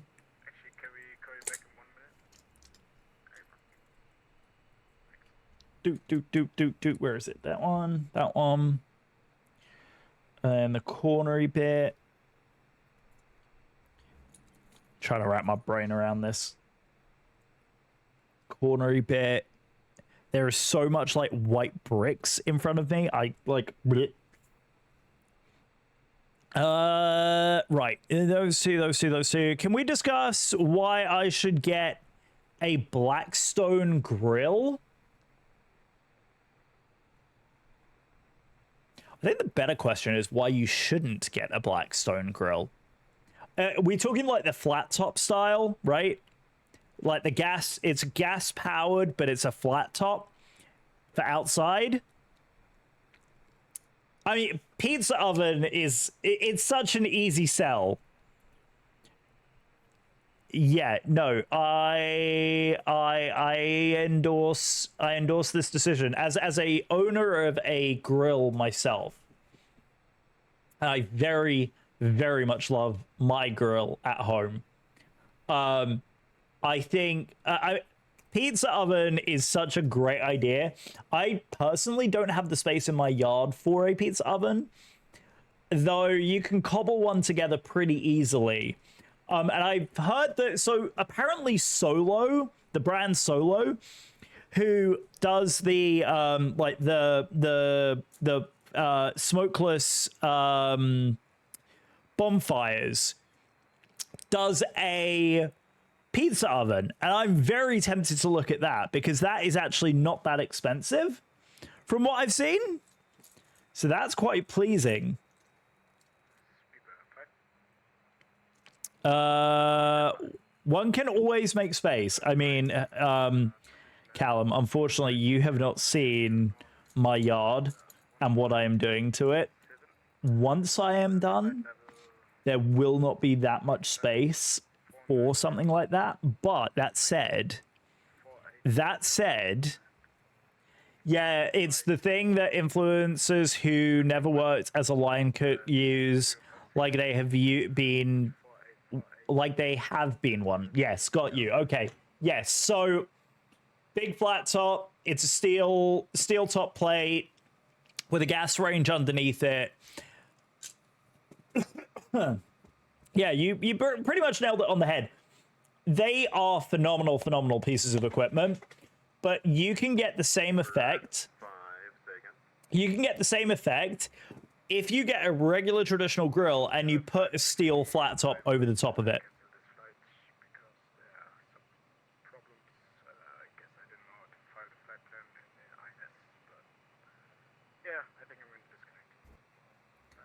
I fully agree with you. Fully agree. It is definitely like a great thing to have, but the same effect can be achieved by the same exact effect can be done. Sorry, I'm just quickly going through the steps for this particular piece. The same effect can be done if you get a regular grill and you add a flat top to it. Right, so this is that one. This one goes. Oh wait, hang on. I'm swinging this around the wrong way. Big wings. Oh, hang on, chat. 1 second. Sorry, the mother is called.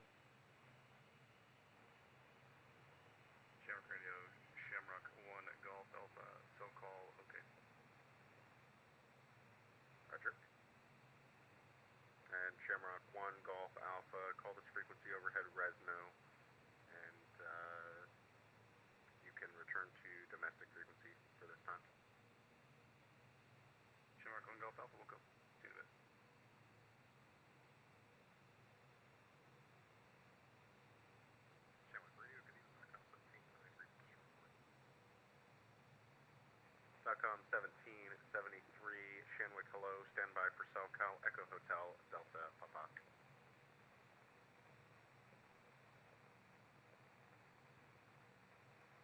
SoCal receipt, .com 1773, thank you, maintain SoCal watch. Secondary frequency 131.8, crossing tree 0 west, secondary 131.7.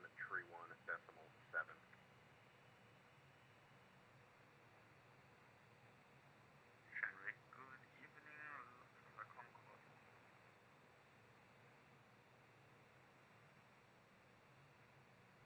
Lufthansa 1, Shanwick, standby.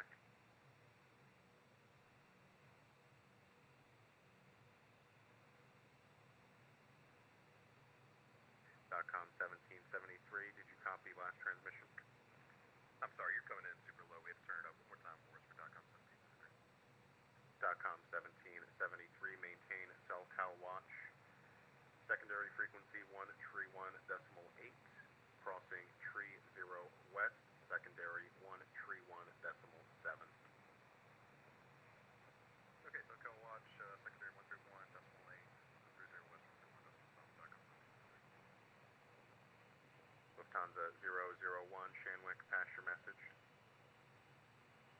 Lufthansa 001, position 24 at 205 feet, flight level 570, estimating 5 north, 00 west at 2103, 51 north, 030 west thereafter.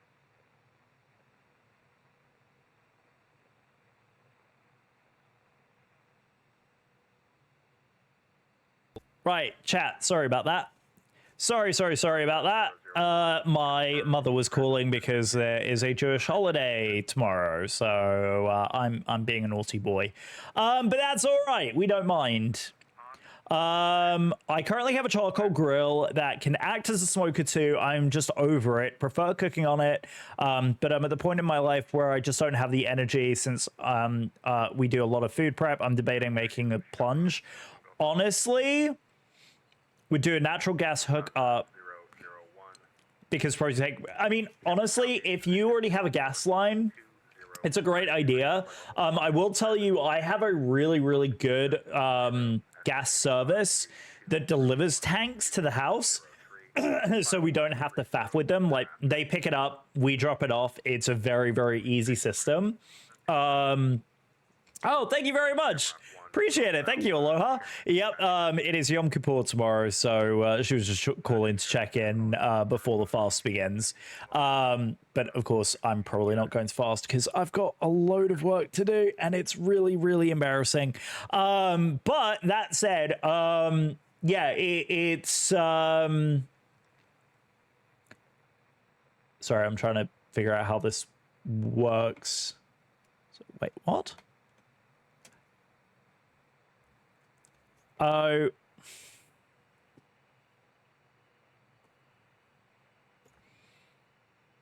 That's bloody genius.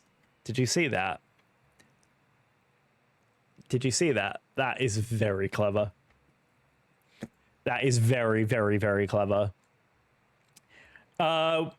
Yeah, the gas line is really a good idea. We don't have a gas link into the backyard, but it'd be 5 foot to run the line. Yeah, I mean, honestly, it also depends on where your outlet for the gas line is. Like mine, annoyingly enough, because the entry point for the gas line is at the front of the house, we would literally have to run the gas line from where it is, because it basically, our gas line feeds 2 directions, right? It feeds from the main house.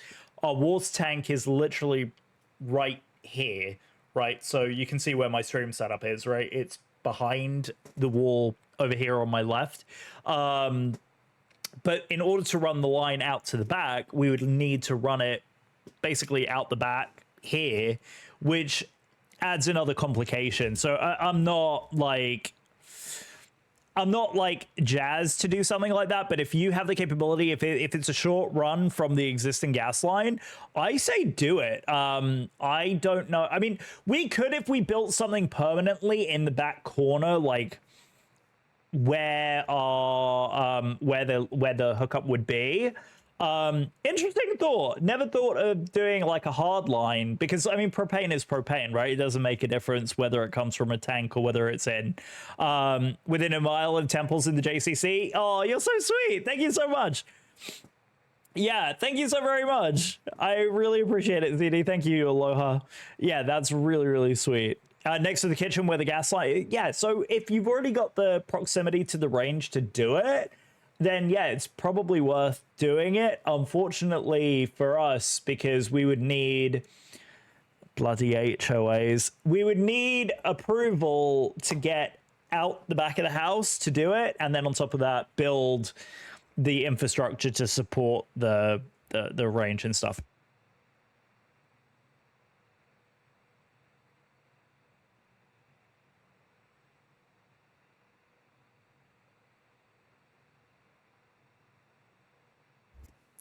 Sorry, dog is being difficult. Yeah, it would be next to the kitchen. Yeah. So yeah, I think it's a great idea. Honestly, yeah. I if you don't want to faff with a gas tank, totally empathize. We have a really, really good gas service that does delivery and stuff of gas ranges. Of gas tanks. Which is super convenient. Like, we don't have to leave the house. They just literally show up with the tank. Like, we put it out the front door and they replace it whenever we need to, and it's like a $25 replacement. It's really not that expensive. I think our first tank change was only like $10, so it really wasn't that bad at all. Then again, I mean, gas is relatively cheap for us at the moment anyway, because we're not running the heating. The only thing that runs gas in our house at the moment is what's it called? Hang on one sec, guys.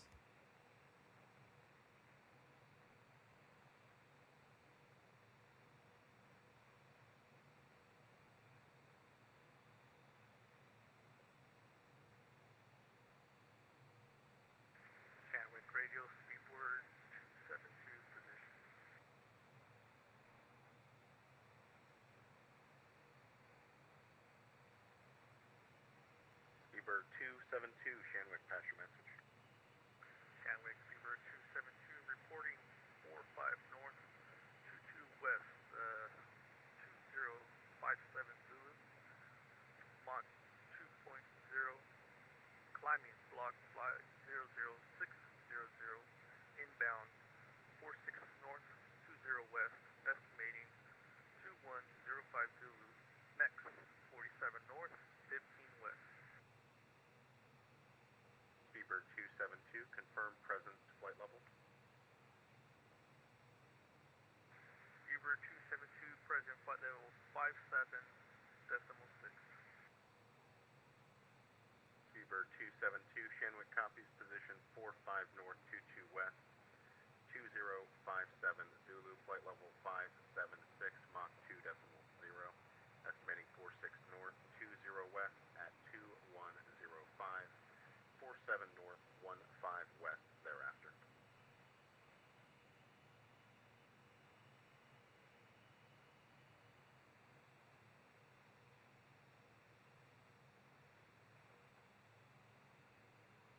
Fever 272, confirm readback correct? Readback correct, Fever 272. Fever 272, thank you. Stand by for SoCal, Bravo, Delta, Charlie, Mike. Shanwick Radio, Fever 272, SoCal, check review. Fever 272, thank you. Maintain SoCal, watch, secondary frequency 131.8. Maintain secondary watch, frequency of 131.8, Fever 272.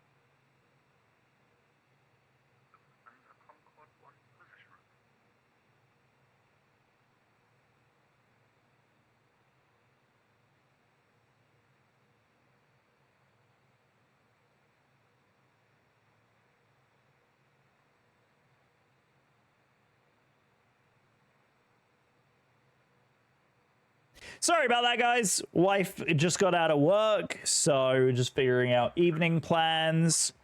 You know how it goes. So for those of you who were watching along, this is the bit that we were working on. So it literally goes boop, and it slides right in. Ha ha ha. Who else saw the Barbie movie? Oh, did we see it? It was so bad. It was so bad. Oh my god. I hated it. Show of hands, chat. Who else absolutely hated that movie? I'm a huge movie buff. It was awful.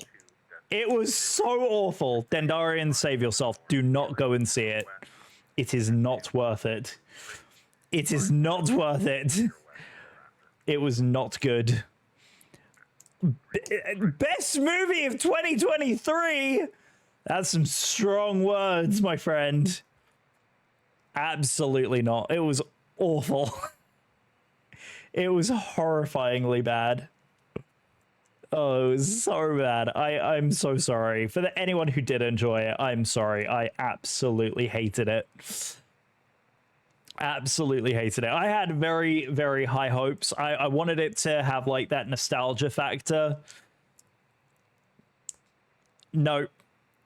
What was so bad, if I may ask? You may absolutely ask. The storyline was all over the place. Its one and only redeeming quality was the actors and actresses who played the various roles. I think that was the redemption, because they did what they could with the terrible writing. There was just, there was no story, or at least a feasible plot line that had anything that was remotely interesting about it. There was no redemption arc. There was nothing there. It was just like, I had high hopes. It just did not perform. It just did not perform. So yeah, I was most upset by that. I am missing. There is a small piece I appear to be missing, and I am trying to find it here.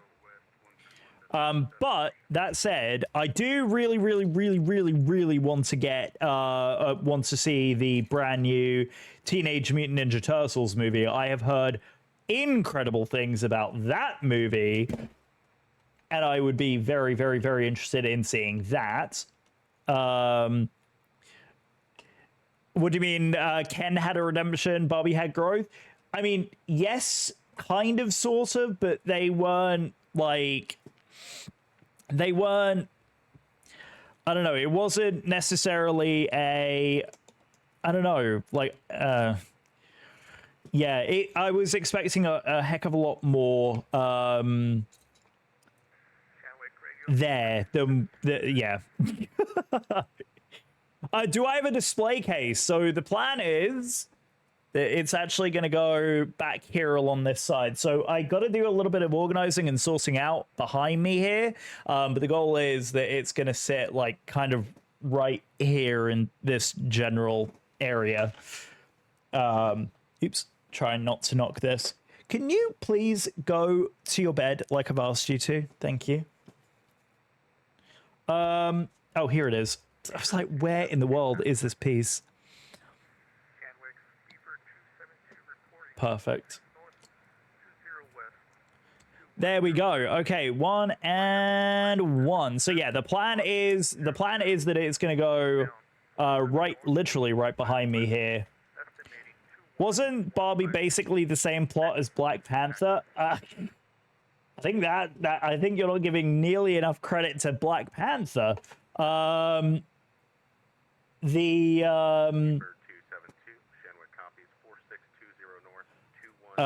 Panther had a much better. You think you saw it on Reddit? Do you like the die-cast cars in 1/18th scale? Oh my god, chat is flying. Hang on one sec. I gotta catch up. I don't have any, but I do. I don't know if you can see. I have a die-cast of a Boeing 747. I've got a 787 and from Virgin Atlantic, and then I have another Boeing 747 over here. So yeah, it's really excellent. But all all Marvel movies basically have the same plot. I mean, it's a hero story, right? So there's, there's only so much of a story arc that you can get for you mean Black Panther and Barbie movie? Hero goes outside of world, learns what the. Very good, City. Very good. I give everything a chance, so I'll probably watch it with the kiddos. Honestly, like, don't go into it. I think honestly, it's one of those things. It's honestly, if you want something silly to watch that doesn't really, I think that's the other side of it, right? I don't think it takes itself seriously, which is perfectly fine. I think there's absolutely nothing wrong with the movie not taking itself seriously. But yeah, it's anti-hero stories. Now there's some good plot lines. Yeah, that's what's always super fun, is the anti-hero plot lines. Barry on HBO is amazing. I have not seen it. I'll have to take a look. Do you like the Batman animated series from the 90s? Who doesn't? I mean, come on. That's like my childhood. That's literally my childhood. I can't not love those movies. Right, we got one of these. I think it's this size. And then this. And it gives us the 3 either side. Yep. I mean, yeah, the Batman animated series from the 90s, the animated Spider-Man series. I think the animated Spider-Man series right now is actually on Disney Plus, if I'm not mistaken, which is kind of cool.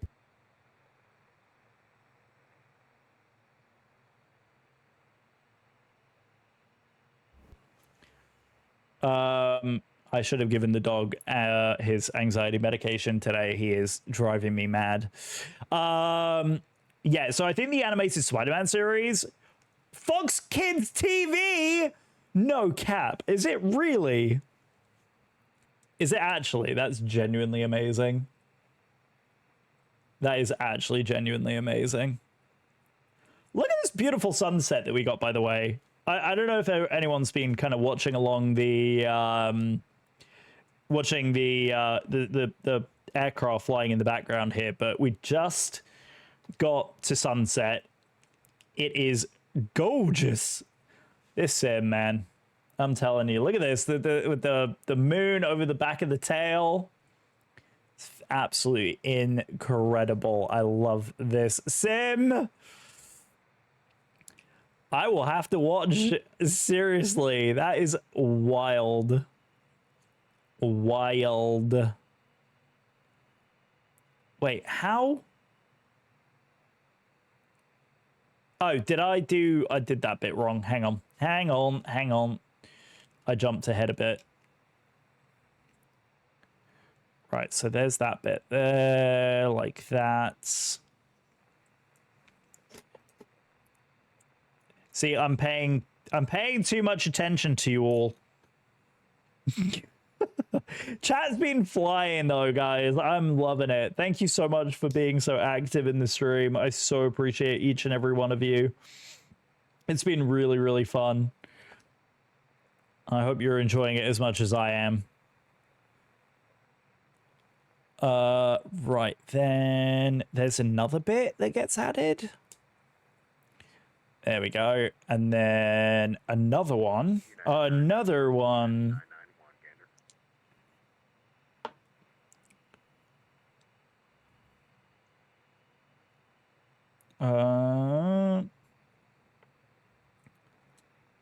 There we go. Beauty. And then we are getting one of these. Yes, use the emotes. That's not us. My ears poked up when I heard United just now, but that wasn't for us. Right, one of those. Missed.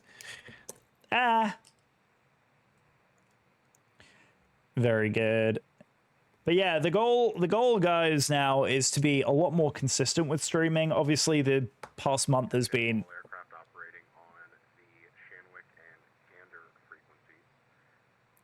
Controller is closing at this time. All aircraft frequency change approved. Good day. Oh, well, we're over to Unicom. Thanks for the service. We'll see you. Thanks for the service. 122.8. Well, that was cool. But guess what? Now we don't have to deal with the high frequency whine in the background. And we can actually turn the music up just a skosh. We were lucky. TV programs were so much better in the 90s. Yes. Yes, agreed. Agreed. I mean, the only argument I would have that would be different to that is the anime. I think anime is of the same quality. I think it's actually getting a lot better. I loved watching anime as a kid, but it was always so difficult to find anime shows that were also dubbed in English, because I'm dyslexic. I cannot keep up with subtitles, so I have to watch shows in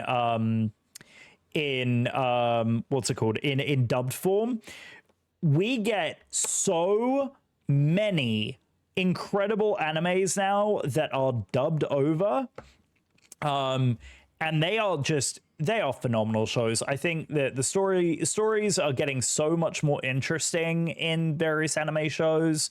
That's really genuinely exciting for me to see. But yeah, outside of that, I don't know. I was a guys, I'm gonna admit to you, I was a bit of a weird child. Shocking, I know. I was a bit of a weird child. I tended to watch a lot of documentaries as a kid.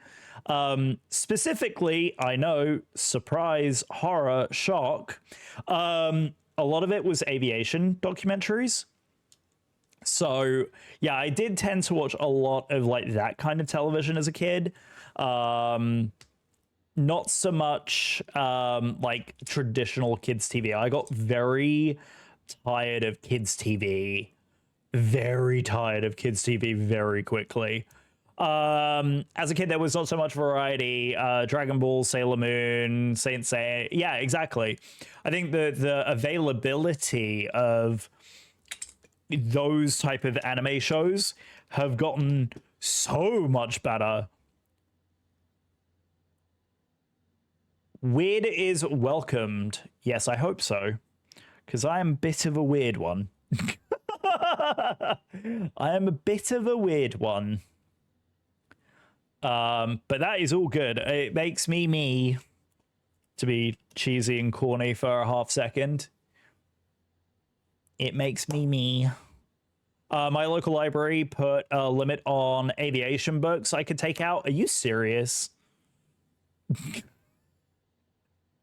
That's kind of wild. When you were 10, oh, that's kind of, yeah, that's actually genuinely funny. That's genuinely funny.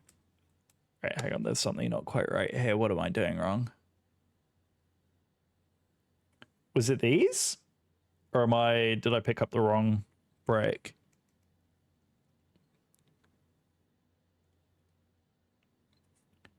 No, that looks right. Yeah, that's correct.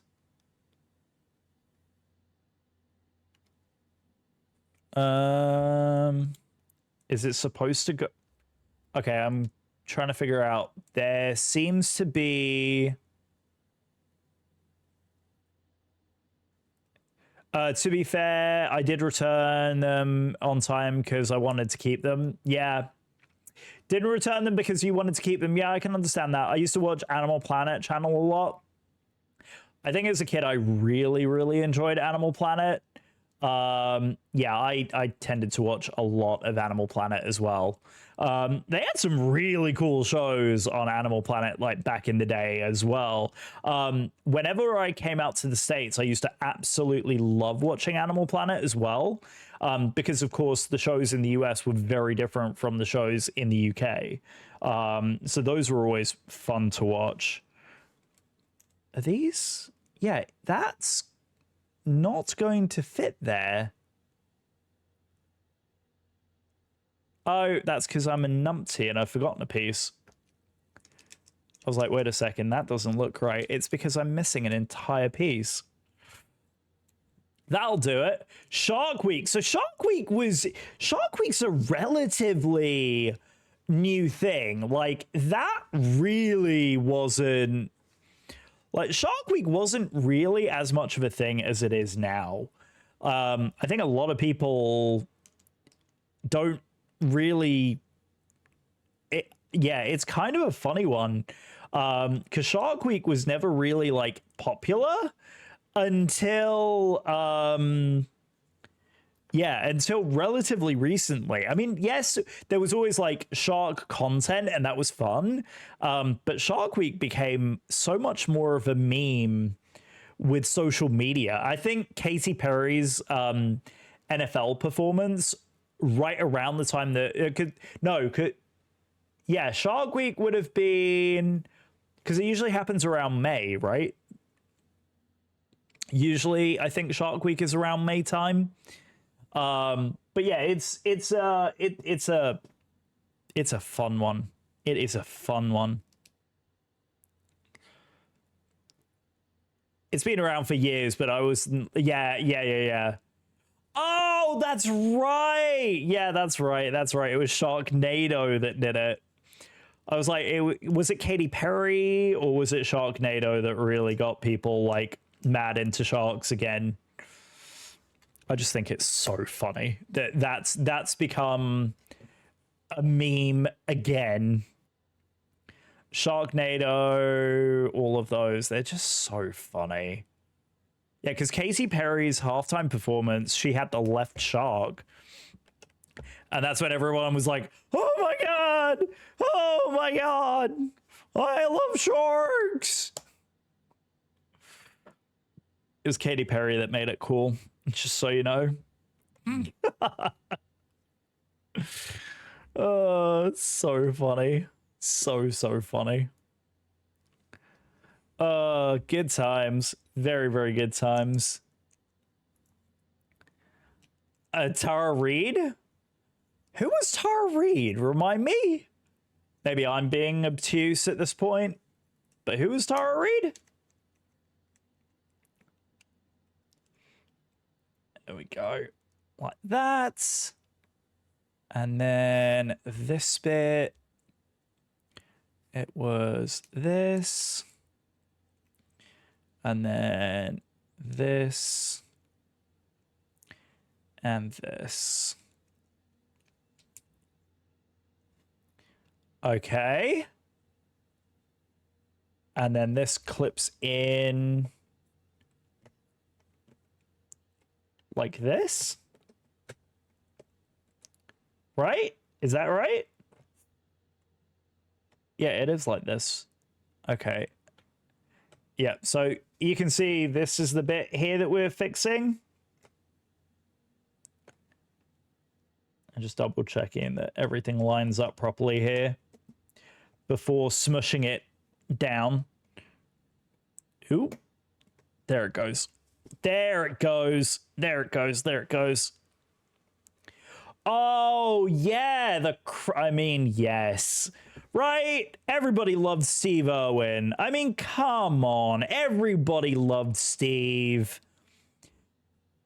This is absolutely insane, guys. Look at this. Just look. I mean, come on. Yeah, Crocodile Hunter was great. Yeah, there was some really, really phenomenal shows.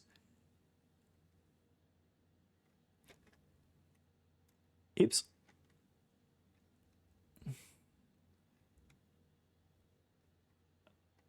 There we go. And then that closes it back up. There we go. Unbelievable. That is so cool. I don't know if these are just temporarily holding this up, but this is very cool. All right, we have another Concord fact as we get into bag 6. As we get into bag number 6, guys. All right, here we go. Are we ready? Is that the rear? Yes. So this is... so here is the landing gear section. This is the back of the wing. And then this is like the top of the delta wings here, and then the back fuselage section right there. So I think these might very well just be temporary to hold the structure upright. The classic Concord silhouette comes from a very real technical problem. The balance between minimizing drag and generating supersonic lift on a supersonic wing. The solution, Concord's ogival delta wing. Ogival? Is it ogival or ogival?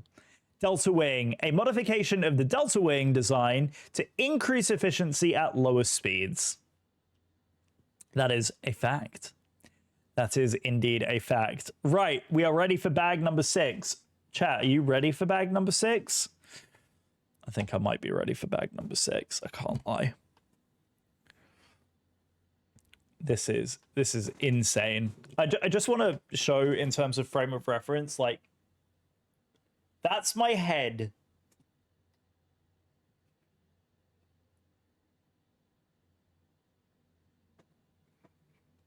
This thing is huge. This thing is actually huge.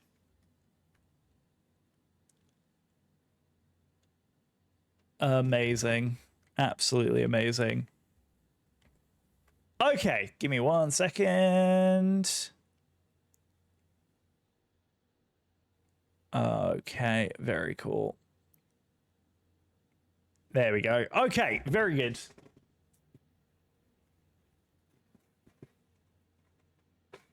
Seven, 8, there we go. There we go, just sorting the bags out. Amazing. Guys, again, huge thank you for the incredible support.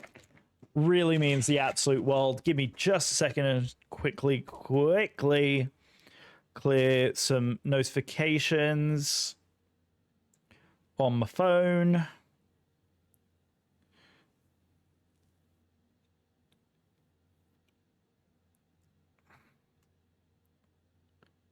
Okay.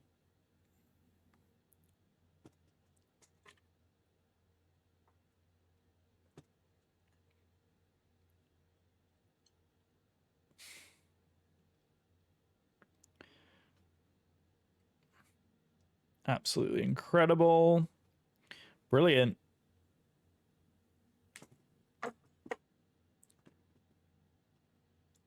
There we go. Amazing.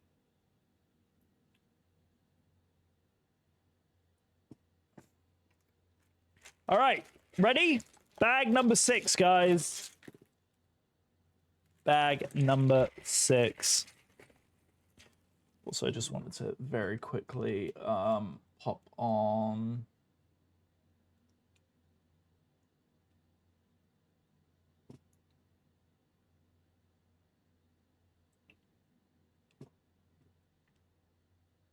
There we go. Just make sure that she got to where she was trying to go.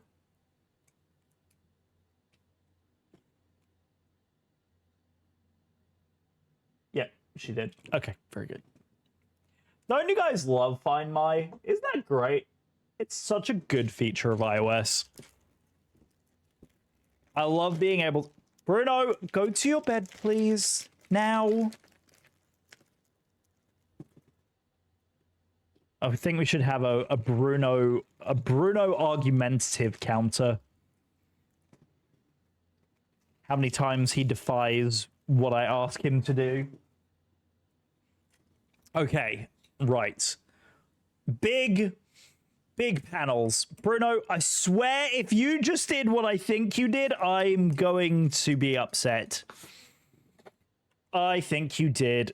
Pardon me, chat.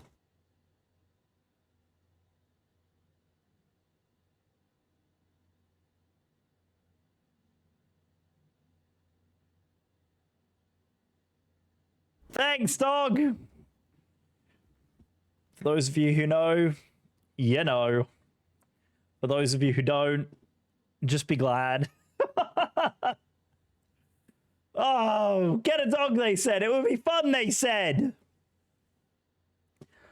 Ugh, gross. Gross. Absolutely foul. I love him. I do, I swear. Just the foul stench. Pure foul dog smell. Oh, hang on. We got another one of these. Ooh, we got another one of these. Okay, okay. Wasn't paying close enough attention, apparently. There we go. There's that one. And then that one. Yeah, so we are doing just fine. We are on our little mat track. Air Canada in front of us. I think we're at different flight levels. And then there's a Boeing 747 behind us as well. Apparently there's a Concord way on the other side. I don't know if we'll be able to see him, because he's going to be way the hell up there. I doubt we'll be able to hear the sonic boom.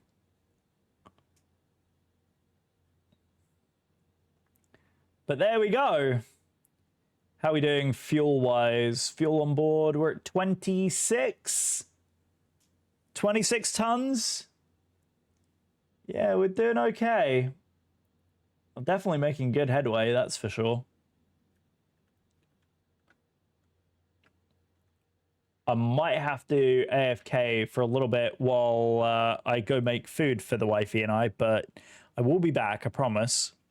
Because I did say that we would complete the landing. Right, so these go in here. These go in here.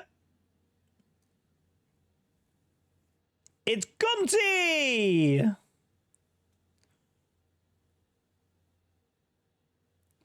Gunty!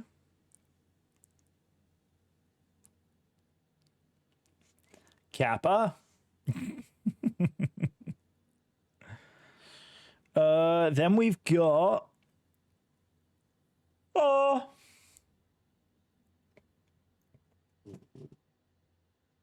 Amazing. Right, give me 1 second, guys. Got this one. There, like that. Another one on this side. God, I cannot believe that the way that this thing comes together. It is incredibly well done. All right, then we have this. We have this. And then we have this. And again, guys, I hope everyone is having an amazing day. I really, truly do. Huge thanks once again for coming in, supporting the stream. Seriously means the absolute world. No, I don't stream nearly as much as I probably should. But you guys all being here certainly makes up for it. And it makes me want to continue to, you know, push and do more of this type of content moving ahead. I really, really, really do appreciate it. Right, so there's this one, and then this one we're doing the other side, so it will be on this side.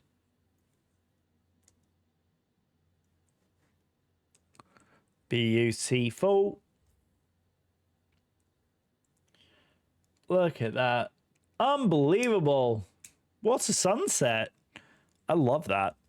Right, and then this is going over, I'm assuming, like this. Yes. Very, very clever. Very, very, very clever. And that just adds continued strength to the overall wing. I mean, look at...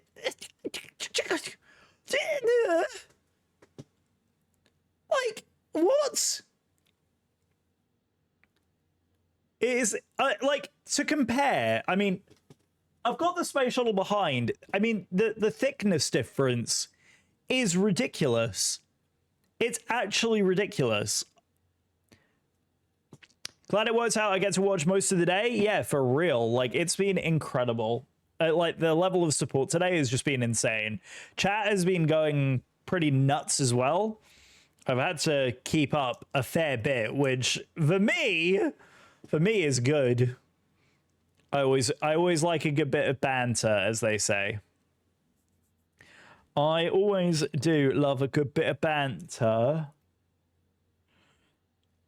There we go. There's that one. Rotates. Is this your longest stream? Believe it or not, no. I have actually done a 12-hour stream before. This is the longest I've streamed in a long time, though. I will say that. It is definitely the longest I've done in a long time. Ben, definitely Bogan. Hello, good evening. How are you? Welcome to the stream. How is it all going? How is it all going? Thank you very much for dropping by. How are you this evening? Happy Sunday evening, friend. Yes, we are in the midst of a Concord build sesh with a Boeing 787 flight in the background. We've got, as you can see, we're about, well, I don't know what Zulu time is currently, but we've got about 3 and a bit hours-ish. On my way to bed, early start tomorrow. Oh, and you dropped by my stream before you hit the sack. What a legend. Thank you very, very much. Trying to decide if I should buy the Concord. No, there is no torn about it. Okay? Just look at it! Look at the magnificence! Glory in it! Yeah, no, seriously, as you can tell, I'm a big collector of all things Lego. Here, I will even go to my Just Chatting stream just to show off how much of a Lego fanatic I actually am. No, seriously, though, buy it.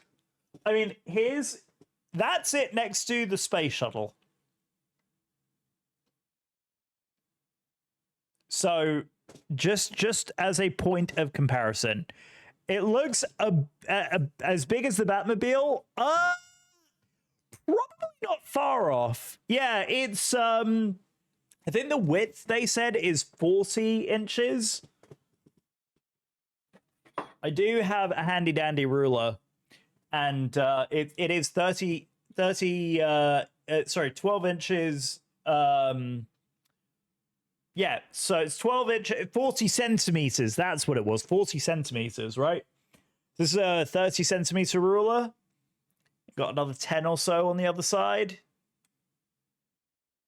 So yeah, she's big girl. She is a big girl, but we like it that way.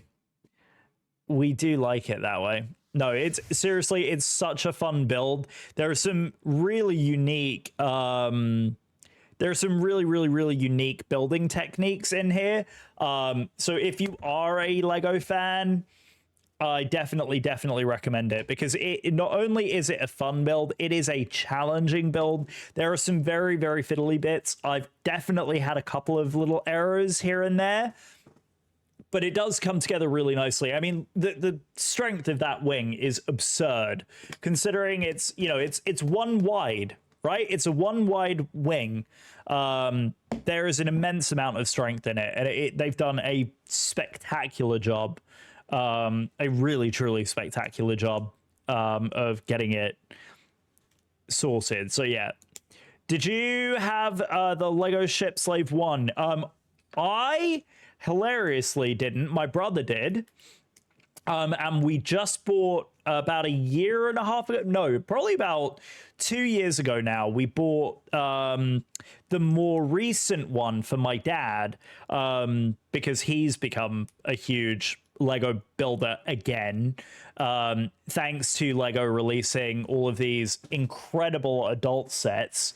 And by the way, Bogan, just in case you're wondering, like, I collect a bunch of different sets, so another helmet to add to the helmets behind me. So yeah, definitely, if you're even considering it, if you're a big Lego fan, I wouldn't even think on it too long, especially before it sells out again, because it's been selling out a lot. So if you can get your hands on it, do it. Absolutely do it. Don't even hesitate. Well worth it. I endorse. So yeah, I don't have Slave 1. My dad actually was the one who bought that particular set for. But yeah, no, I don't know. I was never like into Boba Fett as a character in the Star Wars movies. Quite frankly, in the show, I think he was an extraordinarily weak character. I did not like the Boba Fett series at all. I think that show had a lot to be desired compared to the other incredible Star Wars shows that have been on. Absolutely incredible. By the way, guys, please no spoilers for Ahsoka. My wife and I have still yet to catch up on the episodes that we are behind on. But we are absolutely loving it. It's so good. Right, I think, yep, that goes up there. Good Lord, I haven't heard this song in a while.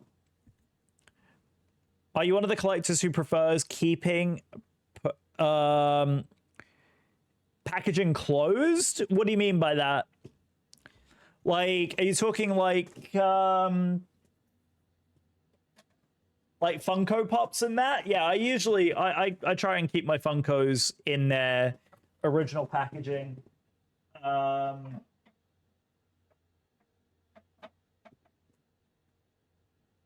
See, I've got I don't know if it will pick it up on camera, but I've got a U-Toots up here from Hermitcraft. So good, watch soon. Yeah, I know. We've got to episode 4 or 5. I don't remember which. But anyway, we're pretty far along. So the good news is we will 100% be catching up on the rest of it. Yeah, so I have a U-Toots over here. There's a couple of Funkos that I have that are out. But for the most part, I am a bit of a purist. I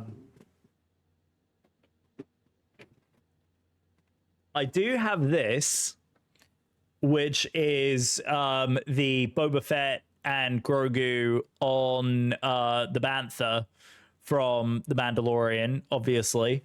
My dad purchased this as a gag for Ali and I. And I was like, where on earth am I going to keep this thing?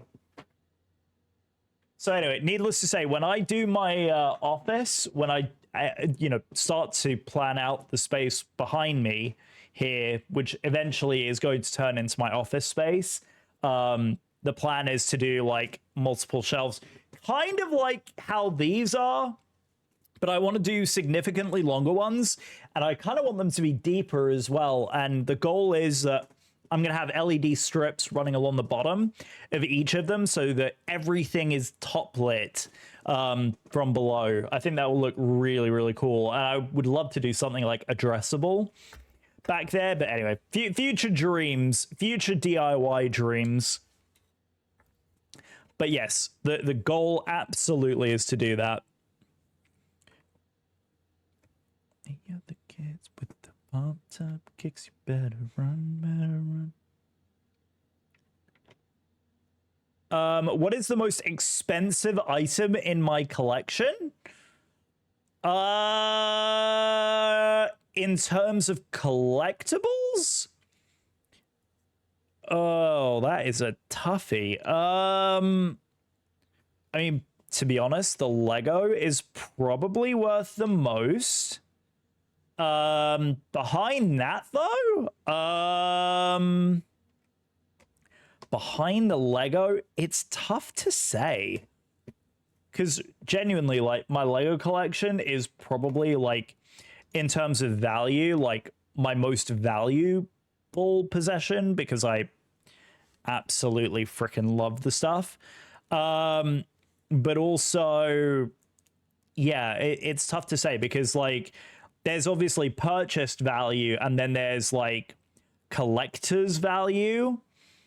And I'm fairly sure that some of the things that I have now are worth collector's value. But if I could be honest, I just genuinely don't know, like, what that all would be. So this is the... Yeah, look, see, that's the only thing right now, is because we don't have, like... Yeah, I'm worried about, like, this like the rigid strength vertically in this thing, because there's no vertical stability in this yet. I mean, it's very cool. Like the curve on that wing is, it's insane. They've, like, so well captured it. It's amazing. And as predicted, guys, our little support structures here get removed. They're gone.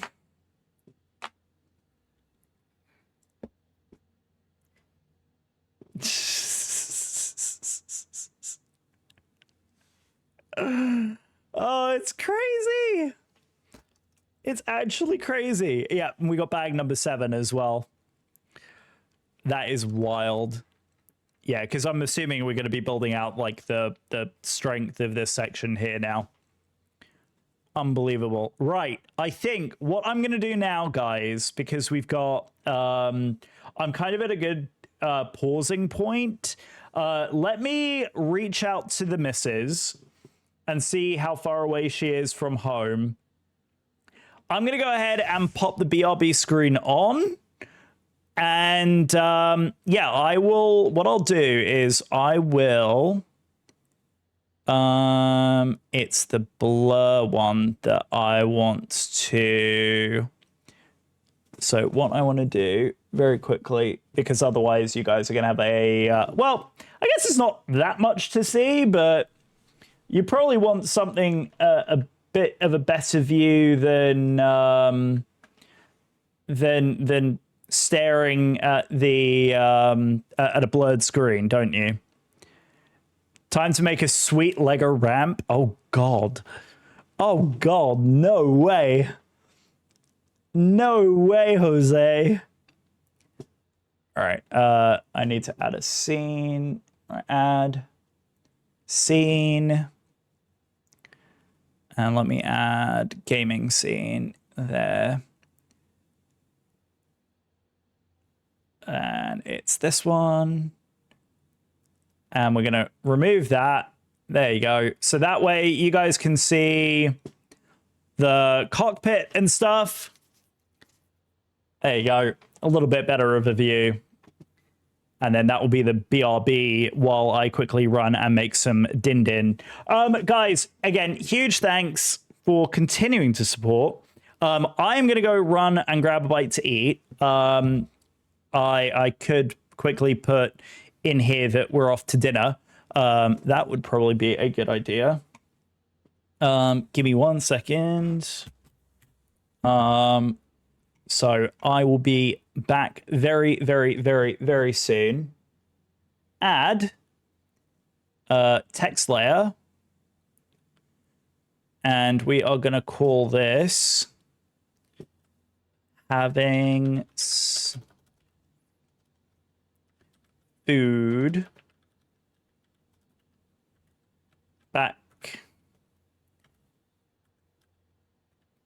back soon. I can't type with you all watching me.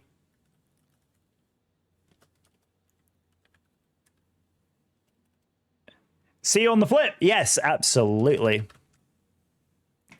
All right, so we're going to change the font real quick to make it look a little bit nicer.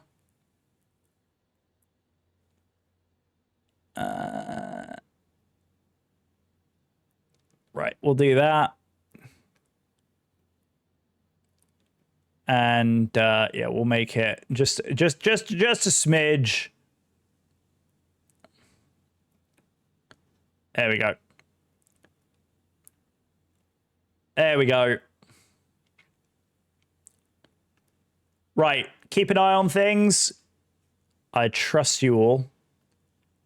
Enjoy, enjoy. I will be back very soon. Thank you guys, and we'll see you in a bit.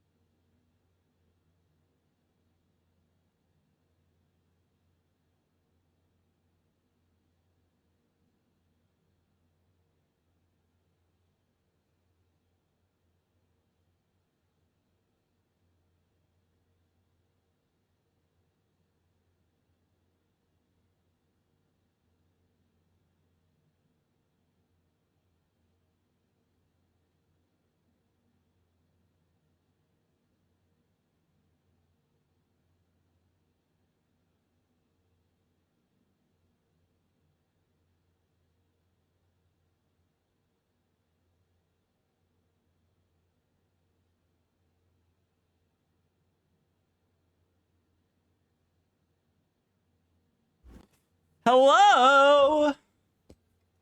I mean, I was saying hi to stream, but hi to you too. Hi, I love you. I said I love you. Thank you. I love you too. Hello, everyone. I see the coast of Ireland off our wing. Hello, hello. Well, it's rather dark out here, but yes, we can just about barely make out the coast, can't we? Hello. Right. Can you all hear me okay? Oh, good song. Okay, hello. Everything working? Is this all good? We back. I'm going to reconnect to that sim. And I think we're okay. There we go. How we doing? All right, let's switch into this mode. Hello. Right. Hello, hello, hello. Right, I think we're doing okay. Hello. Guys, again, huge thanks for sticking around. I know we were just, you know, away for a few, just getting some food. Oh my God. Your boy knows how to cook. Let me just say, your boy knows how to cook. I mean, I don't know if you'll be able to see it from there, but I mean, isn't that the most delicious looking tuna steak? Yeah, with asparagus, shiitake mushrooms. Just take a quick snip of this for Dad. My dad literally is building the same set as us as well. I don't know if I think from what he said, he's further ahead than we are, which I kind of had a feeling of. But we are making such good progress. Right, I think we're on bag number 7. Right? I think. And I got to put us into Lego mode. So here's where we are. One quick thing I did want to do real quick. Add new tab. This one. And just make sure that this is... Okay, it is. Good. I just wanted to lurk a couple of streams just so that we could lurk. All right. This action is unauthorized. Well, thanks for that. So there we go. Right. Shall we see... Should we do one of these? A nice night view shot with the United logo in the background there. Beautiful moonlit shot. I love that look. That's gorgeous. That is gorgeous, right? And I'm trying to make sure that I can see the chat, see my stream preview, and see the Lego all at the same time. Right. I can't believe we ditched the supports. Supports are all gone. So we are on to bag 7 now, right? That's what it was. Yep, bag 7. Right. Sliding the wings over. Let's get into bag number 7.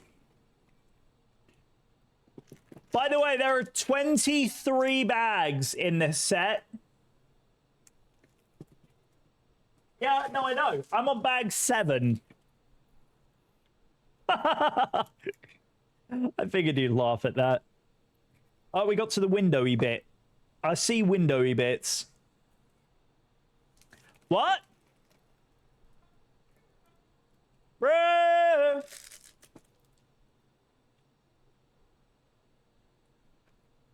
What are you doing, dog breath? Other than causing trouble? What are you doing? What are you doing? I don't trust you. I absolutely don't trust you. I know. Isn't it fun having a dog? Have a dog, they said. It'll be fun, they said. Yeah.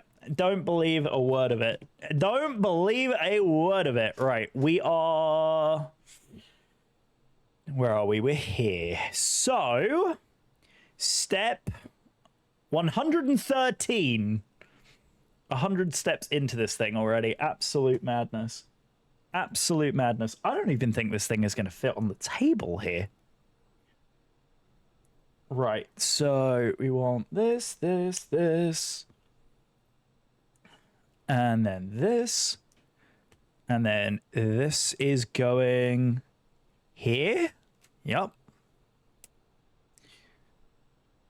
And then we get another one of those and do the same thing on the other side.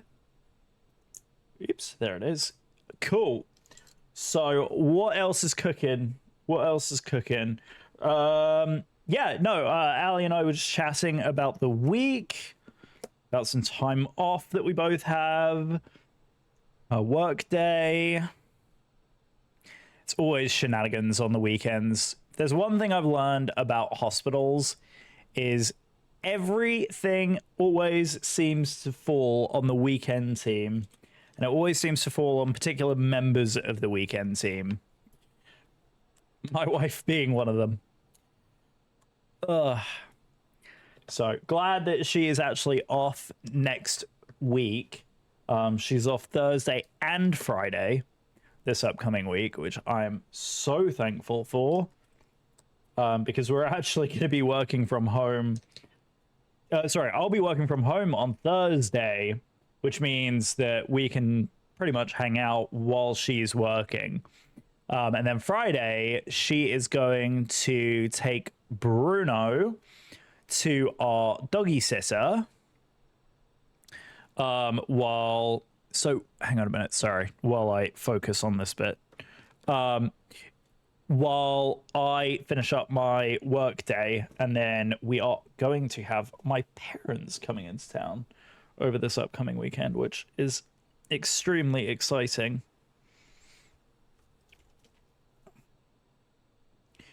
And we're even more excited about it because there's potential for us to go to a winery this weekend, which I'm extremely excited for. I love going to the wineries, especially like this time of the year. It's so nice. Also, don't mind me using my camera, my scissors here, just to pop the camera down a skosh. There we go, that's a little bit better. Now it's actually framed properly and you don't have my chin in the logo. There we go. Okay, right. Then it's these, and these go here. Finally adding some rigidity to these segments of the wing. Oh, here we go. We have another Concord fact. Here we go. Despite the luxury experience passengers could expect on Concord, the aircraft windows were fairly small, about the same size as your hand. I mean, I have fairly small hands, but yes, it was well known that the Concorde's windows were exceptionally tiny. All right, so the section that we're working on right now is, right, so it says not this one, because this one, I don't know if you can see, it doesn't have any print on it. Like I was saying, the cool thing with the way that these models are organized is that, the way that they've done these models is all of the Concorde has actually got fully printed Lego bricks. So no stickers at all in any of the set, which is insane. Like, it is extremely rare for Lego not to have any stickers in a set, period. So to have no stickers, period, in a set is kind of bonkers. Kind of bonkers. Right, do that as well. Let's quickly dashing into there. Okay, so we use 2 of these. Oops, hello. I've got to be really careful with those pins. Hello. I've got my dog staring at me behind over here. Okay, very good. Right, so those two are now together. And then we are getting this T-shaped piece. Like this. And then this is going on the inside wall here.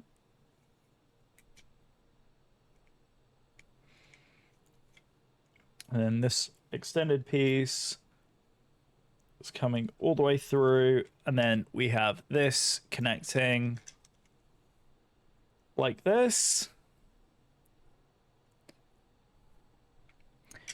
Okay, then these plus this.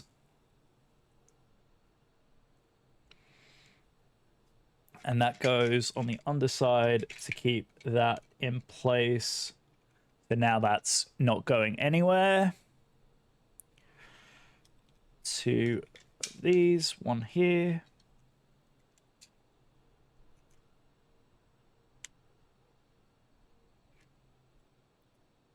Okay. And there we go. Starting to make our exit now. Kind of wild that we're exiting our nat track already.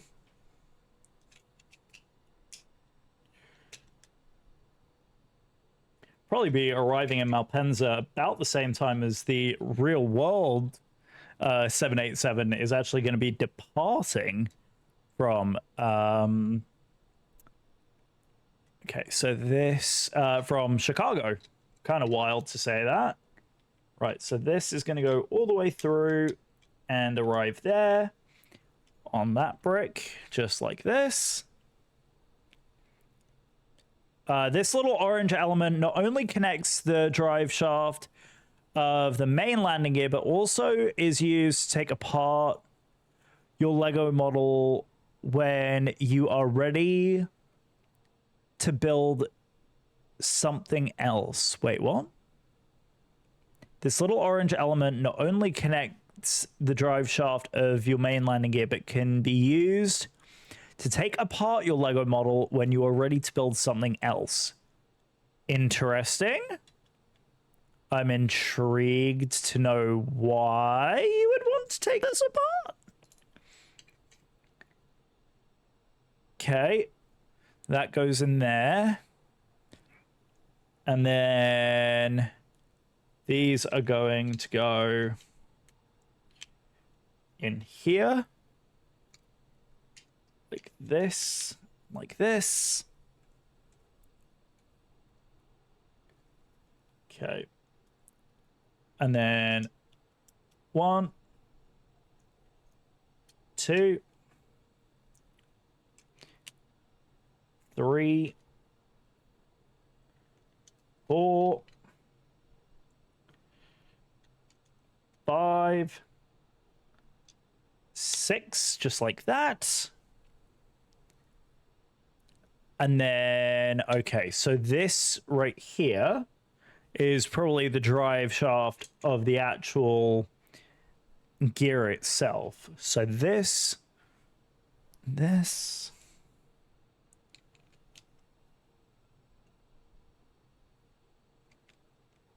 it goes. And then that.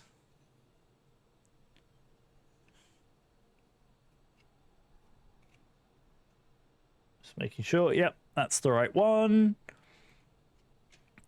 So just like that.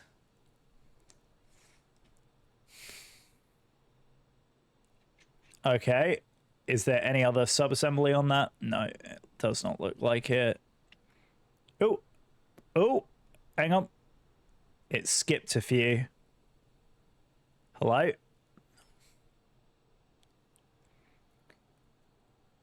Right, try that again. Because it's decided to skip several pages there for some reason. Come on, back you go. Okay, so we were right here. Now we take the blank one. And we are attaching that to... We are... Look at that wing now. I know. Isn't it mad? I was showing everyone, like, in comparison to my face earlier. It is quite literally twice the size of my face. So, yeah, it's wild. It's actually crazy. Right, so those go there. That goes in there like this. Okay, and then this is another sub-assembly. So got this. Got that. That goes there. Like this. I'm gonna spin this around. We've got the two red pieces either side. So the crazy part is, like, this bit is part of the livery itself as well. And we got the blue piece here. And these two. Almost out of the nat track. We're going to be seeing the coast of Ireland coming here very soon. We should swing the nose around. I don't actually know how much of the country we'll end up seeing because of how dark it is. I don't know. I don't think it's particularly heavily populated, the south corner of Ireland.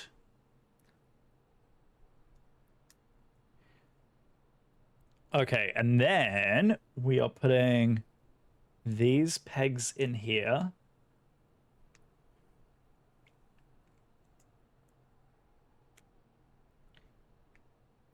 I haven't even, to be honest, looked at how we're progressing on Volanta. Is anyone tracking the flight on Volanta by chance?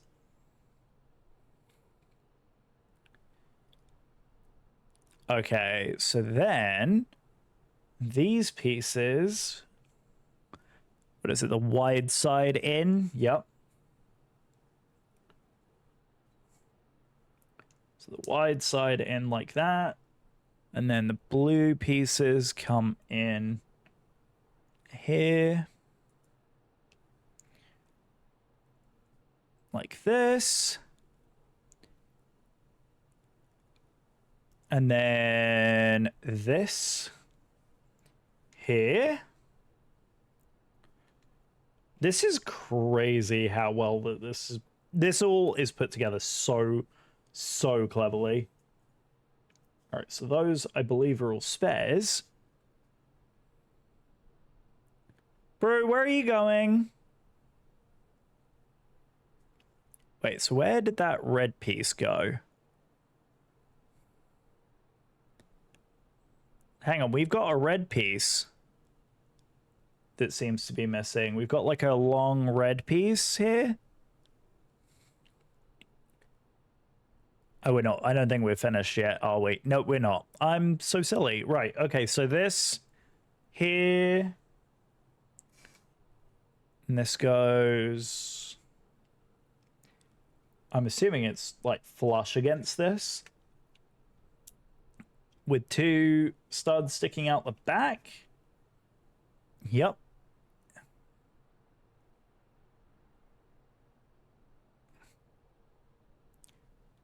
So this then goes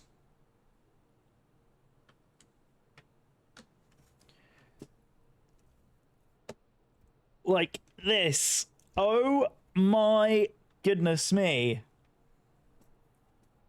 Just like that. That is insane. Look at that! I don't know if you guys get a better shot of it there, but look at the way that that comes together. Just outside of Ireland, Oceanic, probably 2 hours before top of drop. That's what I was thinking as well. It looks like, I don't know what is going on with the ETA, but the ETA is definitely incorrect. So I don't know whether the Fly Live has dropped the ball again, but yeah, we're about, I would say, yeah, around about 2 hours out now.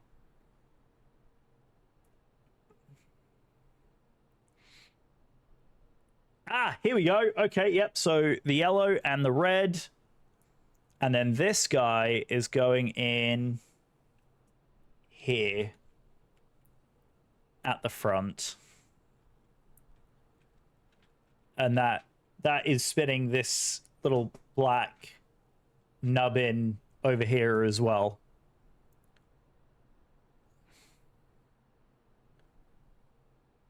Yep, amazing. And then what am I doing? Oh, and then push that all the way in. Okay. Okay. So that's all the way in now. Oh, because, yeah, that obviously is controlling the landing gear mechanism, so... Ready, guys? So that's now all fully covered up.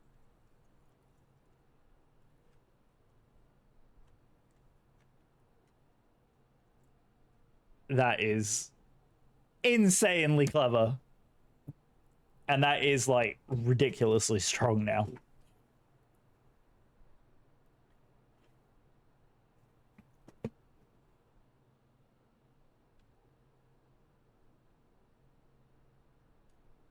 Absolutely amazing. Okay, we are on to, I believe that is the end of bag 7, and we are on to bag number 8.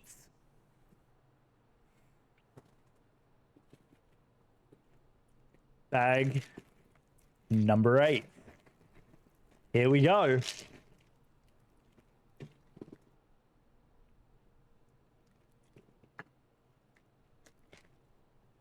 Up we go.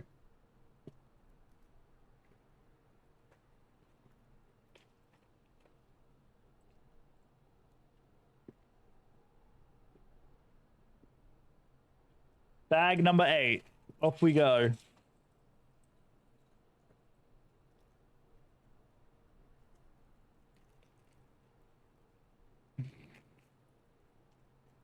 Yeah, I really have to say, I love the little map. I didn't even think about it until we were already in cruise. I was like, wait a sec, I should have like a little map for you guys just so everybody can see where we are. So I really like it because at least that way you get a sense of like where we are without me needing to go in and out of Atlanta every single time. Okay, right, so bag number 8, we're starting number 1 sub-assembly, apparently. Sub-assembly, there we go. Right, one of those. Putting in this guy.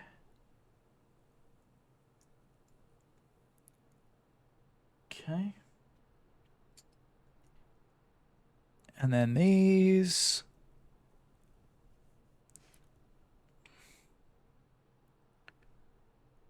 Perfection. There we go. Amazing.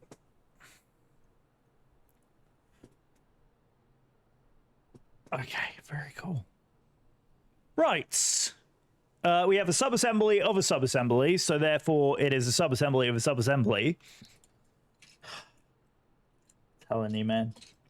I remember back in the day, old school Lego, when there wasn't any kind of, like, they had sub-assemblies, but they never specifically called it out as a sub-assembly. It was like it was a continuation, part of the bigger set that you were putting together. Right. We need, so this is, okay. Oh, it is, I thought it was too wide.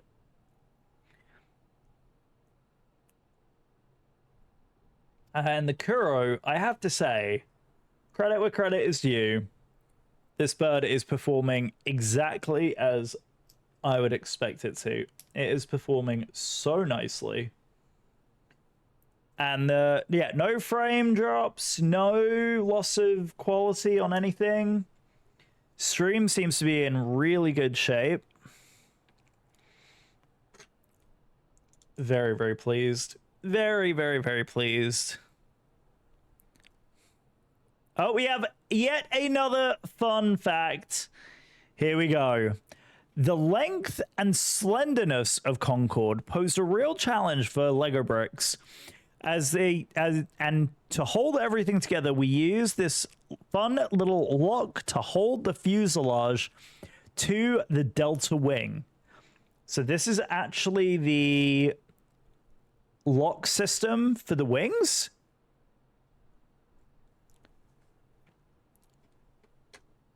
Interesting. Okay. Okay. Okay.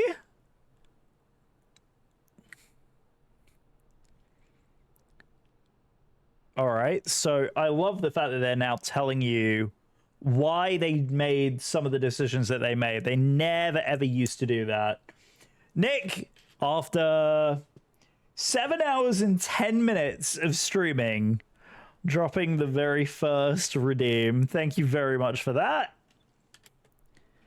Hope you are doing well, my friend. Great to see you. Okay, so then these guys go up here.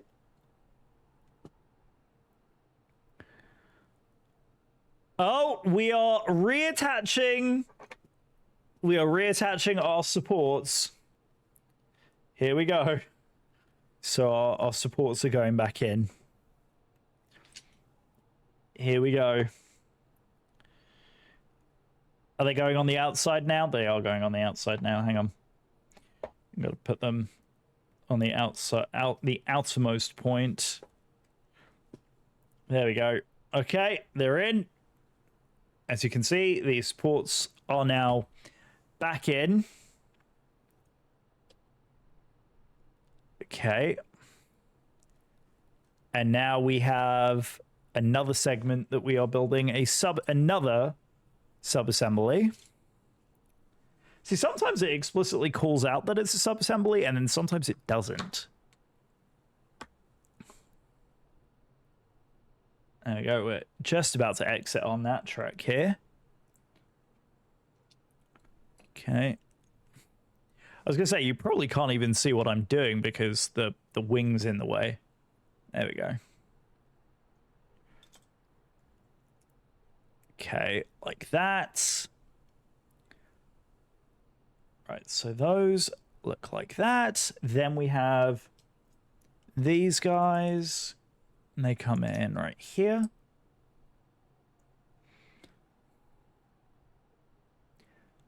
Okay, and then we have these.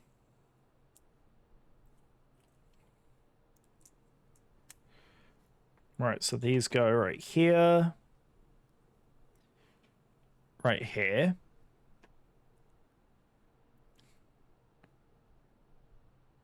Okay. And then threes. 3x. 3x1s. Can't even see chat now because it's behind the side. At least I have my phone. At least I can see chat on my phone. Hi, chat. Right. Now we are on to...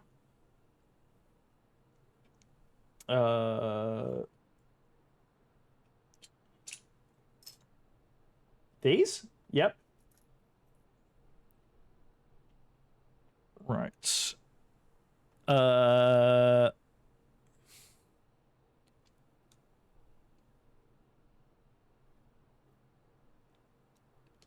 Hang on a minute. I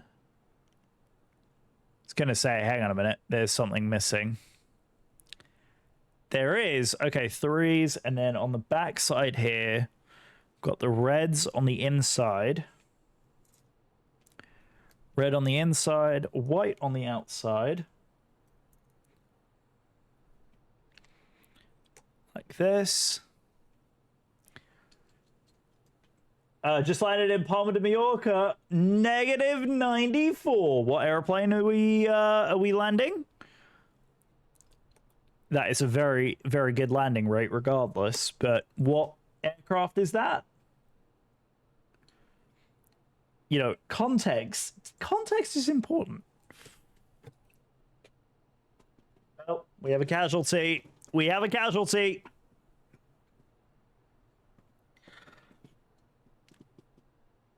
Okay, hold on.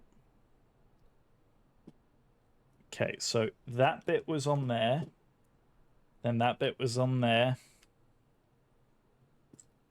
There we go. See, that was too aggressive for this little piece. Didn't like it. Right. And then this goes over the top like that. That's better. Okay, right. 738. That is very good for a 738. And I'm assuming MSFS, Diego? I love landing the 738. I think the 737 is one of the best flying aircraft in the simulator. I love the way the 78 flies. Okay, so that's fine there. That's good there. Then we have this brick goes there. Then threes. 3 by 1 flat. I mean, Palmer is affirm. PMDG 738. Yeah. Yup. Easy bird. I love the way that bird flies. I flew into, I think, yeah, you were there Thursday night when we flew into SFO. I landed with a 186, 1.19 landing G-force. I was very, very happy with that landing as well, actually. Right, that. And that. And then just going to zoom in just a skosh because it's a little bit small for my tiny, tired eyes to be able to comprehend. Yeah, to SFO. Yep. So you were there. That's what I thought. I was like, wait a sec. Yes, you were there. What am I doing? What? You're here. Chat, we have treats inbound. All right, you ready? Are you ready? Are you ready to see this? What was that? Oh, well, that's fine. Thank you very, very much. You ready? Oh, wow. That is massive. You heard that from the wife, chat. By the way, the cool thing is, these orange pieces here, they're just there temporarily to support the wing being vertical while you build it.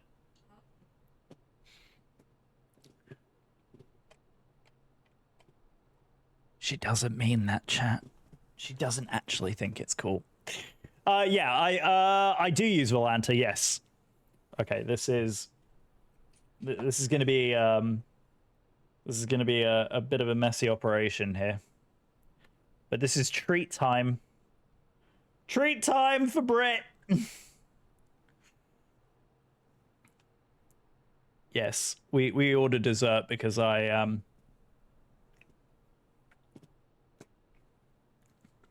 made such a good dinner. We said that because we ordered dinner, I would have dessert. So I apologize that I'm eating ice cream on stream. But this is my reward for making a yummy, yummy dinner. Thank you, babe.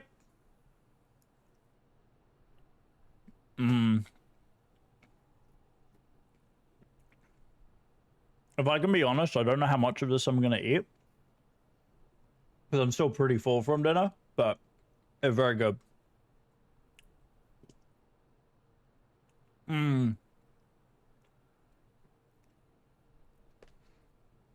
Everyone a fan of Cold Stones, right? I have Cold Stones ice cream on the stream. It's a flight sim and ice cream stream. Everybody loves a good old snack break.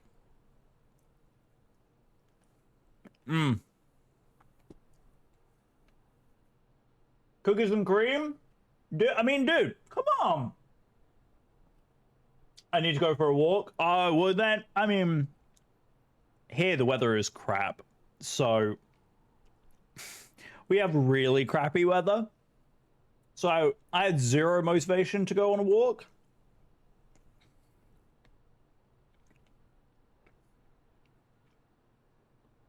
This is a really lovely little reward for a dinner well made, I will say. Chalky peanut butter ice cream. Oh, yes.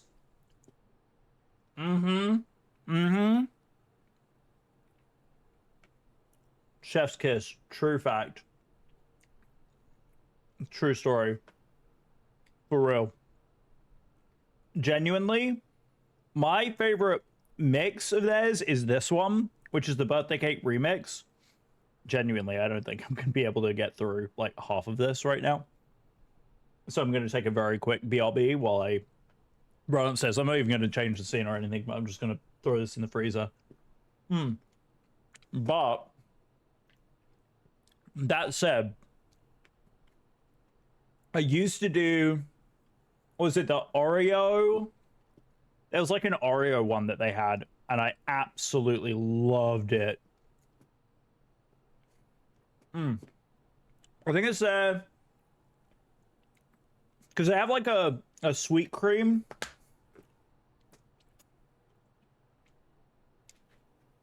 Good reward, guys. Very good reward. Right, I'm gonna go quickly fill this back up with water. Take this to the freezer. Don't go anywhere. I will be back in like 2.5 seconds. I'm not even changing scenes.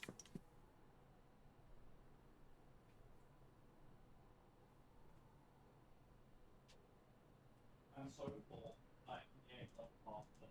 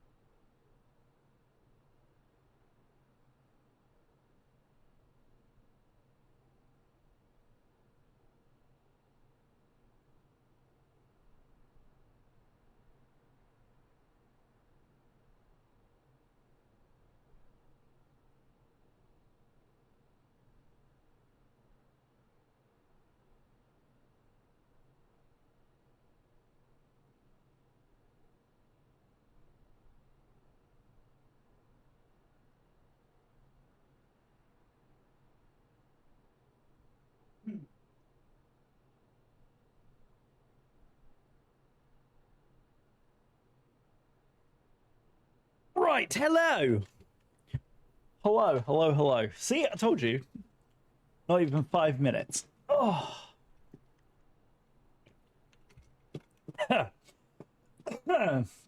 Without choking on water today. That would be an embarrassing way to go. Oh my god. Right, hello.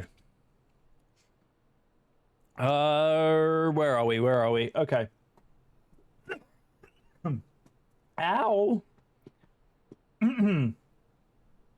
Yeah, I physically can't see chat.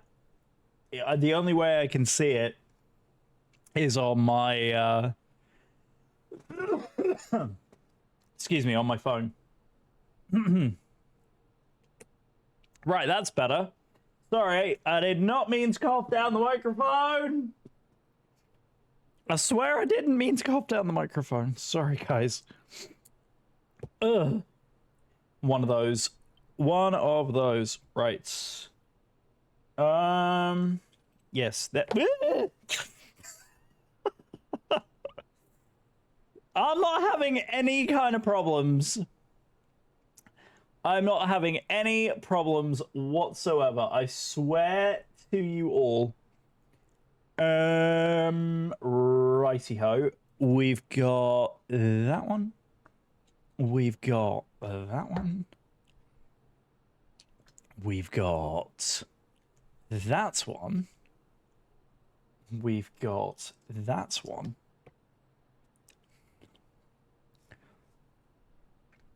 Yeah, I'm seriously, I'm loving this build. It's challenging in all the right places. It's not overtly an easy build. They obviously had adults in mind when they were assembling this set. And I think that the fact that the instruction manual has like facts about the plane, but also about the like design process, some of the steps in here, the reason behind some of those steps occurring, I think it speaks volumes to where Lego has been the last, I would say genuinely, I think Lego has been in the position that it's been in for at least the last 4 or 5 years, whereby they know their target audience really, really well. They've clearly, I think in the early 10s, they were having a real identity crisis because they'd got rid of so many of their bricks. They were still a popular toy, but they just, I feel like they lost their identity. And then they had the concept of the Lego ideas come around, and they started to assemble these sets, which were designed for those kids who grew up building and playing with the system. And they've just been hitting, like every year, they've been hitting set after set after set after set of like absolutely incredible builds. Like the space shuttle was one of my favorite builds of all time. This has to be up there because I've loved every bit of this. The lunar lander was incredible to put together. I've really enjoyed all the helmet builds. Obviously, like every single one of these we've built on stream, which has just been a ton of fun. I've so enjoyed that. And getting to share the love of the system with you guys has just been equally rewarding as well. And just, it goes so well. I'm so grateful for Matt for like inspiring the whole Lego long hauling thing, because genuinely, like, I mean, I love Lego, I've always loved Lego, but like doing something like this, having a flight in the background to keep us a little bit busy in the cruise, yeah, it's just been great. It's been so good. There we go. Oh, you know what, that's funny, I haven't even added the flight plan to this at all. I'm apparently terrible. But there we go. Apparently London Control is also online. Who in the world is online at this hour? What? So we actually may get a little bit of London control. That's hilarious. Was not expecting that. Who is it? I don't even recognize that. That's Sim Sid.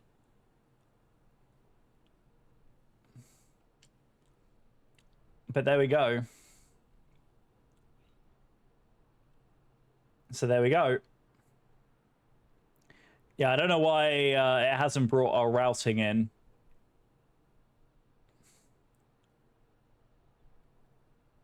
Anyway. Apparently we're gonna have London control. Yeah, I'm like, okay. Do you recognize that SID? I don't recognize the SID at all. I don't know who that is. This one. This one.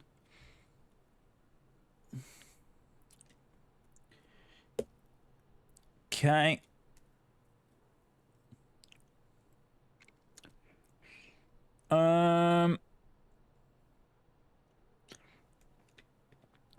This 3x3x. So Dendari, are you doing any flying today or?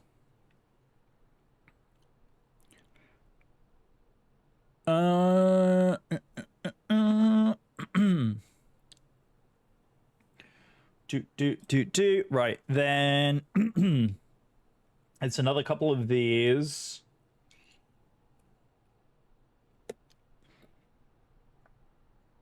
Well, we'll get a contact me if they want our attention. But the nat track seems to have gone very well, so I'm very happy about that. Motivate me to do some more long hauls, especially like during a work day or something like that. Just having the flight up in the background while I work. Okay.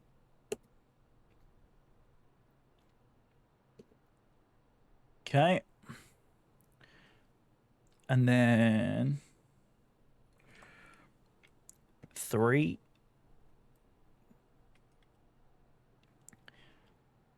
Then the 3 here.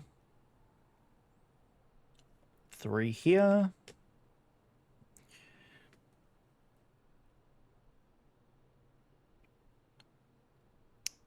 Remove the orange pieces. I love that they're using orange pieces like this for support. Okay. We've got these two. Okay, now we're flipping this way. We're taking these gray ones. Okay.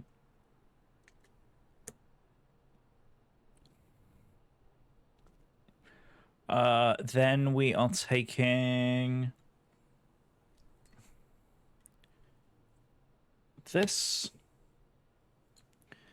and this.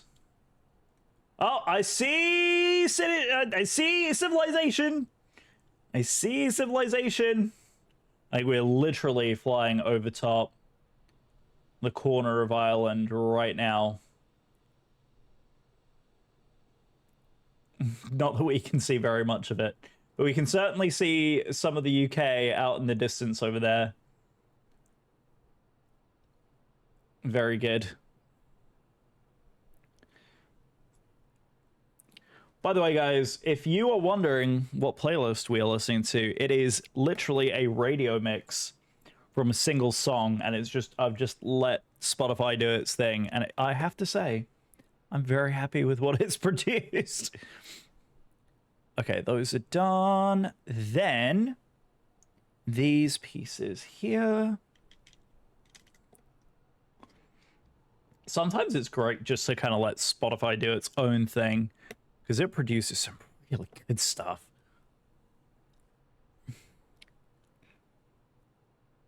Okay, those are done. Then we are going to put these to the underside And they're going... Oh, sorry, they're going here, aren't they? Okay. And then these pieces here. And then the whole assembly is going on the top of this structure here. With... Hang on, it is like that. So... This, yes? Oh, wait, hang on. No.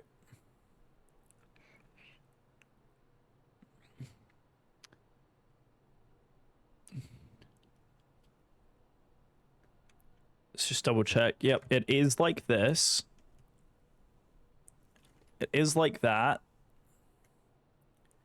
Let's just double check where the fit is coming from.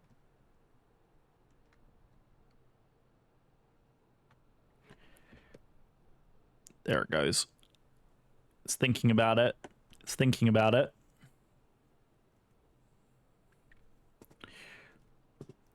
There it goes, just like that. Yep.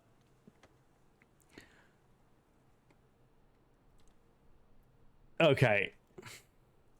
I can see chat again. Hello. Hi, chat. Okay, so now we're on to this part here. I'm just moving this just to make it a little bit easier for me to see. Right, so this.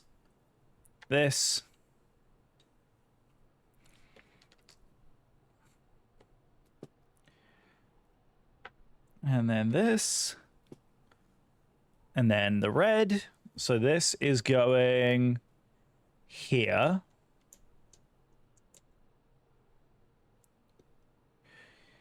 Okay. Like that.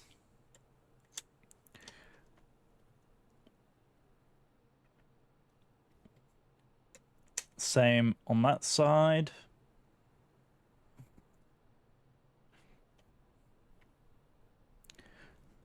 Okay. Yes, that looks fine. Oh, guess what? The supports are coming off again. The supports are off again. And we're coming down this way. Look at this thing, man. It is unbelievable. Okay, right. This...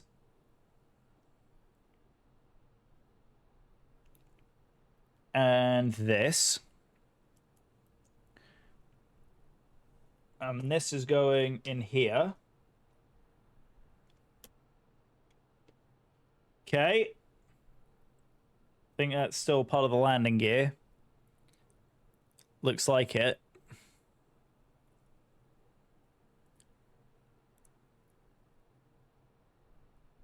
Okay, and then these are going to come in here. And here.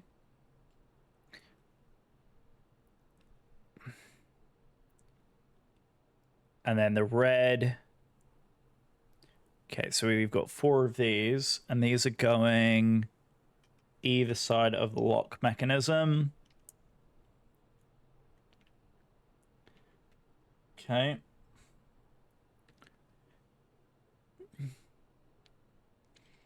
And the red pieces, of course, continuing the livery all the way back. Oh, look at that. We're off the coast of Ireland now. Look, there's the highways. Look at that. Unbelievable.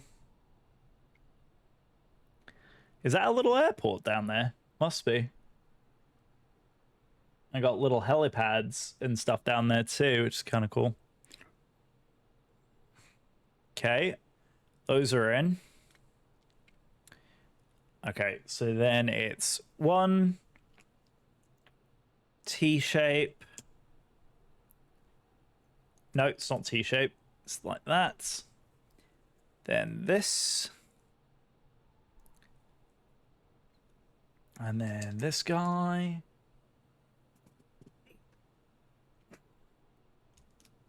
That. And there. Beautiful. And this is going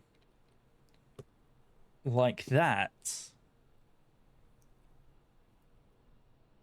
And I think that brings us to bag number 9. That is actually bonkers. That is actually bonkers. Insane. Insane.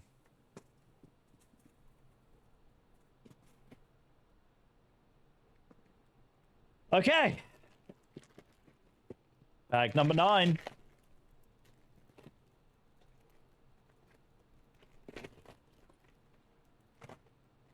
We are seeing civilization. Is London Control still online?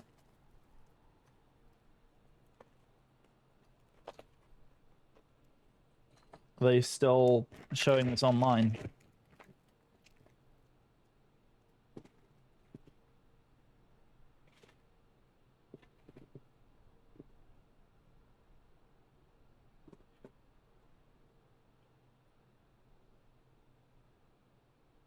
There's 2 mini bags.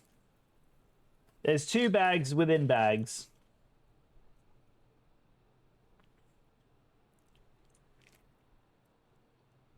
Okay, so we have a sub-assembly that we're going to be working on.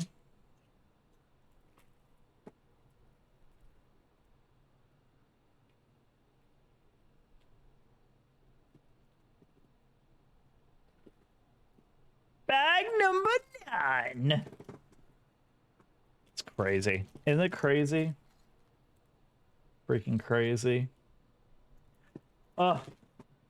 Madness. It's a madness. There we go. Look at that. We are officially over land as well. We have officially made it across the Atlantic. If an emergency were to occur at this point, we know for a fact we can easily make it to land. So, there you go. I love how the ETA is also showing completely incorrectly. But, what can you do? What can you do? Absolutely insane. Right, so shall we begin this sub-assembly? Right, one of these. Diego! It is, isn't it? Look at this. Look at that. It's wild.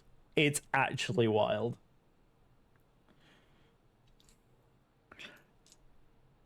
And then once we kind of get over a certain point, I'm going to start getting a programmed out for the arrival because, yeah, we should be arriving here relatively soonish.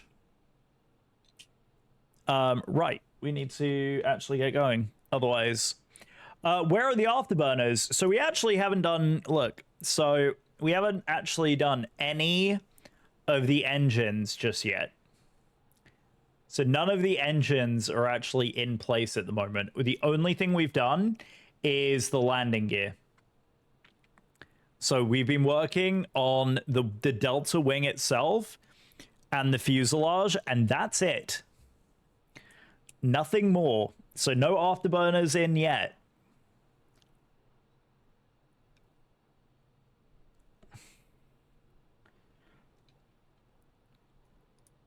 Actually crazy how much gas this thing just devoured in its years.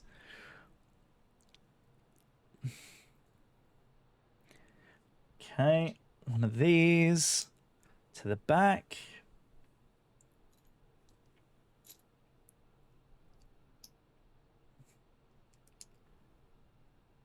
And then that's amazing. And again, huge thanks to everybody who has kept me company throughout the day today. It seriously means the absolute world. Very, very much appreciate you all being here. Right, I think we're just about over. What's my Volanta username? It's the same as all of my others. Brit in DC. It's right there if you need it. Not sure if you can see it in the preview window, but yeah, Brit in DC. Yeah, you're everyone's welcome to add me on Volanta. I will happily. Oh, 737 Spy. Oh, look at him go. I didn't realize he was up. Very cool. But yes, everybody is welcome to. And I will happily add you back. There we go. So yeah, we are tracking the entire flight on Volanta. There was our departure from Chicago. We had ATC virtually all the way over. Had our little strange anomaly over here. Entering our Nat track Sierra, and then we exited off Nat track Sierra. Here we are. Just about overhead Cork. Making the turn. Oh, is it doing it again? Is it overshooting those turns?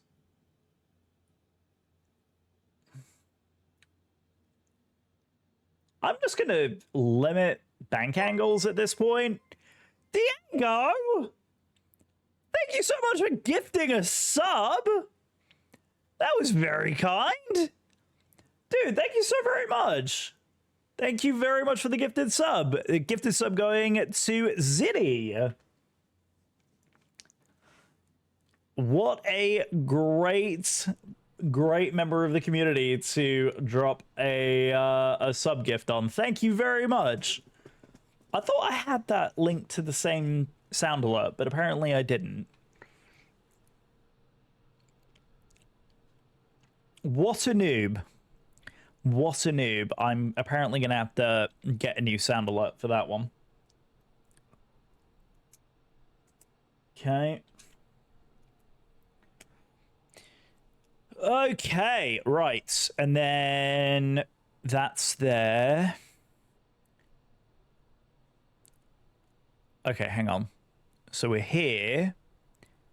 7-8, 7-9. Okay, so we've got another... I feel like there's going to be quite a bit of repeating structure in here. This guy. Single. Single. Then one more, so it'll be one. I send you a friend request. Oh, thank you. I will pick that up here in just a little bit. I will pick that up with absolute pleasure. Thank you very, very much, sir.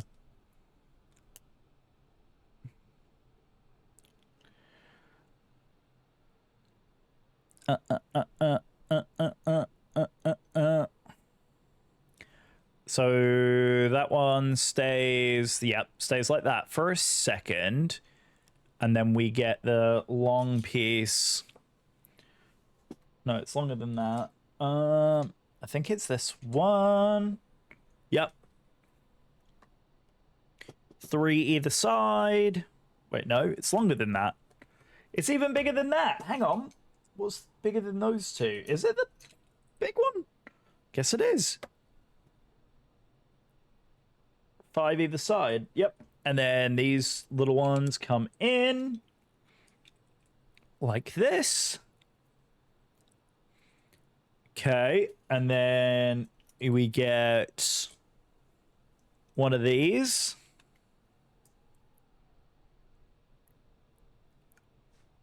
Oh, hang on. 3 and 3 either side. 3. 3, just like that. And then this, and then the 4. Go. I don't know why the camera keeps cycling. I need to figure out what is causing that. Because I genuinely have no idea what potentially is causing that issue. Right, 184. We just finished that. Now we're on to... Oh my god, it's another one. Another one. One. I haven't had a contact me, so I don't know if London Control is still on, but well, first of all, we'll pick up the friend request from Diego, and we'll add you back in. Well, apparently London Control is still on. Apparently they are indeed still on. Crazy. Well, we'll get a contact me. I mean, we're not going to be with them for very long because we're literally crossing the channel. And then once we're in France, we're under Euro control. And I think, yeah, it's French airspace, which good luck to us. And then Milan is right there. So we're about an hour and a half out, I reckon now. Hour and a half, hour and 45 from landing. So there's that. Those in there. Blue piece. And then Jamie is controlling. No, Jamie doesn't just have his SID. So I doubt that it's Jamie. I don't know who else it could potentially be. It is South Central that is online, so I don't know. I will laugh if it is Jamie, but I doubt that it is. Right, so there's one, then the 4, and then another 3. So we've got 3 high of 3s on this side.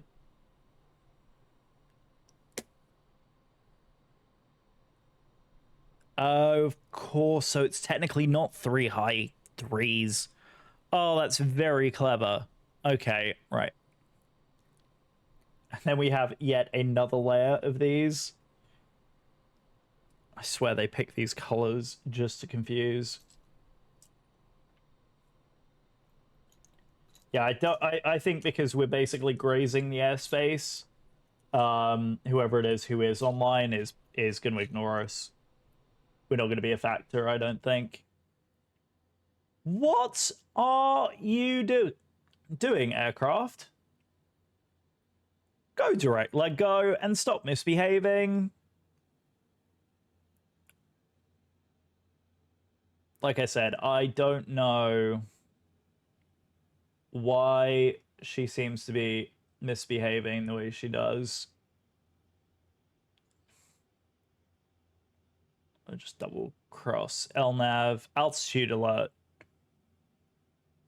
Did we get another wind update?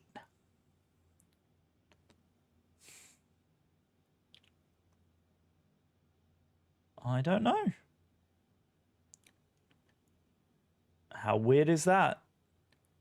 Yeah, it's doing that weird oscillation thing again. Sometimes it just does not like going direct to waypoints.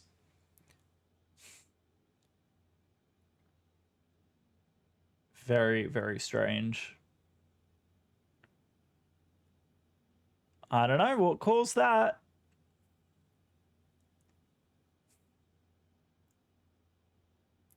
You got plenty of fuel in the tanks too.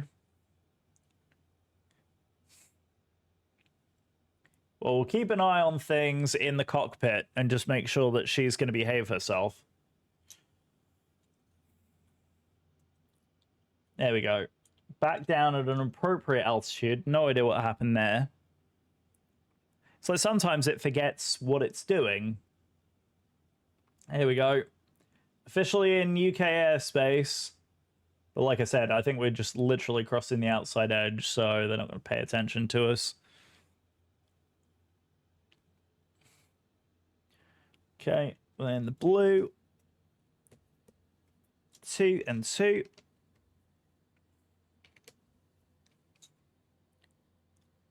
All right, and then a subassembly of this subassembly now. Okay, so we've got this with a 3. Oof. Oh, my hip fell asleep. You know what I'm gonna do quick? Just gonna quickly, where is it?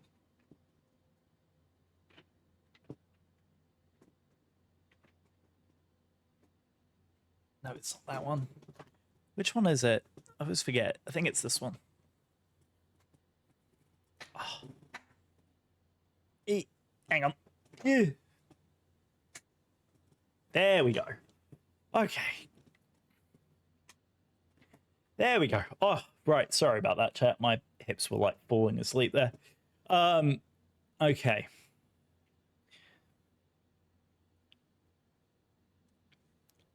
It's because I have to sit at a specific angle for my back, and sometimes my hip does not agree with that sentiment. There we go. Very good. Okay, then this. Then we got 2 of these, so 2. 2. And then 1. 1. 2. And then 1 on the other side. Yep, see, she's perfectly happy now. And by the way, we are inside of UK airspace. I don't think they care. I think we're no factor. Like I said, I don't necessarily mind.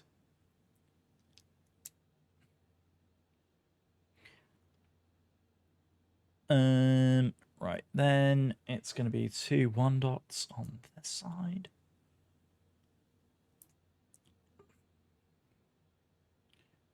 4 across the top here. And then on this side here. So just like that. Then 4 and 4. Like this. And then we've got 1.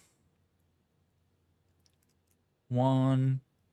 The one thing I am curious about, because obviously the Lego design team do an absolute ton, right, of configuration outside of CAD, but they've got to have like CAD systems that they use to do design stuff. I'd be so curious what they use in CAD and what CAD software that they have. I don't know if it's just me, but there's a nerd part of my brain that would love to know what they have, so that, like, just as another potential hobby to add to my ever-growing list of hobbies, would be just to do, like, designing on the side. I think it would be so flipping cool. I mean, I'm sure, like, hobbyists use certain things.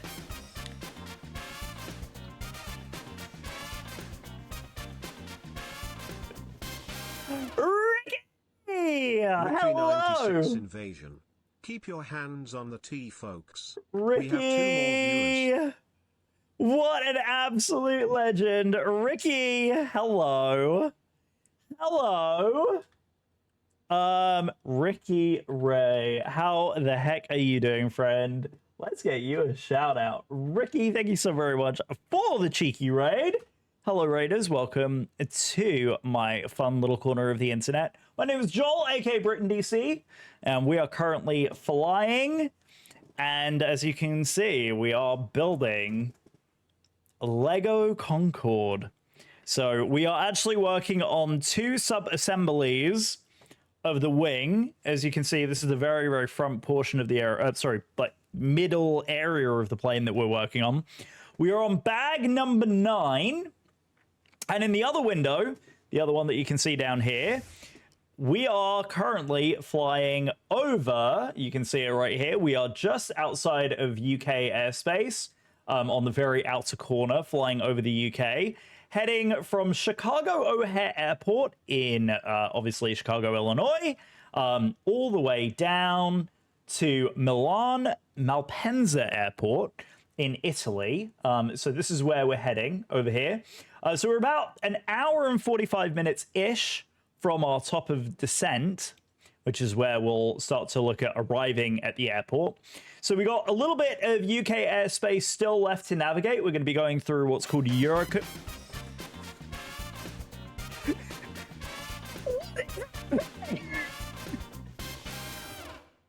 It's Raidception. A double raid. I love you guys. 7 more viewers. Oh my god. It's another raid. It's a Digi raid. Digi! Hello, darling. How are you? Digi! You absolute legend. All right, apparently I have to wait 21 odd more seconds, Digi, before I can give you a shout out. So we'll let that happen. But thank you so very much for the raid. Welcome, raiders. Hello. How was your stream? How was everybody's stream? Hang on. Let's just double check that it's actually going to behave itself. There we go. Superb. Mesa. Mesa doing fine, my friend. Mesa doing fine. Oh, amazing. Guys, if you aren't following these two amazing streamers, please make sure you go drop them a follow, give them some love. A little commute from Duluth to Thunder Bay. It's a little bit shorter than the route that we're flying today, as you can tell. Just a smidge. Just a smidge. You join us. I was just explaining to our previous raid. We are flying over the English Channel. As you can probably tell, we're in a bit of darkness as we approach the lights of France. The lights of France, my friend. But here we go. This is what we're actually doing while we're cruising in our beautiful Boeing 787. Keeping an eye on it because she'd be doing some squirrely things, if I can be honest. I do love flying it. It has been truly phenomenal experience, but for some reason it keeps overshooting certain waypoints and it oscillates. And I cannot figure out how to stop it from doing it. It's currently set on automatic bank angle reduction. I've set it to 10 degrees and it still likes to waver all over the place. So I'm going to assume it's an LNAV bug in MSFS and call it an MSFSism. But it's fine. But anyway, this is what we're actually working on. So this is bags 1 through 8. We are currently working on bag 9 right now of the Lego Concord build. It has been so much fun to put this thing together. For those who are wondering, instructions are right here in this top corner. We have over here, this is our flight little map over here. And then all of the flight information is listed above. Though I'm pretty sure now, in fact, I'm more than sure that the flight information at the top here is way out of sync because there is no way that our ETA is 0659 Zulu. I highly doubt that. Especially if we look on our progress page, we're at like 700-ish miles to go, with 14.7 to be used, and we have like 15.2. So we're gonna have like a gallon of fuel, like a good couple of tons left of fuel once we get closer. So yeah, it is a bit of a weird one, and I think we've lost some fuel in those oscillations that keep happening. But anyway, regardless, we are having an amazing time. So where are we at now? We are at this particular sub-assembly, as you can see, this one, at 197. So we're at 197. So we have been having fun. How was the flightings? Did you enjoy? Was this everything you wanted it to be? I hope it was lovely and it was enjoyable. Guys, again, huge thanks for the raids. That was very sweet. A double raid. I have not had a double raid in a long, long time. That was very, very sweet of you. So there we go. That's updated all of the stuff down here too. So thank you guys so very much. Did you honestly had a nice flight? Flew the PMD 73s? Really? You know, I've not flown the 600. It's a great plane to manually fly when you have to. Oh, you see, I'm a sucker for the 738. I love the way that the 738-800 flies. I absolutely love the way the 738-800 flies. I'm such a sucker for it. Dendarian and I, and also Diego and I were talking about it earlier on, how much we enjoy the way that both of those airplanes fly. It is just so good. Just so good. Like, PMDG have done some good work getting those planes to fly the way we want them to. Yeah, I don't know why. Britain, can you share my recent... can you share? Yes, absolutely, please.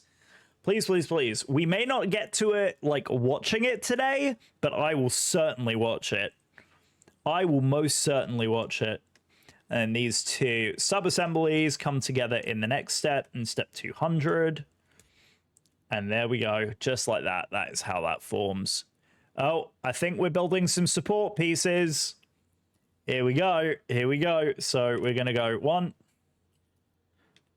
2, 3. It's almost like a Christmas tree, isn't it? It's almost like a Christmas tree. So we'll go 1, 2, 3, 4, and then it's 2 more at the very top here as well. And then, yep, 2 of these, 2 of these. I love all of the orange pieces that are being used as like support structure for the rest of the model. So clever. All right, so then it's this way around. Do you remember the 7.3? Do you remember the PMDG MD11 for FSX? Can I be honest with you? I had no idea that there was an MD11 from PMDG. I haven't. So my history with flight simming, like in the quote modern era of flight simming, I consider that, you know, like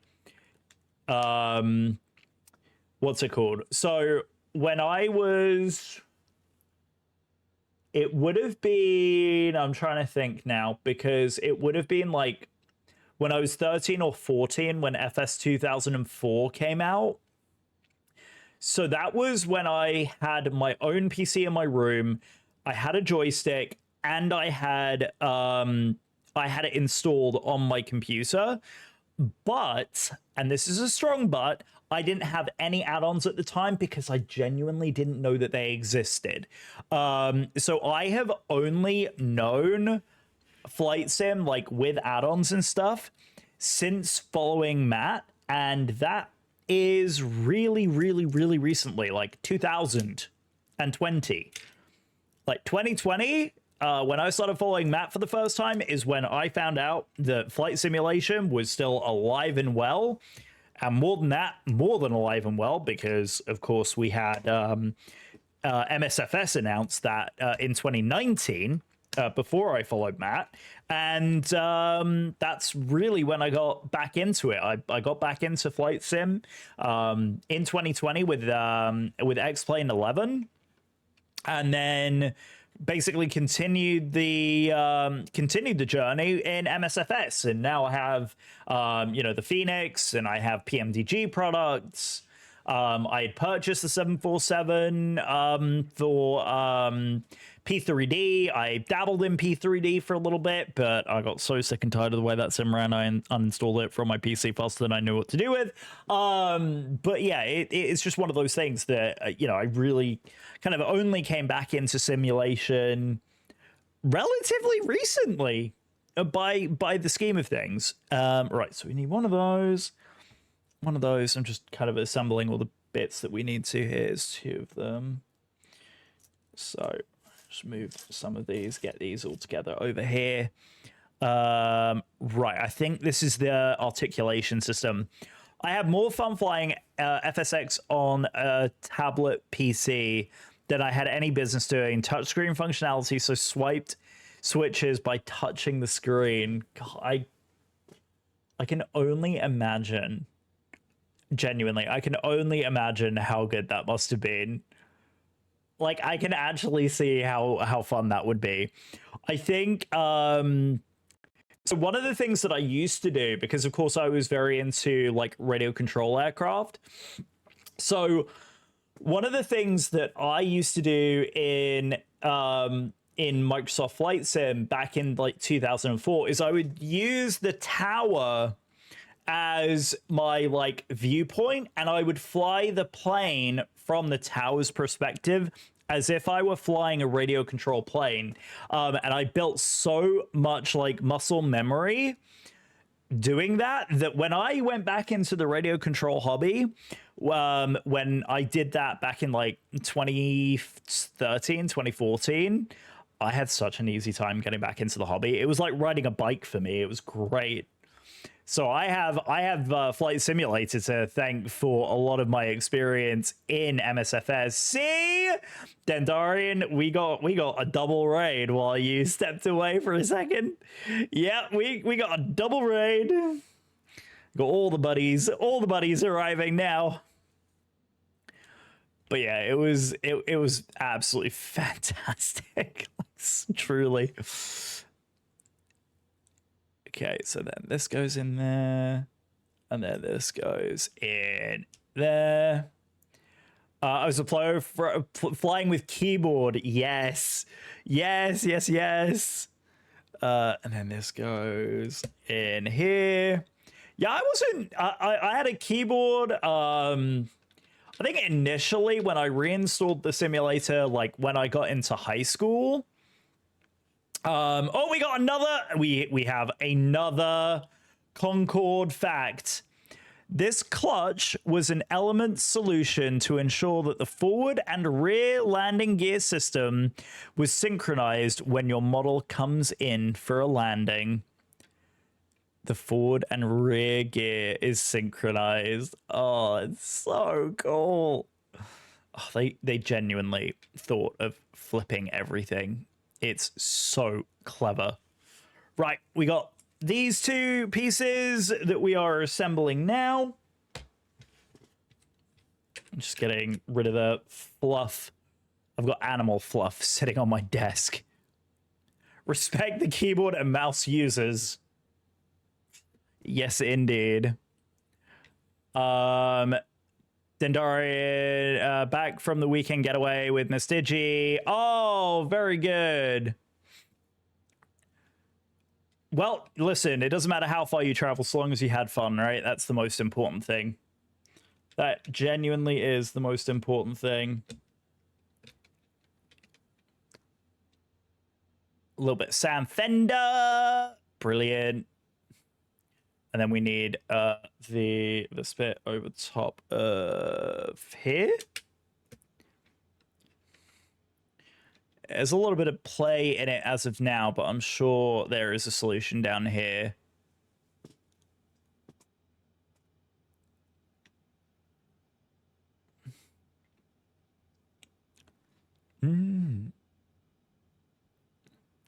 Sounds like a good time. Always. Yes. Such a jam. The minute I heard this on Matt's stream, whenever it was, like way back when, I was like, oh, I am adding this to my playlist. This is a jam. Right? Yes. Okay, and then we've got the other one on the other side.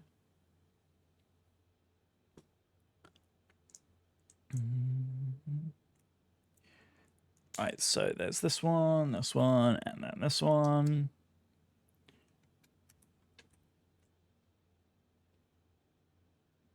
Oh, there we go. So wait a sec. That's gonna fall apart if I am not careful with it. Okay, right. So then we got this bit. Got to get scenery devs chop back, pushing for KPYM by Thanksgiving. Legit. Let's go.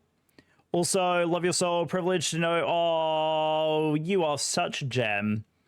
Digi, love you to pieces. Thank you so very much. And I adore you. And also, thank you so much for your tremendous support and the raid. It was incredibly, incredibly kind. I appreciate you.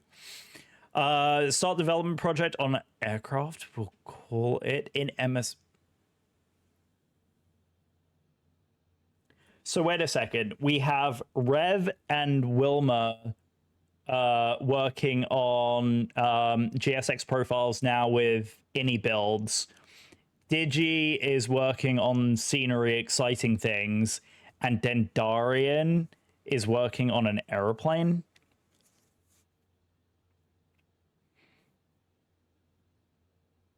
Mm-hmm. Got all the friends who are slowly creeping their way into development for the sim. Uh-huh. Uh-huh. I see how it goes. I see how it goes. I see how it goes.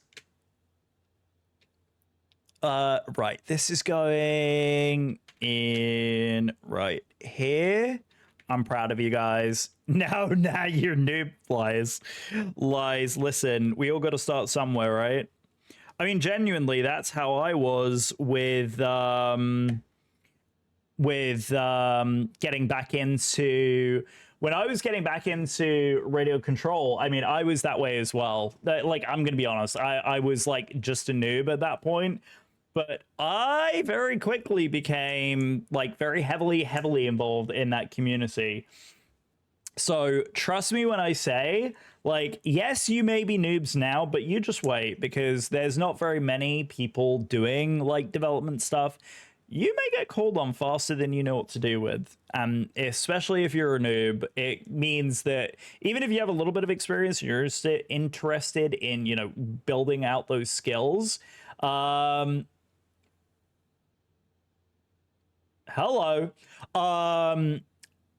We just got top of descent on our PFD here. That's very exciting. KPYM is payware. You get an automatic preview access. Oh, Dendarian is quotes airplane. Sure. I don't believe you. I don't believe you. And Digi, you know I'm very happy to support your project. That wouldn't even be a question. That wouldn't even be a question, my friend. And yes, I will happily preview it for you, but I ain't getting it for free, mate. What headphones am I using? It is the SteelSeries Arctic 7 Plus. And I'm not gonna lie, singular best upgrade from any of my PC parts. Granted, the graphics card was up there. The RAM was also, like, I have genuinely upgraded virtually everything in my machine now. The only thing that is original to the PC build that I did back in 2020 is the case. Like the, I'm sure you can kind of just barely see it here in the background. This is my PC case right here. It's the NZXT, is it the N5, I want to say? N5 is the one. But yeah, the RAM is upgraded, the graphics card is upgraded, CPU is upgraded, cooler is upgraded, and the cables. I got the cable mod cables in there. I need to update whatever it is at the bottom of my stream is not correct anymore. Creativity isn't crazy, ain't it? It's crazy. Yeah, tell me about it. You couldn't be more right about that. It's so true. Like I've just become, yeah, I'm a creative soul. So trust me, I empathize with that entirely. Okay, right. We're almost at the end of this bag here, guys. And I don't know. What we may have to do is like literally pause Lego just so that we can land. Because, yeah, we're like 600-ish miles. What do you reckon? Maybe we can do one more bag? Do you like the Lego Millennium Falcon? I love the Lego Millennium Falcon. Whether I could... So I'm going to struggle to fit this back here. I don't know where I would put the Millennium Falcon. I'm going to be honest. I genuinely don't know where I would put it. Like, there is a lot of Lego back here.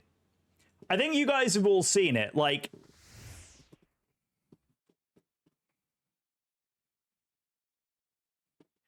There's a lot of stuff on this shelf. Now, granted, like, some of this stuff is moving, right? But, like, I'm gonna have real problems, guys. I genuinely am. I'm gonna have some serious, like... I'm gonna have some serious problems in where I'm gonna fit all this stuff. It's gonna be problems. But yes... there's a lot of room and for more shelves.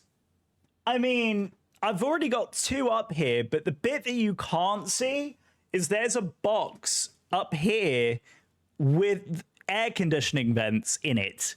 So there's an air conditioning duct that runs like literally just above that shelf, which is why I'm building a new studio behind me, right? So I have an unfinished side of the basement back here.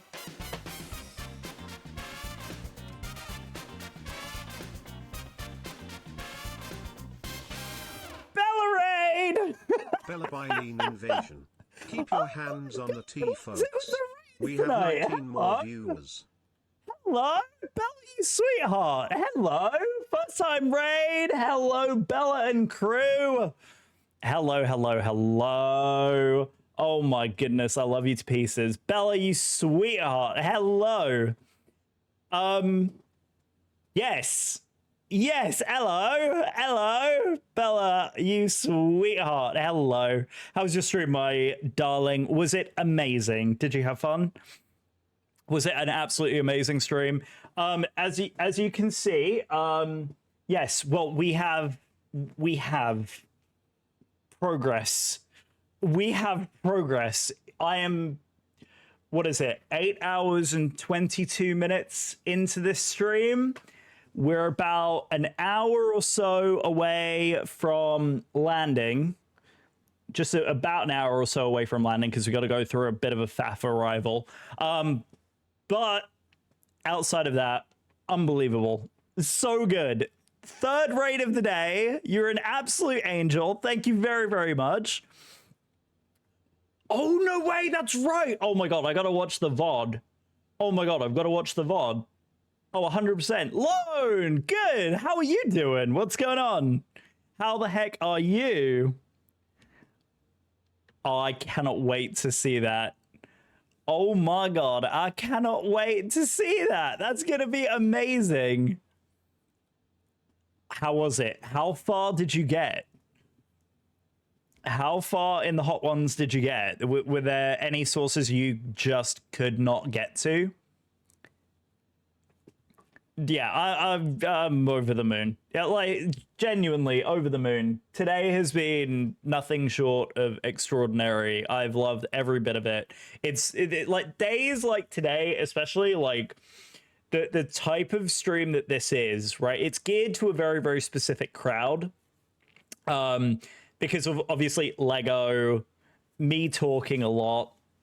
I mean, not that I have a real problem with doing that, but me talking a lot, building Lego, and flying, right? My audience is very mixed, right? I come from a very, like, mixed streaming background. I stream Minecraft, I stream Flight Sim, I stream, like, whatever I'm in the mood for. Occasionally I'll do Fortnite or whatever, right? So to have the amount of support, doing what I am doing, and still having the amount of people come in and do subs and raids and bits and gifted subs, and I love you all and thank you. You're extremely genuine and I love you to pieces. But yes, please, Bella, update me. I need to know what in the world, how in the world. I need to know more, and I cannot wait to watch the VOD. I'm genuinely excited to watch your VOD because you know I will.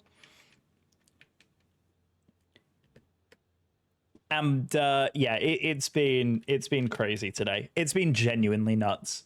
Genuinely nuts. Zoops, I saw you in there. Who else was in that raid as well?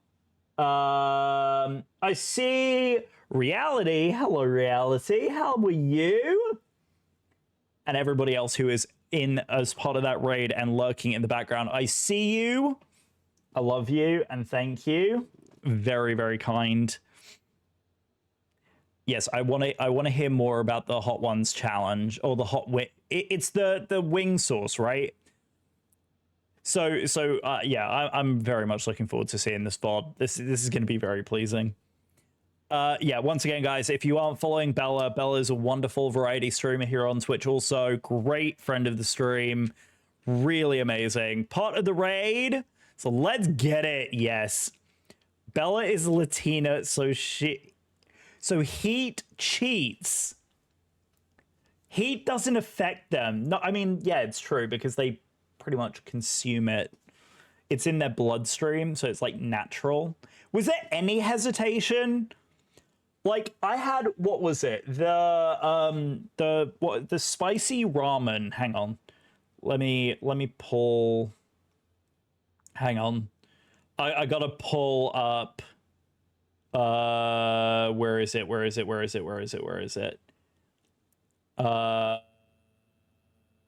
Whose stream?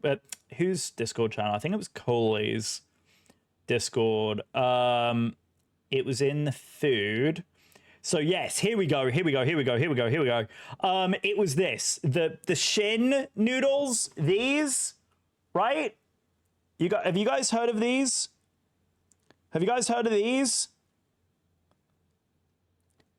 Right, the shin ramen that everybody talks about. Yeah, I had 5 bites of it. I couldn't get through anymore. I had to stop. Yeah, that was me. That was me the other day. Awful. It was like I can handle like a little bit of heat. Like a little bit of heat. But no. It was bad. It was so bad. I was struggle busing. Yeah, that last one did you dirty? Oh no. Was it a surprise? Lone, enjoy your lurk, my friend. Thank you so much for your lurk. I appreciate you. All the others were okay. No, like, I can do like habanero, like the sweet mango habanero. Like, I'm perfectly fine with that. Like, I was absolutely perfectly fine with like that. Do we not attach this yet? I guess not. Because there's like, obviously these two pieces go together, but it has said not to assemble these just yet. So I'm assuming we don't do that yet. Here's my friend.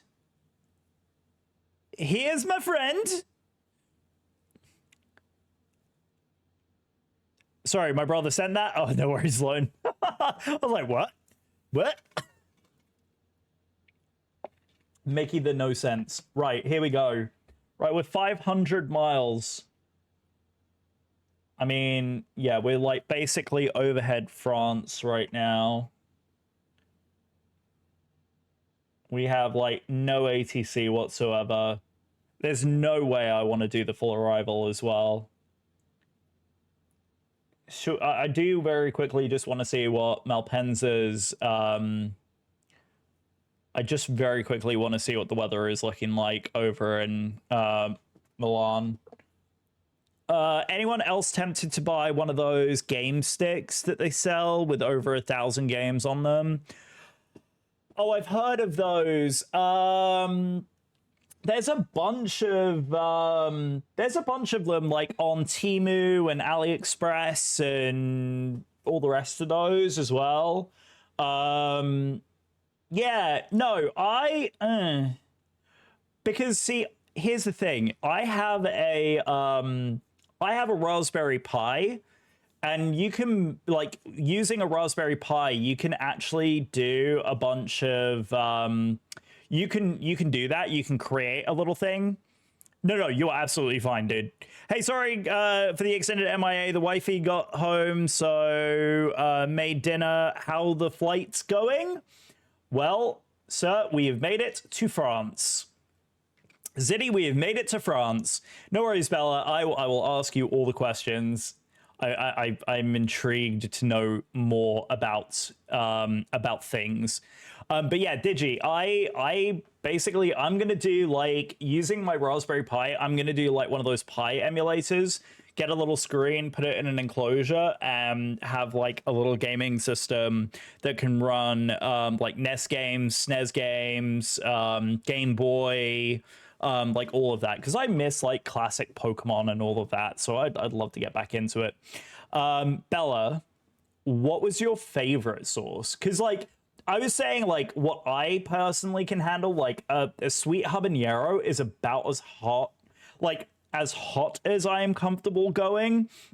I've had ghost pepper before, and I was able to handle that. Like, that was fine, but it was in a pickle. So, like, the pickles were in a ghost pepper brine, which was really good. It was, like, very, very tasty, but I wouldn't necessarily, like, that to me is more hot than spicy, if that makes sense. So, like, I can handle hot, but I don't know if I can necessarily handle spice. Anyway, so what we're going to do very, very quickly, because I am genuinely curious as to where we are in terms of our arrival. Obviously, we're only about 500 odd miles away from our arrival here into Malpensa. We're gonna zoom in here. That puts us at 160 mile range here. Let's take a very quick look, because obviously Volanta was misbehaving just now and it wasn't giving me the weather in Milan. But I do want to know what the weather is. It's very annoying that it's not cooperating. Right, I guess I can look at it from here, and I can pull it up in the sim as well. So 12 degrees, 6 knots at 20. So I think, let's see. Weather. Yeah, there's not going to be anything in there. So if it's at feel like the map there is Santa Tracker. Yes, yeah, they still do it. Yeah, that basically it pretty much is. I mean, the map here is our, like, you know, that's our actual route. This is our flown route.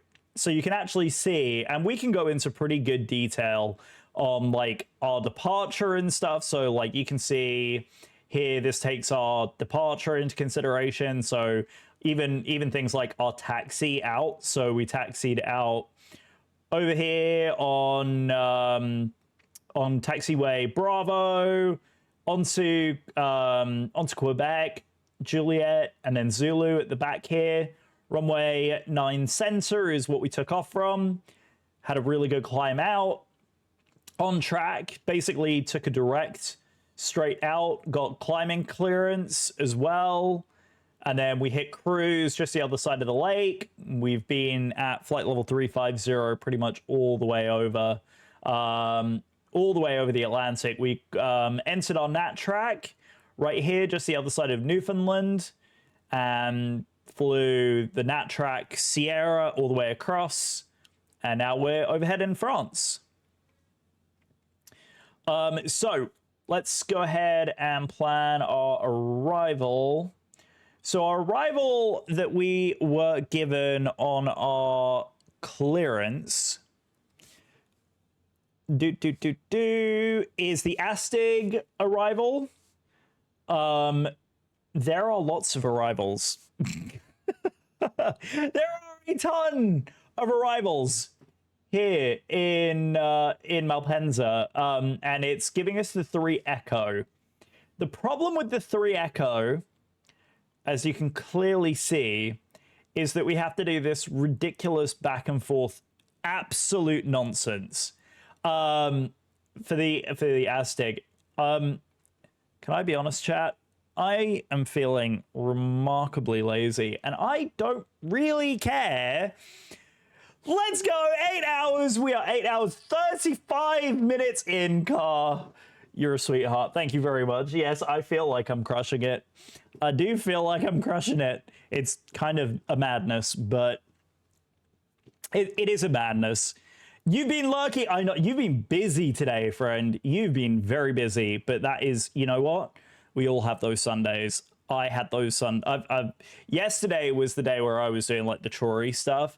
Because we redid the lights down here. The reason why the camera looks so much better is because I've been working on the lights down here. We have LED lights now overhead, which I can dim, which is spectacular. Any of those waypoints you can direct to? Yeah, that's what I'm thinking. Like, I'm literally thinking we do Astig, direct Mike Charlie 588, and then direct Mike Charlie 541, and then direct Mike Charlie 435. As a non-flyer, why does this happen? So this particular arrival? So, great question. Anyone in chat want to hasten to guess why we might want to do a snaking back and forth like this with a hold overhead? Anyone want to guess? Any of my non-flying friends want to guess as to why we would do this?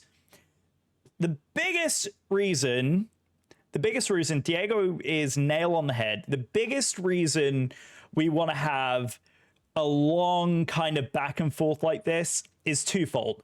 One is traffic separation. So obviously we don't want aircraft necessarily right over the top of one another. So this gives us track miles, right? So what we mean by track miles is a distance that the aircraft can cover to descend a particular altitude over a certain distance. The longer distance that is, the less steep the descent has to be. So if you can see right here, we're at 6,000 feet all the way through until we get to this waypoint, which is between 4,000 and 5,000 feet. And then this waypoint here, all the way down to here, is between those two altitudes until we get to Mike Charlie 435, where we have to be below 5,000, entering this next waypoint above 4,000 feet and basically staying there. We want to be at 4,000 feet by the back of this waypoint here. And the biggest reason that we do that, again, is because what's called the ILS. So we're going to be flying one of these in. So we'll talk through this in a bit more detail when we approach the airport itself. But we're going to be landing to the north. Wind is no factor, and since we've already got the approach basically programmed in, but we're flying into the north, right? So we're flying south to north on a northerly track. What's going to happen here is there is a system that is on the ground from the runway, and it is pointing straight up at our airplane. We intercept those radio frequencies in the aircraft, and that allows the aircraft to fly two very different things. The very first thing is the glide slope, which is the angle at which the plane has to descend to have, you know, a shallow enough descent to not overspeed, right? The critical thing here is ground speed. We don't want the aircraft to fly too fast so that we're not necessarily causing ourselves a problem and landing too quickly. The other thing that it provides, other than the glide, is also the lateral movement, and that is called the ILS. And the main ILS system which will guide us into the runway, actually provides lateral navigation. So it will tell us exactly a beam where the runway is. And so even in bad conditions, the aircraft still knows exactly where the runway is. So it allows us to land basically in very bad conditions. Instead of dropping 3,000 feet in a few miles, you're dropping more gradually. Precisely. Exactly right. So that's the main reason why Europe is very well known for these absurd arrivals, because there is very little airspace for these arrivals to take place within. In the US, because we have hundreds and hundreds of miles, aircraft actually begin their descent over 150 miles away from where they're actually coming into. So with that being said, we know for a fact we're going to be landing south to north. We know for a fact that there are 2 runways here at Marie Malpensa. We have 35 left and 35 right. So with that being said, it is closer for us to the main terminal on 35 left. So we are going to plan an ILS, Instrument Landing System Approach, ILS 35 left. So that's what we're going to select here in the box. So ILS, we're looking for 35 left. The next thing we're going to see is we're going to see, well, yeah, exactly, Dendari, wide open spaces, large tracts of land. The next thing we're going to see is a letter designation between them. So we have an ILS Yankee and an ILS Zulu. What is the difference between a Yankee and a Zulu? All it means is the type of equipment that is on board. A Yankee approach is a more precise approach. A Zulu approach is not quite as restrictive. So right here is our approach. We're going to do the Astig 3 Echo, and the waypoint that it's asking for here is a transition waypoint, and that is essentially the last waypoint we are going to get to before we move onto the approach phase. So the last one that it's asking for here is Nubeki, and I believe it is... Where is Nubeki? I don't think it's on this chart.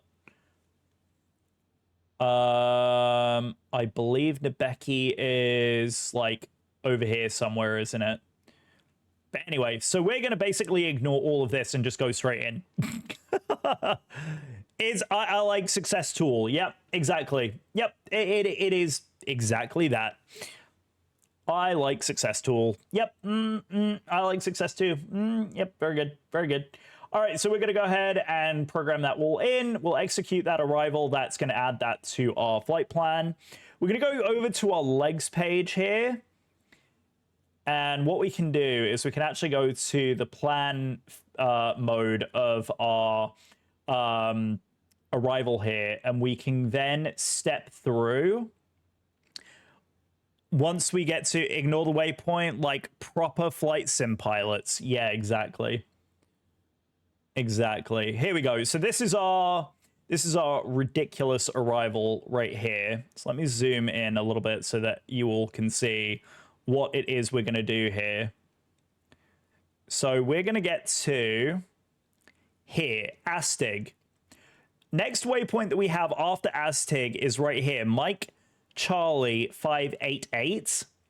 We're going to delete absolutely everything after Mike 588 until we get to Mike Charlie 541. So we're going to go,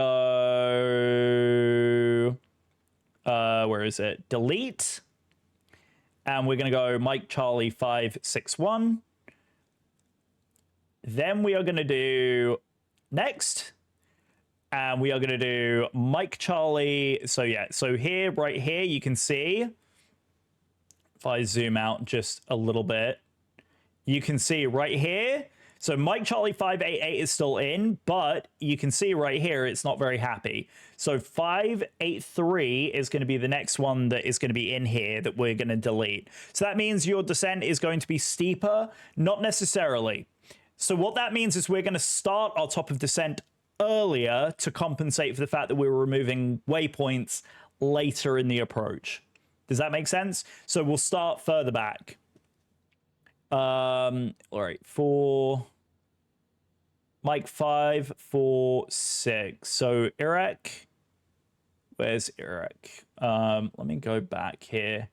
5, 6. Yeah. Okay, so that's where it is. Okay, so 5, 6, 8 is there. Are we on 5? 5, 5, 6 is.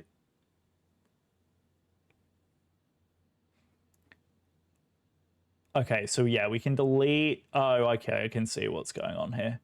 588 is what we want.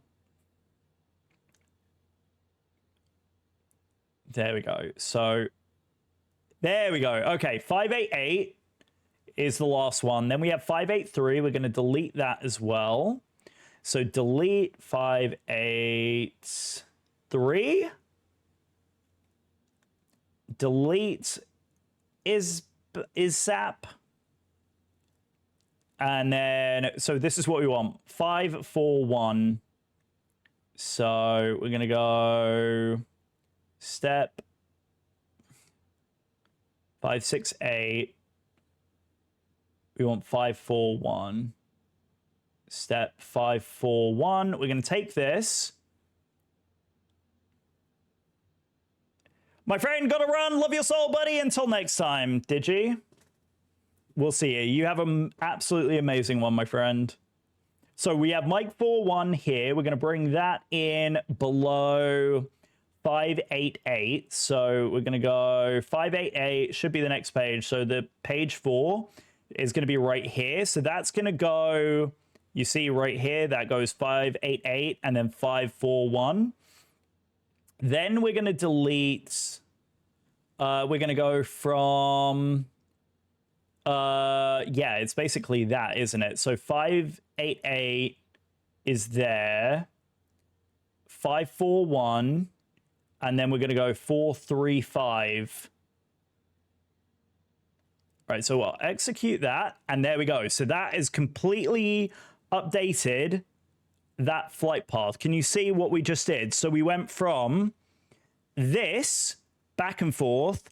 We removed everything there, and we're going to go direct from 588 to 541, and that's what has happened. And there we go. So we are actually going to end up, so if I go back to the legs page, here we go. We'll go to the map view as well, and we'll zoom out. So we're going to get what's called top of descent, which is our point in which we are going to start going down right there. You see it? That's that green icon right there. It says T/D, and that's where we'll actually begin our descent down, and we're going to get that down to 4,000 feet.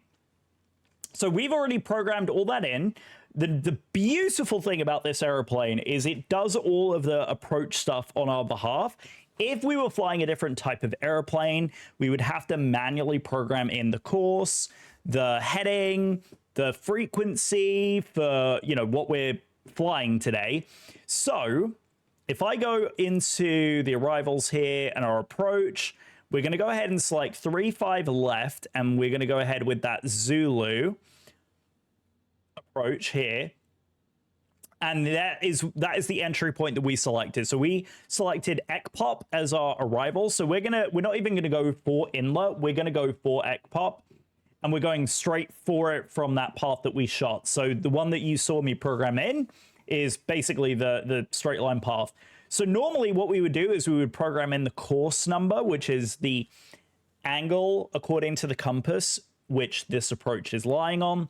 As you can see, it's 346, and it's on a frequency of 109.1. So if we actually go in here and we go into the, which one is it, guys? I never remember, because I don't think, because it's super automated, this airplane, I don't actually think you can see it. No, SAT, cabin, GPWS, weather is an op. That's our transponder. Yeah, so I don't actually think we can see it from here right? Because it's technically on, yeah, it's technically on this, right? It's on the FMC com page. Right. I think. I don't know. Y'all will correct me if I'm wrong. Navrads, that's it. Navigational radar. So the nav radio, we are on the VOR. What did I say that it was? Because I don't know if it's automatically going to program this. I'm not going to trust it. So yeah, it doesn't have it correct. So yeah, I'm going to go ahead and yeah. So actually, I lie. It does have it in ILS glide slope 1091 at 346. That matches exactly what we said. 346 1091. So that's in there. It matches. We are good to go. Right. I'm going to go ahead and bring up our checklist because we haven't seen this in a minute. We're basically going to go through this checklist before we begin our descent. Recall is a really easy button. It's this button right here. We don't have any alerts or anything like that, so recall is checked. Auto brake. We usually do this based on performance, but this airplane doesn't have a performance calculator. I usually like to set it to auto brake 3. Especially the runway here is like pretty long at the airport. It's like 12,000 feet. So it's almost a full mile. So yeah, not necessary to have a crazy auto brake setting. So auto brake 3 is fine.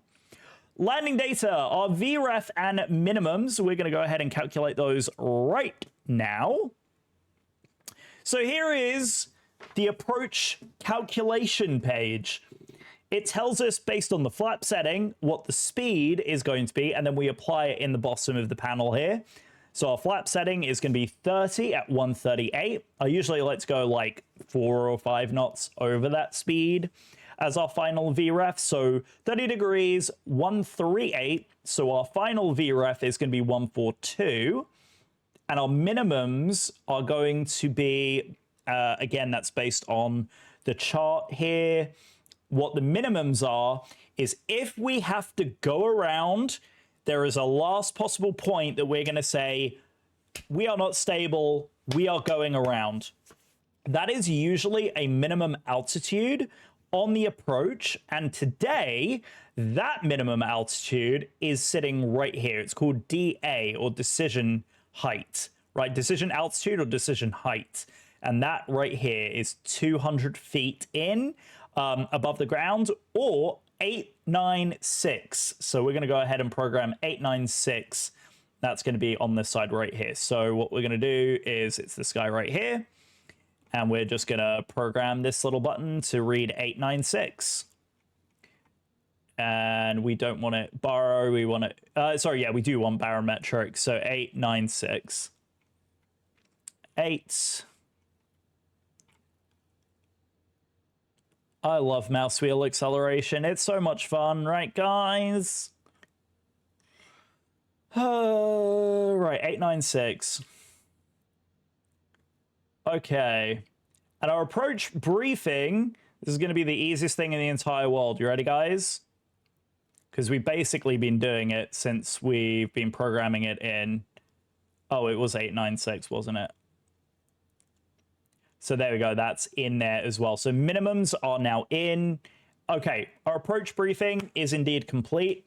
So our descent checklist is now also complete. Okay, at our approach, all we have to do is set altimeter at minimum altitude, which is like 10,000 feet. We'll set that. So we're pretty much good to go there.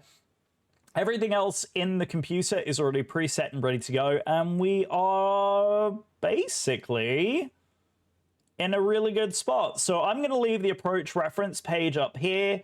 I'll leave the legs page over here so we can see where we are. But we're basically set and ready to go. Ladies and gentlemen of the Twitch chat, we are officially not that far away from landing. 8 hours, 54 minutes into stream. Thank you guys. I appreciate you being my co-pilots and helping me through that. It's always a good time. I am going to go ahead and quickly move this over just so that I have reference of it for later.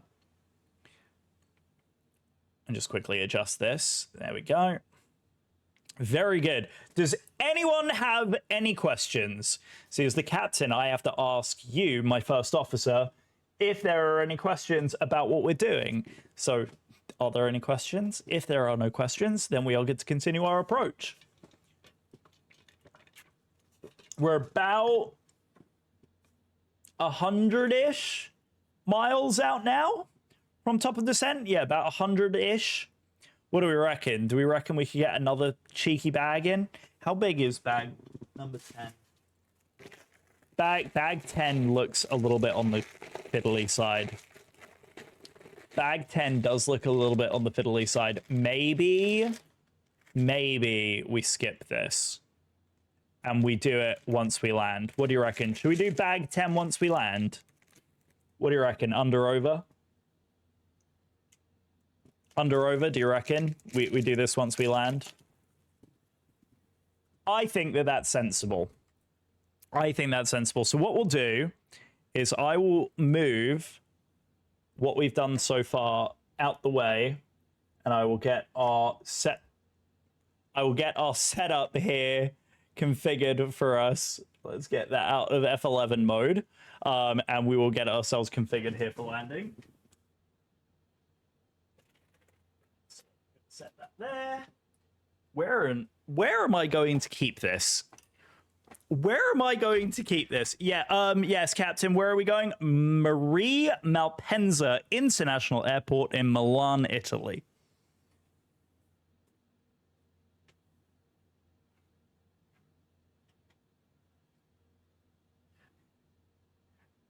Chat, seriously, I genuinely have no idea where I'm keeping that airplane. Oh, it's big. It's very big. But yeah, we'll definitely do one more bag once we land. We'll switch into like just chatting or something, and we'll continue that. We'll continue one more bag. Just bring my desk setup in here a little bit. There we go. Beauty. Get the stream deck going. There we go. Beauty. Oh, I'm looking forward to seeing that. I just saw it.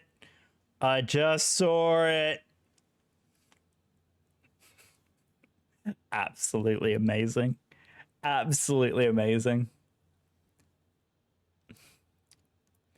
All right, very cool. Yeah, I was going to say that's still a little bit on the high side. There we go. That's a little bit better. Okay, there we go. By the way, Dendarian, if you're still here, I don't know if you noticed the shirt I was wearing today.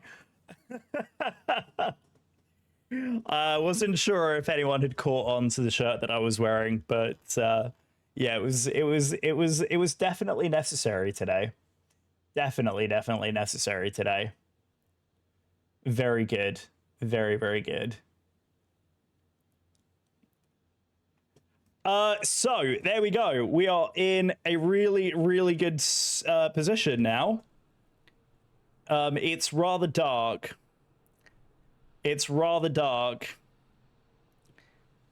So yeah, we're gonna go ahead and program in the descent altitude now. We'll go 6,000. Oh, nice. Yeah, you do now. I was like, I had to today. I was like, we're doing a lot of things, so I have to go with this shirt. All right, so we'll go, yeah, 6,000 initial descent. All right, the plane is, like I said, I'm really happy with the way that she's performed. Like, genuinely, she's performed really, really nicely. I'm really, really pleased. Right, with about 100-ish miles to run now, I think what I'm going to do super quickly is quickly run upstairs to use the boys before we get ready to land. So I'll be back in just a moment. I'm going to quickly pop you into the BRB screen, but I will be right back.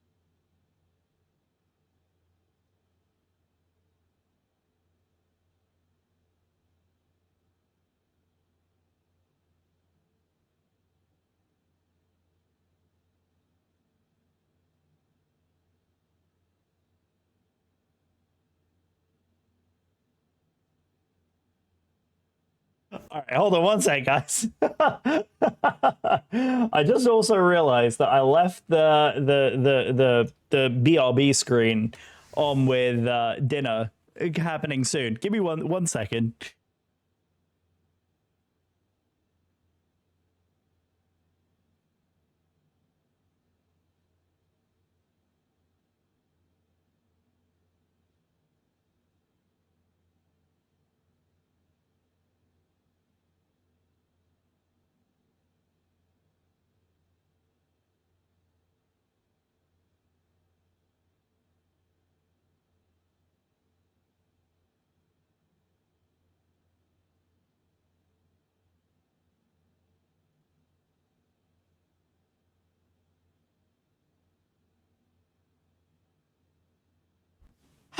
Right, hello. Hello. Sorry, guys. When the need calls, as they say. When the need calls. Very good, very good. How are we doing?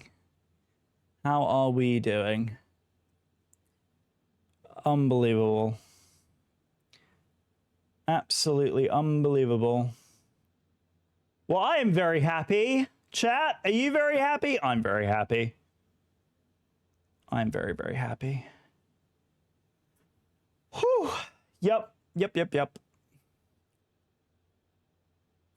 Very, very happy indeed. I do now. Yes. Everybody quickly before we have to buckle everybody in.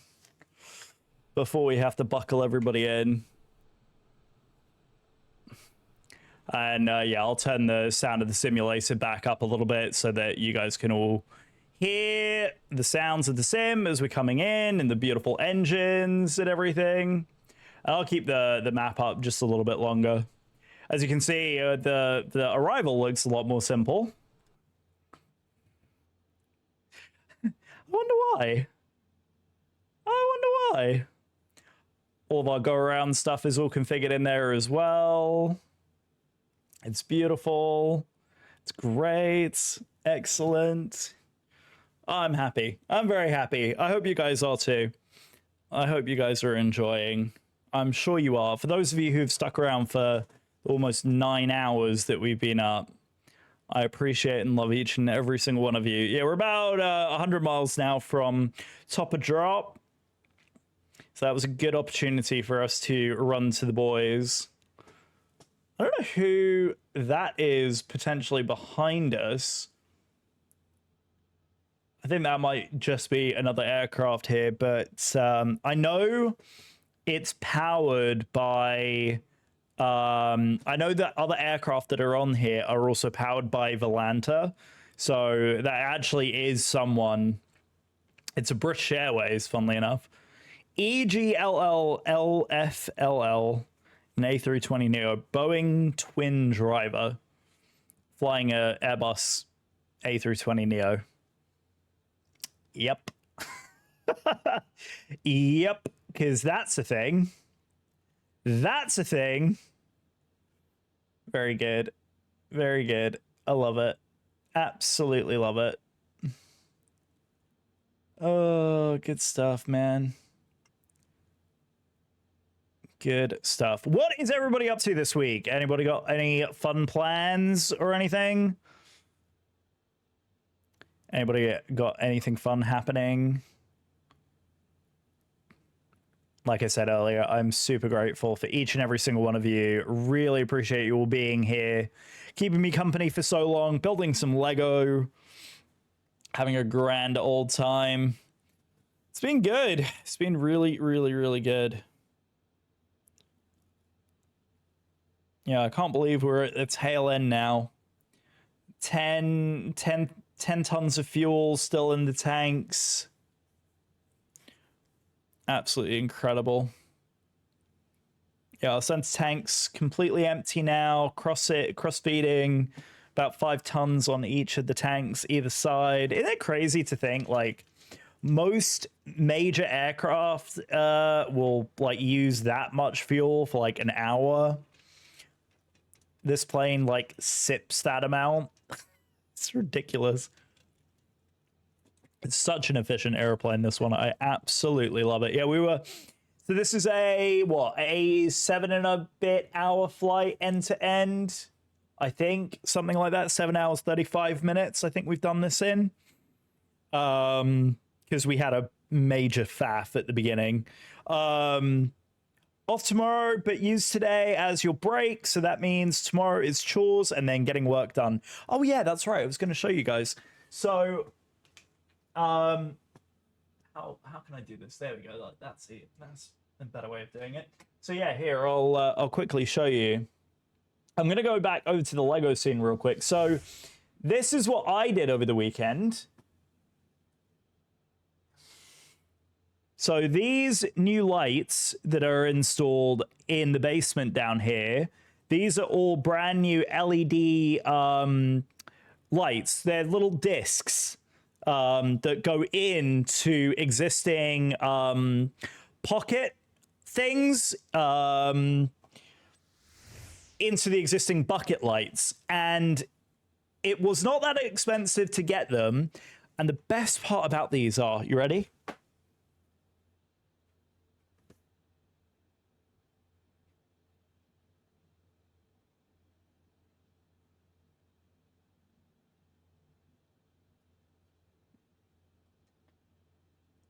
Fully dimmable, which means I can have like mood lighting ready for an arrival. Oh yes.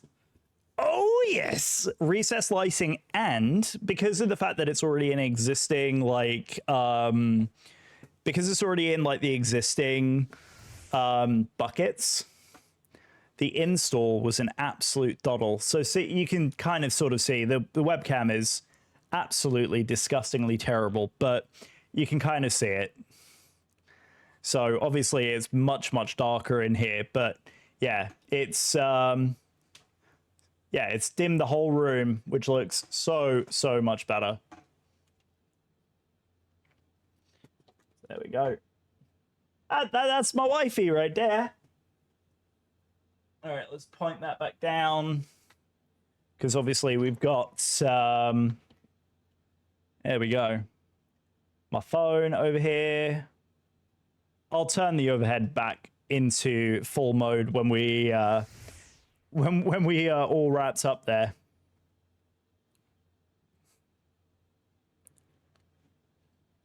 There we go.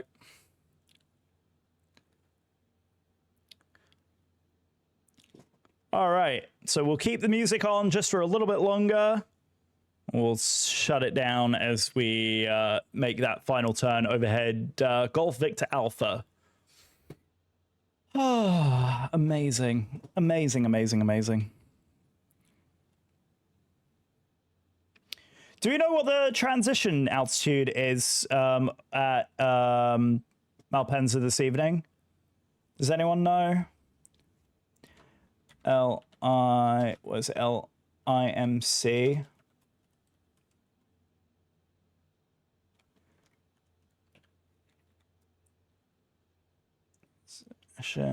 Altitude 6,000 feet. 6,000. So that's perfect. So we'll remain on standard until 6,000 feet, and then the altimeter, I think we said, was HPA. Oh, actually, that's a good point. We'll switch over to HPA now. Hectopascals. Because, you know, we're flying in Europe, so we're back on standard measurements. Should be on the charts.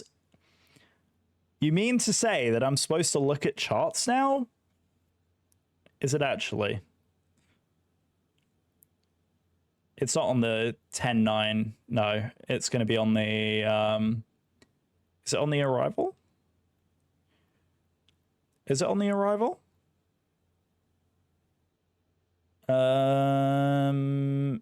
MHA 6,000.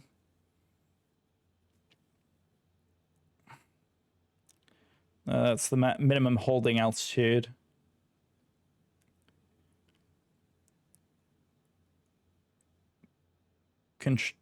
Contour intervals.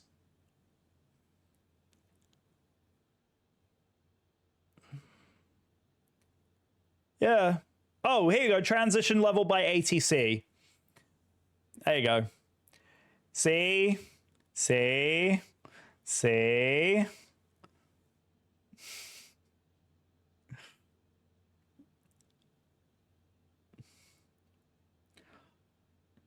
I was looking at the charts. I was being a good pilot.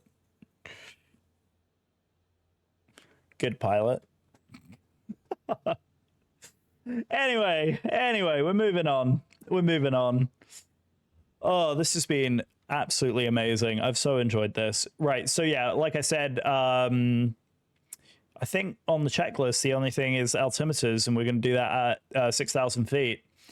6,000 feet will also arm the approach mode, which is... Actually, that's a really good point. Where on earth is the approach mode on the MCP?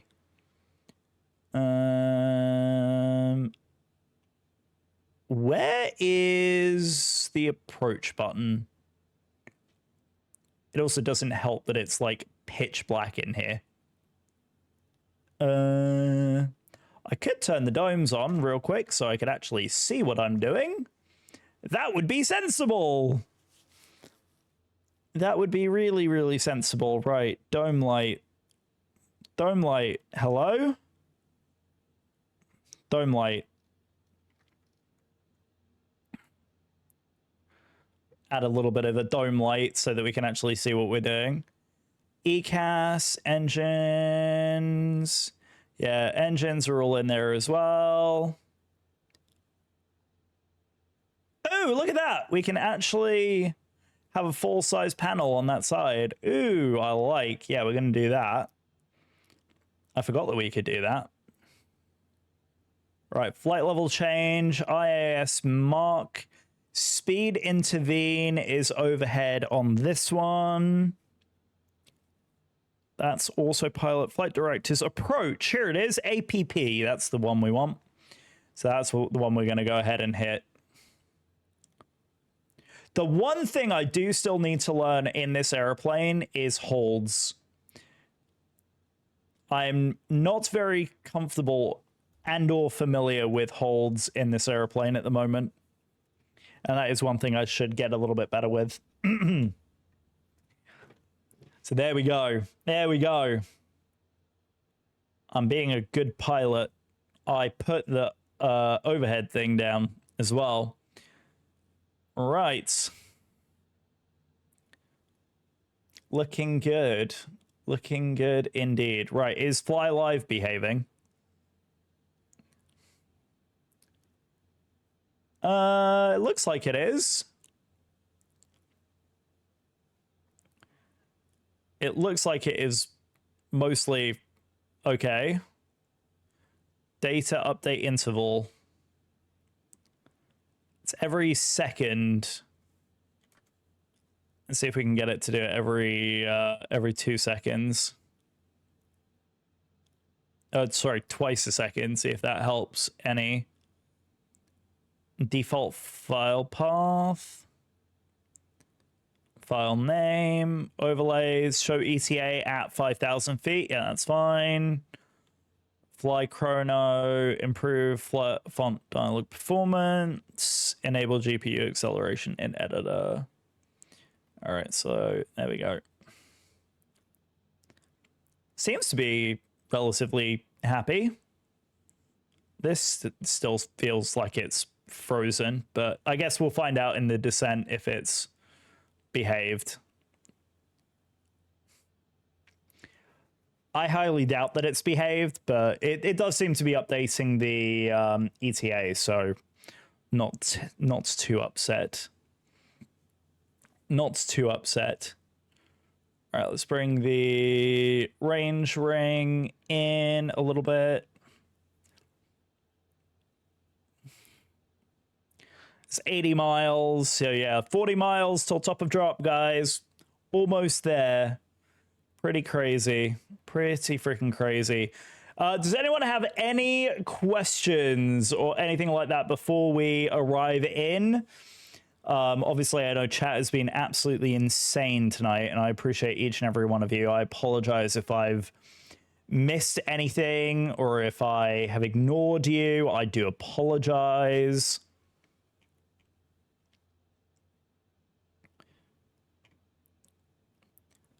Any final questions? Yeah, because we're going to be literally starting our descent here. So the cool thing with this airplane is it is fully automatic. So once we've programmed in that initial descent, which in this case is 6,000 feet, it's going to start descending for us. So we don't have to do very much of anything.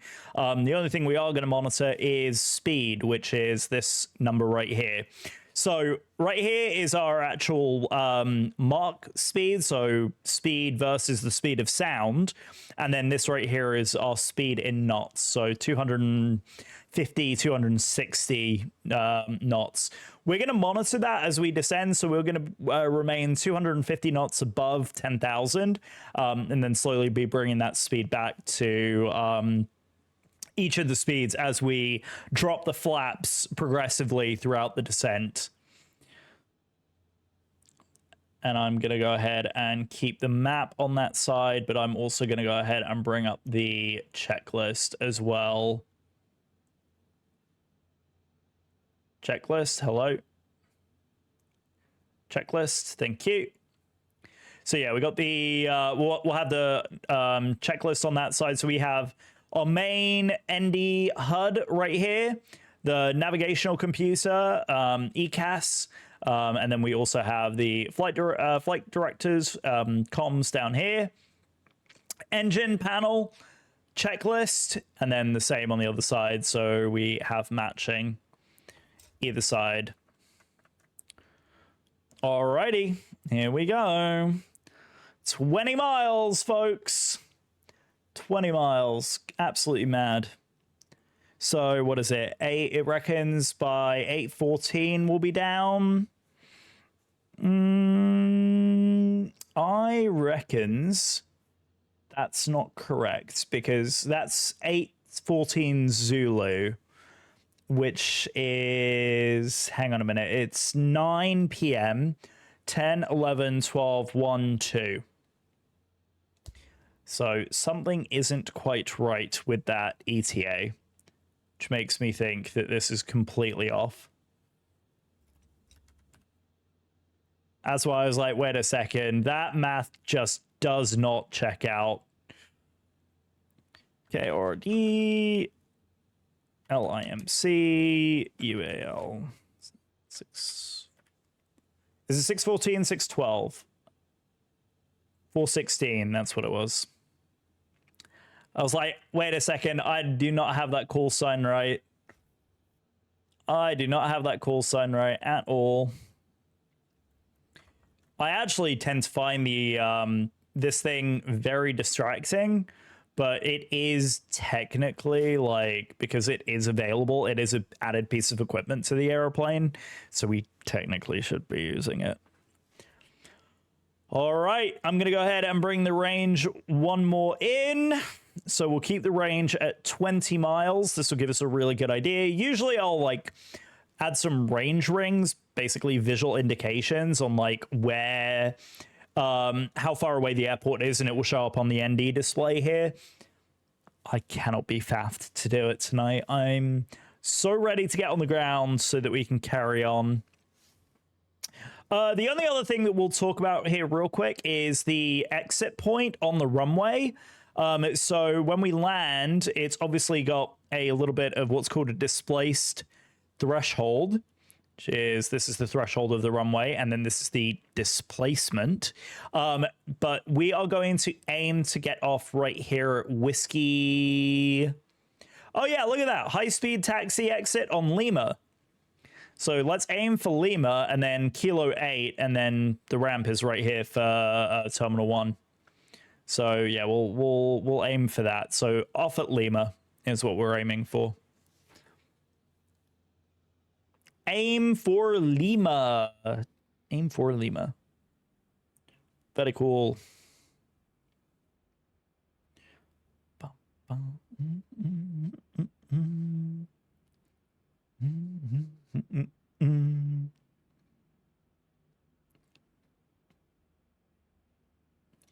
Love it. Well, you guys have given me a chance to rest me old vocal cords, so I appreciate it very much. Right, sim brief we can close. That we can close. The flight plan for now we can close. Oh, that's a good idea. We can quickly see where the real world airplane is. So its departure. Hang on a minute. What's the tail number of this airplane? Is it on the panel anywhere? Oh, and there's descent. We are going down, folks. Here we go. Top of descent. All right, guys. So I'm going to go ahead and wind the music down. Pause that, and we will get the sound of the sim back up for landing. Very nice, too. Very nice. Off we go. On a rather aggressive descent path, but this plane likes to descend at the speed of a bullet, so we move, we move. There we go. Beauty.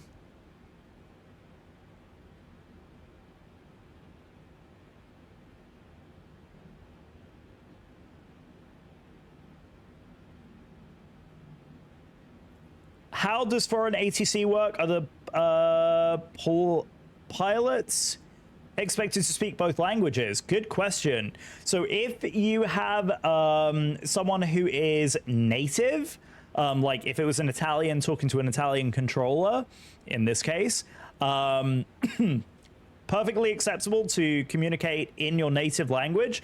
However, the preferred communication language for air traffic control is English. So the preferred method of ATC communication, no matter which country you're in, always will be English, unless you're local talking to a local. So a English-speaking person is not expected to speak Italian to an air traffic controller in Italy. They will speak English. Great question, though. Really, really good question.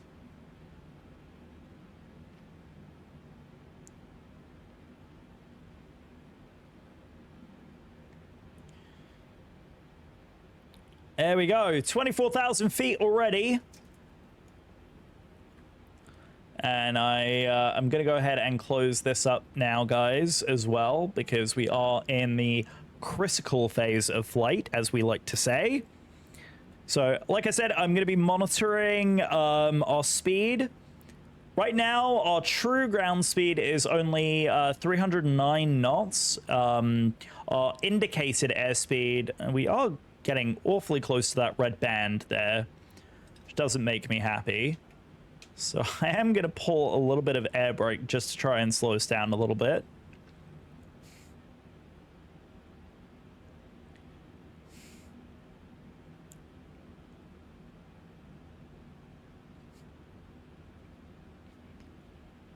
We can go ahead and take a wing view just so that everybody can see, if you can see. There you go. A little bit of air brake. Absolutely gorgeous nighttime arrival in Europe. Sorry that there's not very much to see, but I figured that we would do a real-time flight since we were departing real-time. I was taking a very quick look, by the way, guys, and I don't remember what our tail number is, but I think we are flying. I think we are actually flying the same tail number as the real world is flying right now, which is absolutely hilarious if that's true.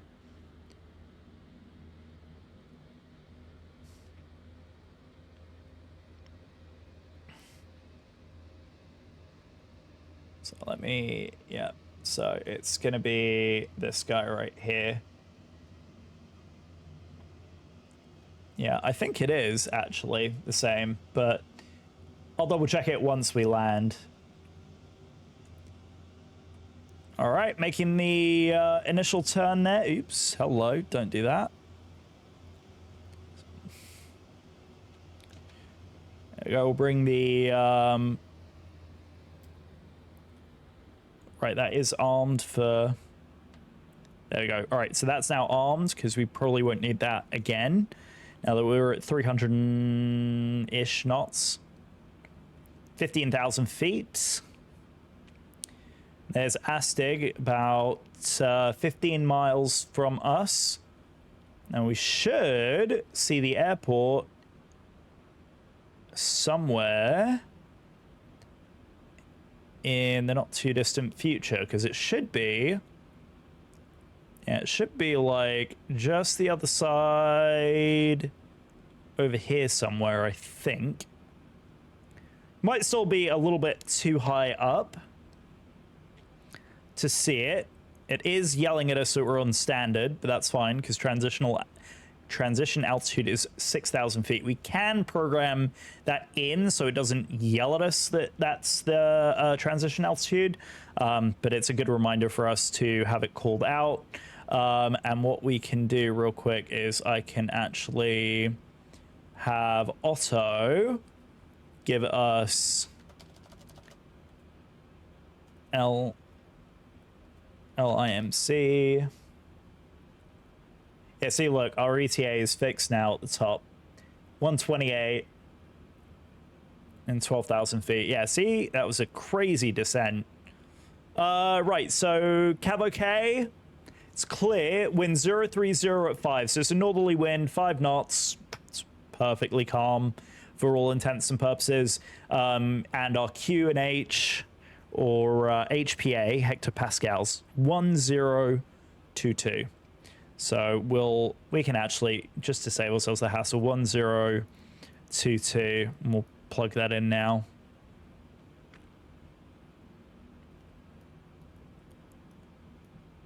One and two. There we go. So there we go, 11,000 feet, descending now for 6,000. Our entry point onto the ILS here at Ectop is going to be 3,000, so we're going to continue that descent now. So initial descent was 6,000, we're going to go 3,000. We're still a little ways out from the airport, so I'm not going to make any calls on frequency just yet. But once we hit Asdig, I will make the call.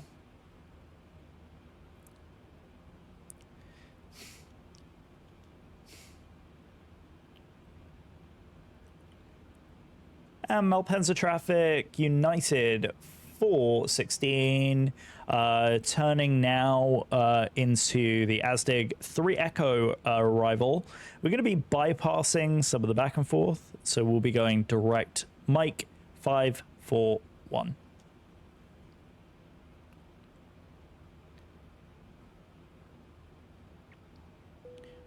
And there's the ding, cabin is secured and ready.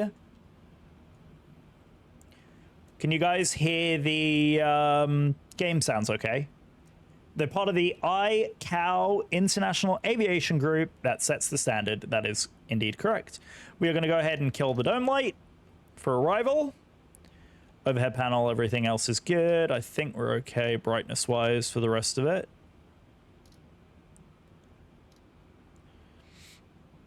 All right, everything else is good. All right, ignition, engine is looking good. We'll go ahead here and just flip the landing lights below 10.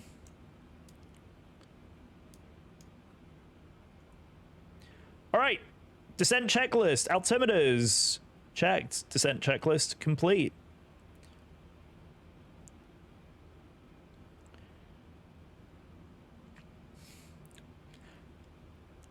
And we have the landing checklist set up as well. We'll make sure to follow that, unlike certain group that we know. Simfest does not know how to follow a landing checklist, apparently. The airport should be in sight now. Where is it? 3000 will take. We'll arm the approach just on the other side of Mike Charlie 435. Got the Alps here in the background. What speed are we at? 239. We are doing absolutely fine. I'm very happy with that. She is looking good. A little bit of a foggy arrival into Malpensa this evening. You can see the little bit of the hilltops, the hill bases in the background there. I am trying to see if you can see the airport in sight. I think that might be it over there. All right, 10 miles from final turn. 7,000 descending. And Malpensa traffic, United 416. We are now direct Mike Charlie 435 on the ILS for 35 left. Malpensa. Beautiful. She has behaved exactly as we wanted her to. Very pleased with that. Lovely clear evening.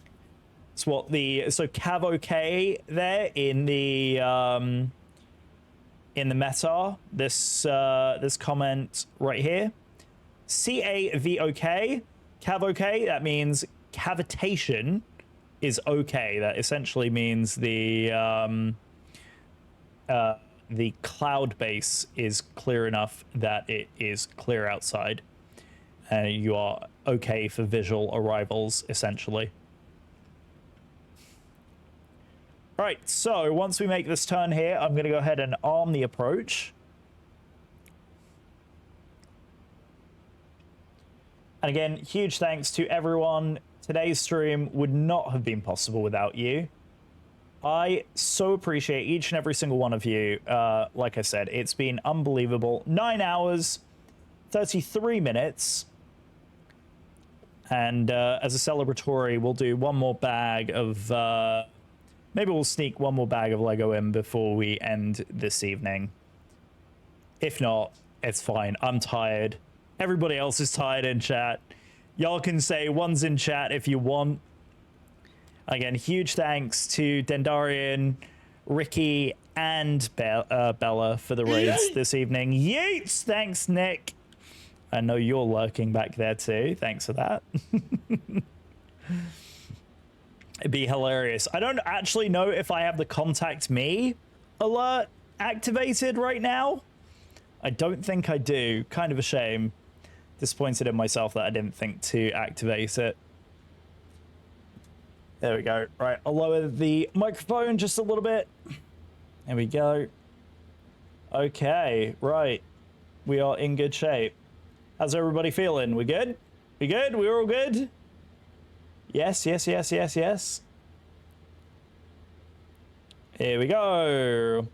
And Malpensa traffic, United 416. Making the final turn now. 35 left ILS, Malpensa. Right.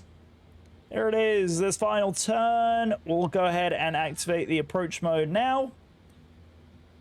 I said we'll go ahead and activate the approach mode now. Yeah, beep, beep, beep. Why is approach not arming? Better? Yep, much better. Thanks for that. Does anyone know why approach is not arming? Hello? Approach should have armed. Hello? Do I need to activate something in the approach phase? Everything looks just fine there. Is it because I need a notch of flaps? We're at 210. I'll go flap 1. And we're now down to flap speed. Speed, LNAV, VNAV path. Do you have GPS ILS picked up? This distance, maybe not. I can see the bars have come in though. Oh, you know what? What if I arm the localizer and see if that helps?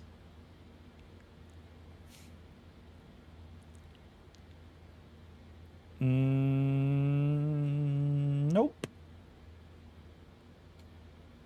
Technically not an IAF yet, which is the... oh! Got you. And I just noticed that also could be why we didn't have the flight plan complete there. Actually, we can... I see what you're saying. Yeah, Except I don't know why I might actually delete knob key out of there because it's technically... Oh, you know what would help? And then we'll go... Nelab.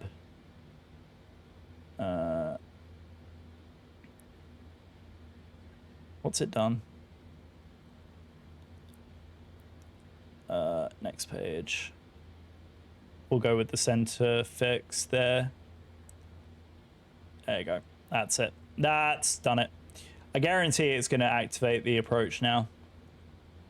No? Don't like it? I guess not. That's fine though. Alright, flat 5. That's fine. No worries. I mean, we're still like 20 miles out from the airport at this point, so we are just fine. We're at 5,000, yeah, because we need to be above Inler at 4, so it's fine. It's absolutely fine. I'm genuinely not too worried about it, because even with the weather the way it is right now, I can fly it visually regardless, so it's just fine.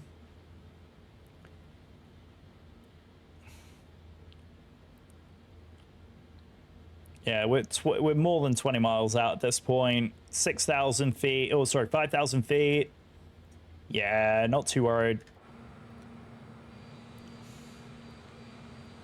It's being a silly goose, but it might... Yeah. I don't know whether it's the localizer's not picked up.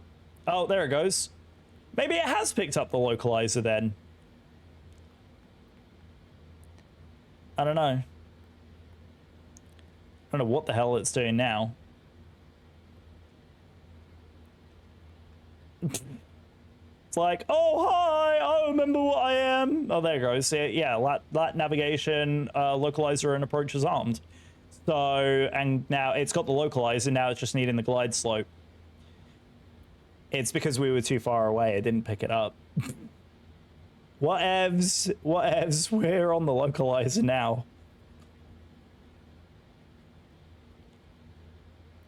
It's fine, Yeah, localizer is live and glide slope's armed, and there's visual contact with the runways. Alright, what are we at now? How many miles is that? 20 miles? What are we at? Flat 5. Yeah, we can... Yeah, 5,000 glide path. Enough path, here it comes. Here comes glide slope. And boom. Glide slope is... Go on, pick it up, pick it up, pick it up. By the way, for those of you who don't know what we're talking about, it's this pink diamond right here. Once this comes to right here and drops below... This is going to shift and become this series of letters right here. GS, which is known as the glide slope. And that will give us a bingo. And bingo means that we are on the glide slope. So, yep, down we go. There's VNAV, localizer, VNAV glide path down. Once we get below, yeah, we're basically there. 10 miles. Let's go gear down, flap, what is it, flap 15.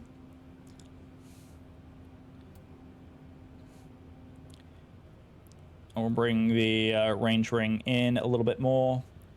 So there we go, 4,500 feet. There it is. Gear is down. Right, so we'll do our landing checklist at this point. Speed brakes are armed. Landing gear is down and locked. Flaps currently 15. We're aiming for 30. Landing checklist is complete. All right. Ding the cabin. Ding, ding, ding. I don't know where the ding is for the cabin, but ding the cabin. Ding. Genuinely, I have no idea where the ding the cabin thing is, but there we go. On path.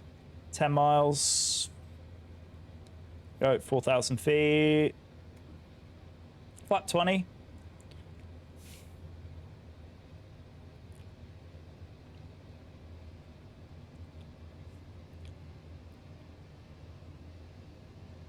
Beautiful. Nice approach. She's flying it very nicely, actually. Despite, you know, wandering off there when it did initially pick up the localizer. Yep, there we go. There's the white diamond right there. So once it establishes the glide slope, bing, there goes its corset. There we go. Bingo! We got a bingo, chat. There we go. Glide slope. Speed, localizer, and glide slope. We have a bingo. Bingo, bingo. Bingo. Love playing bingo. Love me some bingo. Right, flat 25. 5 miles, about 8 miles. And Malpensa traffic, United 416, 7 miles, fully established ILS, 35 left, Malpensa. And we'll go flap 30. Time to wham it and slam it. I hope not. I really do not want to slam it. What do most 7-8 pilots do? Do they knock out the... Do they knock out auto thrust? Or do they keep it in all the way through? What's the done thing? I'm sure it automatically shuts off at 2500 is checked. With the winds as calm as they are, I'm probably going to take it manually now, actually. All right. Also, pilot is out. The aircraft is mine.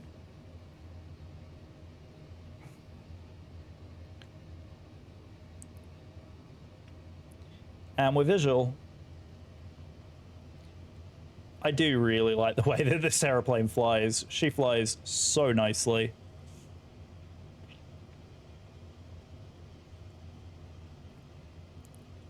And Malpensa traffic, United 416, short final 35 left.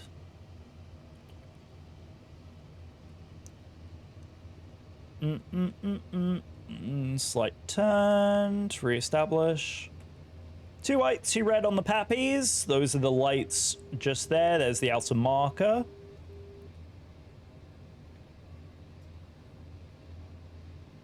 $50 feet out, hold the nose, heads up, HUD's up display has the horizon line. Yeah, I don't, the HUD to me is so distracting, I don't tend to use it.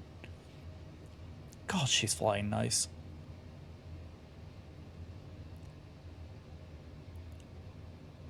Two white, 2 red, on glide, maybe half a dot high, right on.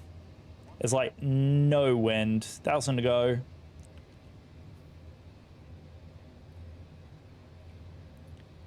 Like a dot and a half out on the localizer. But we can correct for that, I think that's the wind just drifting us out. I think the flight director's actually messing with my head. There you go. There's 2 reds. There's 2 white, 2 red. There we go. Checked. Now we're drop high. All right, looking good. Stir the porridge. Minimums. Continue. All right, looking good. There's 50 over the numbers. Oh, hello. There's... Oh, a bit of a heavy one, but we'll take it. Reverses. Come on, reverses. There we go. Reverses normal. There's 80 knots. Here we go. Manual brakes. And we're off here. Ladies and gentlemen, welcome down to Malpensa Airport. Nice landing. I definitely need to work on that, apparently. 456 is quite heavy. We'll taxi in on the ramp here. Ladies and gentlemen, after about 8 hours end to end. Oops, hello. Rudder is awful sensitive. I apologize. After about 8 hours of flying, welcome down to Maria Malpensa Airport in Italy. Here we go. Yeah, so we managed to get off at Delta Alpha, so we just missed Lima, but that was because the reversers didn't deploy properly. So we're going to go ahead, taxi down here to Yankee. And we will get onto stand and start deboarding. Unfortunately, no one has come out with... sorry, my rudder is all over the shop. No one has come out with decent scenery for Maria Malpensa yet.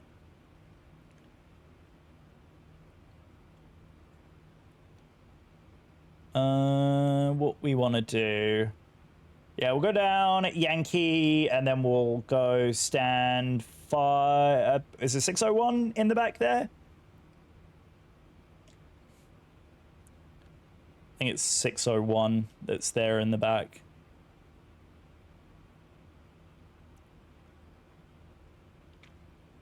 All right, as we taxi in here, let's go ahead, kick the flight directives off. Also, thrust is off as well. We'll get the APU on. I'll get the dome light kicked on as well.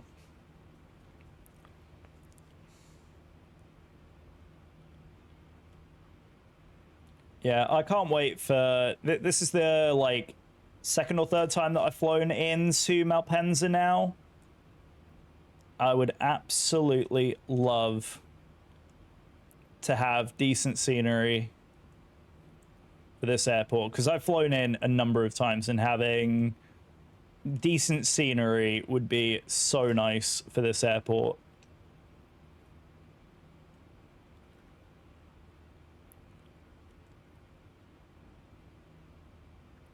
Oops.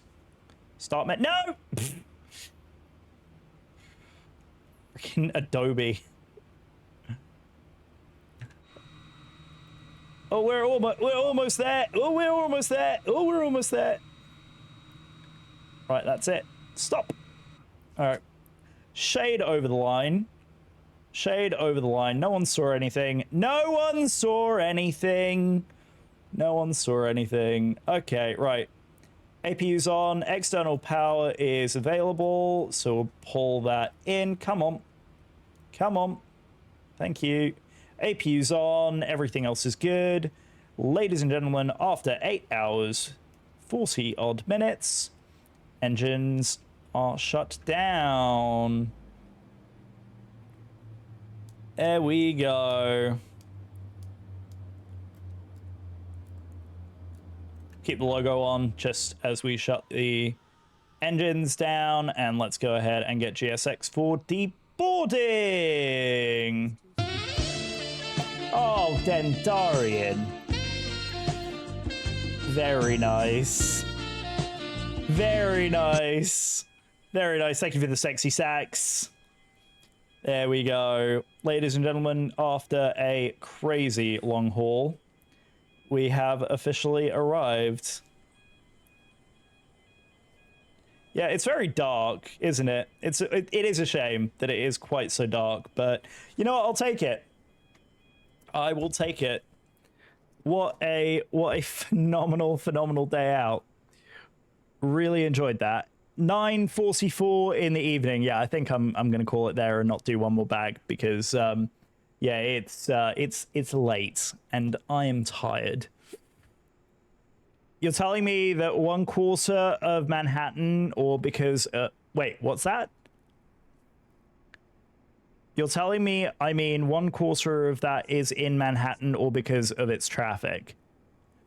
Yes, exactly. Unload sexy music, indeed.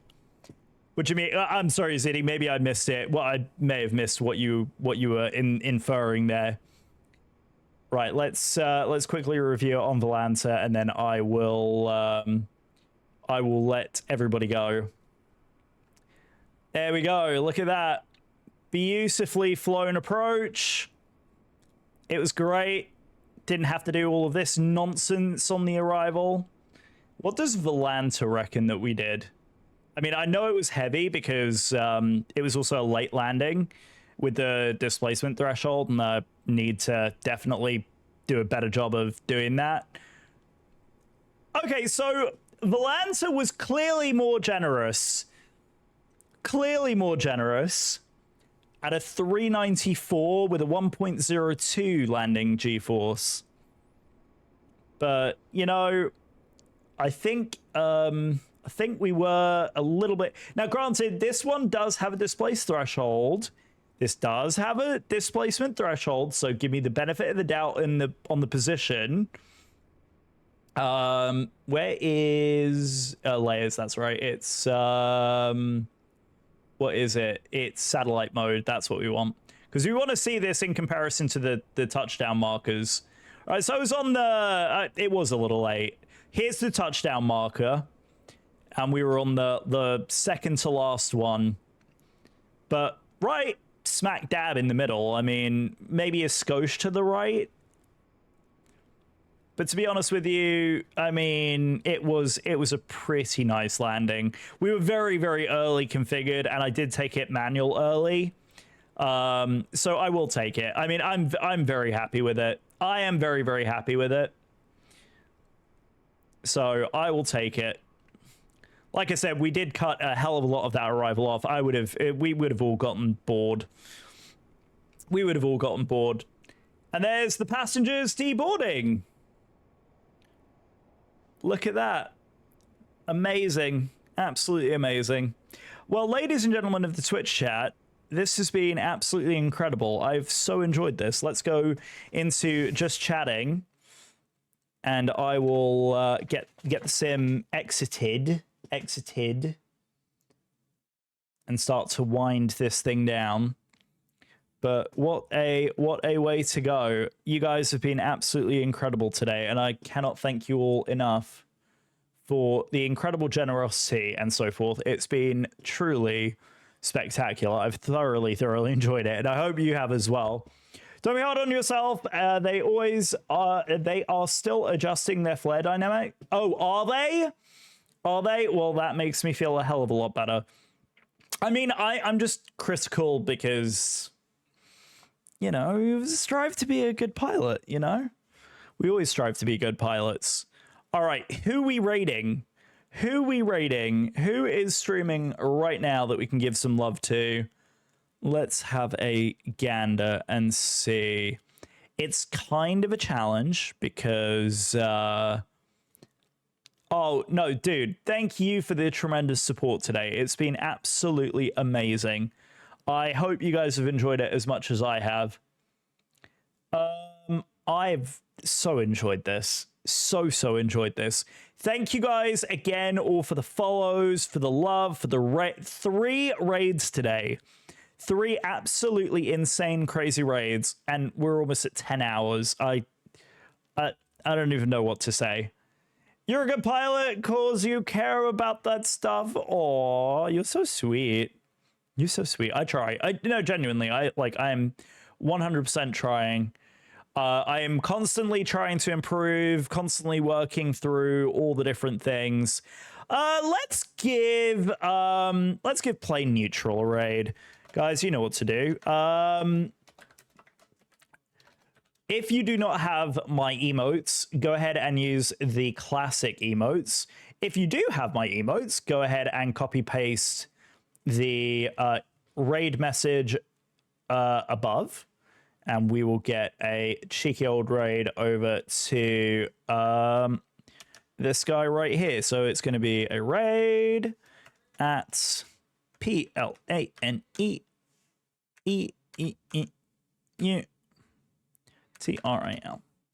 There we go. Right, that should start that going. It probably doesn't like the @ sign in there. There we go. Right. Raid, go enjoy. Have fun. Do things. Copy paste. Are you following me on socials? No? Well, you should be. There's the link to my page where you can find everything of mine. This stream will likely be on YouTube. Follow me on YouTube. Are you on TikTok? Because I post occasionally on there. YouTube Shorts? Yeah, I post there too. If you enjoyed the stream, I certainly did. We'll be back at it. We got more bags of Lego to do and a big old airplane over there.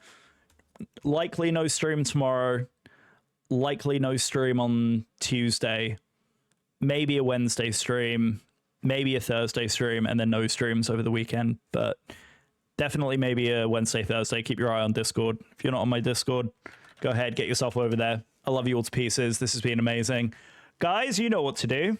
We are the Empire, and we have tea. And I will see you the other side of the weekend. Have a lovely rest of your week, and I will see you next time. Take it easy. Enjoy the raid.